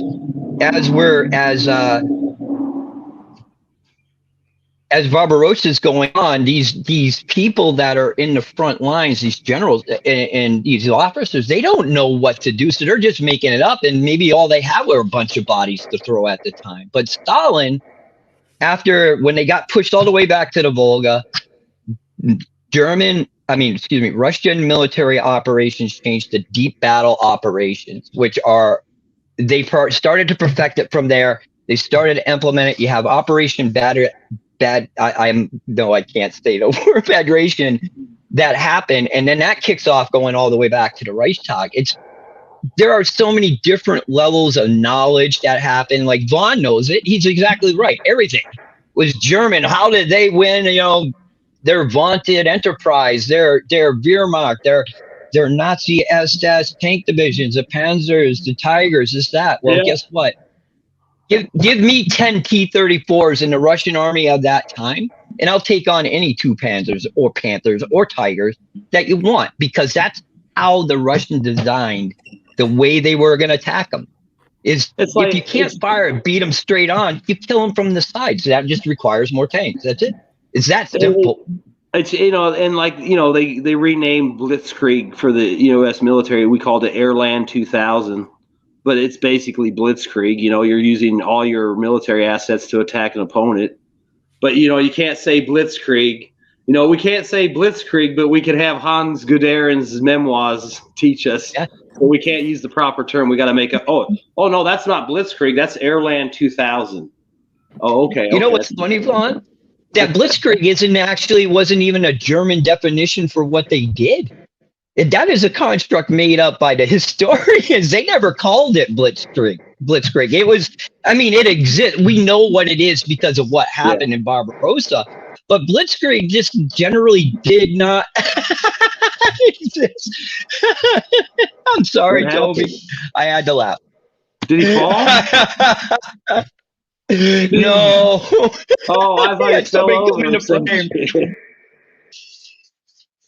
Oh, I'm sorry. I have to step away and go to the bathroom, and I'm manipulating the time. I have to go pee. I'll be back. Where Vaun went to? Vaun disappeared.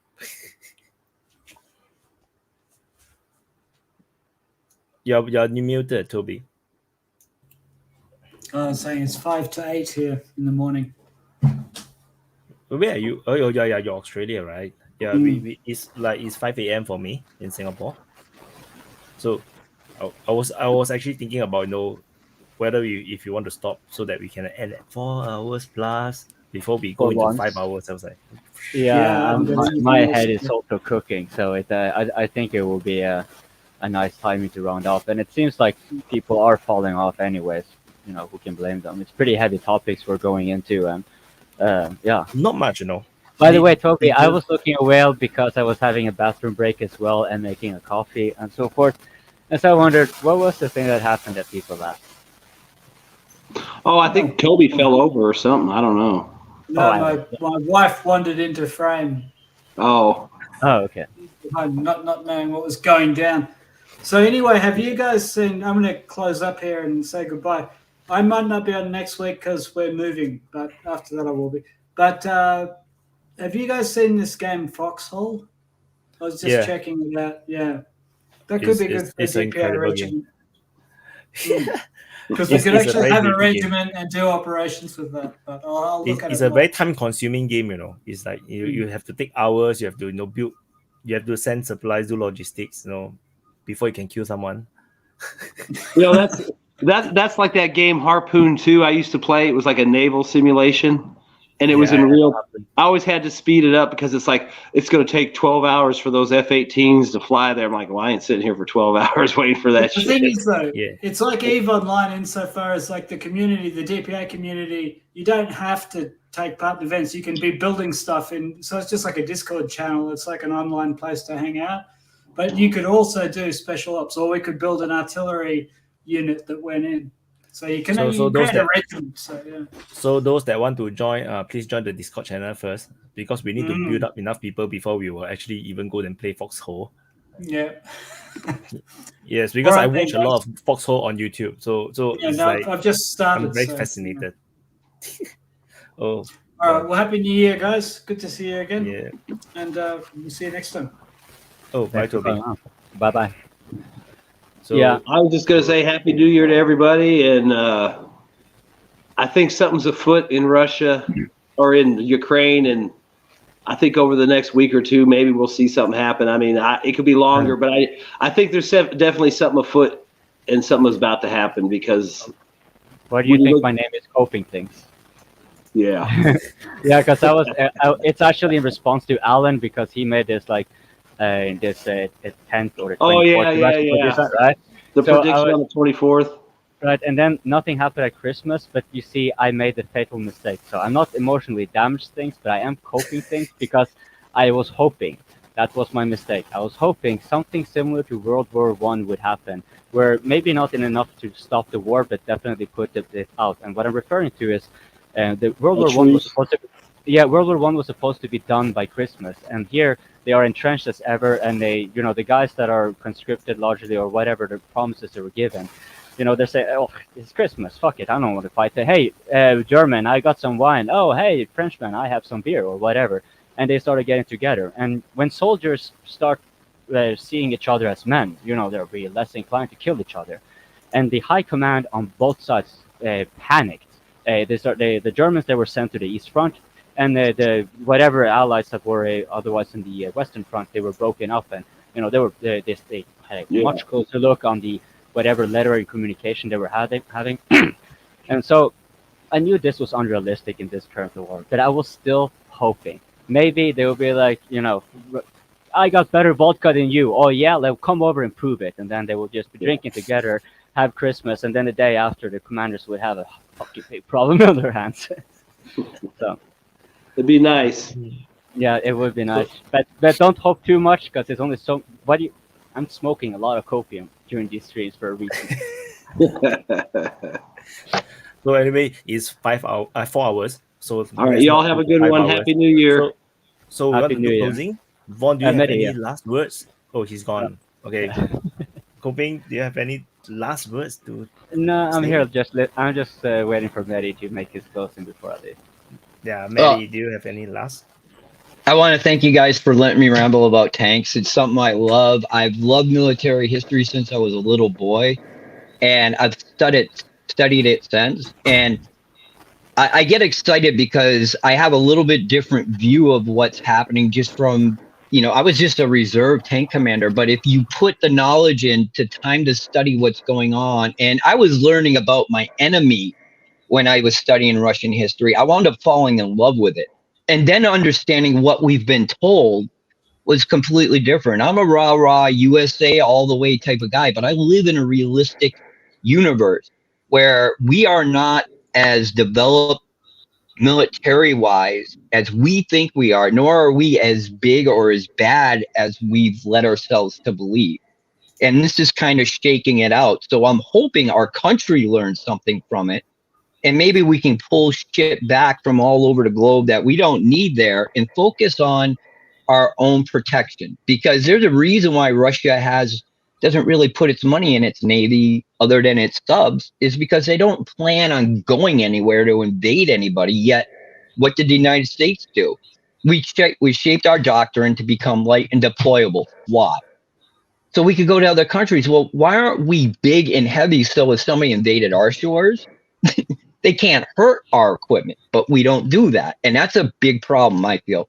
And thank you so much, Wyatt. I think you've started something. I know you're worried that it's just all going to fall off, but you have to understand this has historic value that you never know. 300, 400, 500 years down the road,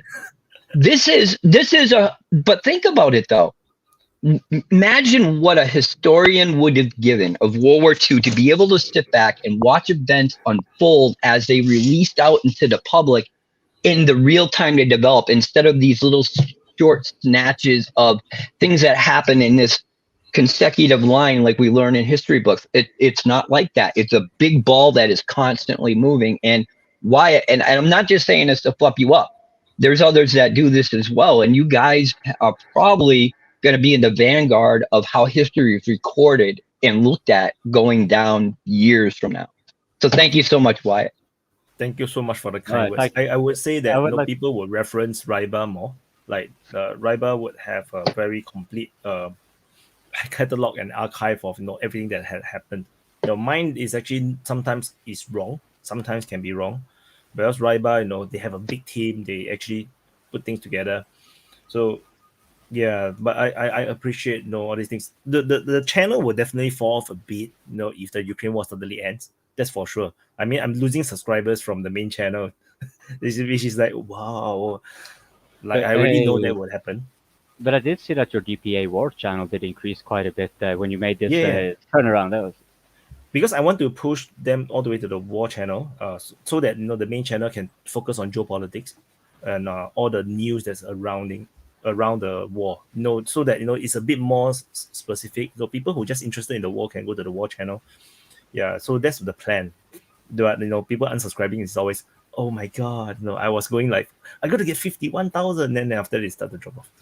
Well, but you will. I think also channels experience that they have like a fall off, and then it will be temporarily, because what you're having is also a very consistent base staying behind, and you also have been shadow banned, so that's kind of taking all those factors into account. But I see that now I am the only one holding the chat alive, so Yeah. I will thank everyone for joining. And please, if you feel like you want to join the DPA IRL, please subscribe, press the like button, and if you have something to say, please join the chat, and we will try to be as respectful as we can. And thank you for watching. Bye-bye. Yeah, awesome. So thank you, Ramble Gamble, for the last. I think Mandy is awesome. I didn't know him before this. I think this is the first time he joined, so it's brilliant. And I really love the tank chatters. The discussion about tanks. Over the past 1 hour or 2 hours, which is awesome. And then unfortunately, we have two idiots that come in to show porn. That give me extra work to do. That I have to go and try to blur out and see. Hopefully, the live chat don't disappear. So no choice. Because pro Ukrainians those crazies are no idiots. They cannot come in to compete and talk sense and compete. They just want to just do sabotage. So that's the quality of people that's supporting Ukraine, and it's very disappointing. It's not that I don't want to support Ukraine or I don't want to anti-Russia. I'm neutral largely, but I'm very despised. Many of these pro-Ukrainians, the way their behavior is disgusting. So thank you NGS for all the super chats. There's a few people that I want to thank for the super chat, especially Ramble Gamble, Mason Mead, who is also on the stream just now, NGS, yeah, and Steve Buckley. Steve Buckley, you don't really have to give so much. There's a lot of money to give to us just one question. So very, very appreciative for the support. Thankfully, we don't go into 5 hours this time around.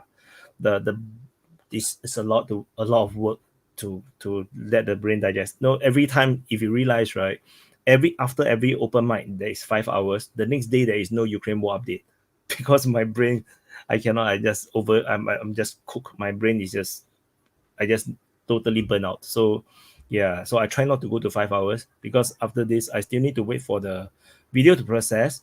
And now I want to highlight to you guys first that the videos will be set to private first, because I need to do the editing, because if not, then we will get YouTube strikes because of the two idiots that show the gay porn, or the guy masturbating kind of thing.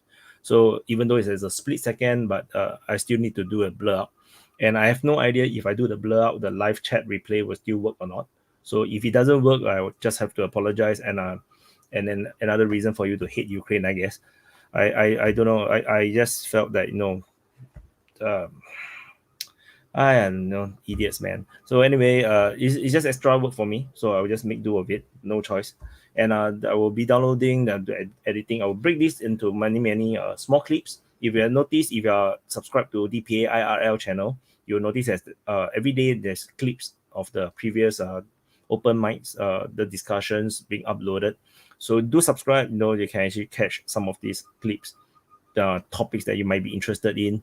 It's a lot of work to edit all these clips. So do support. And what else? I think that's about it, I guess. Oh yeah, so Mason Mead, I want to show this just again. So it's actually not off topic. The title is just a placeholder. I will always put one of the main things that is actually happening, but the open mic is largely we can talk about anything, which is why it's called the open mic. Anyone can come in and can say anything. And unfortunately today we have a lot of raiders. like you guys did not see, other than the two that came in showed the pawn, which definitely they are actually in cahoot because they use the same strategy. There are also others that came in, they tried to raid the channel, which I did have some control that they drop off immediately. So yeah, so that's why why I always throw the Ukrainians or the pro-Ukrainian guys on Twitter, because it's this kind of behavior. So it's disgusting. So anyway, if you're pro-Ukraine, I'm so sad for you, because you have this kind of comrades with you. Then it's like the Ukrainians, they are fighting for Ukraine. The real Ukrainians, they are really fighting for their homeland. They must be so disappointed that because alongside them there are the Nazis. Then I think it's the same feeling, I think it's the same feeling where you have disgusting people like fighting alongside with you, or having the same aim with you.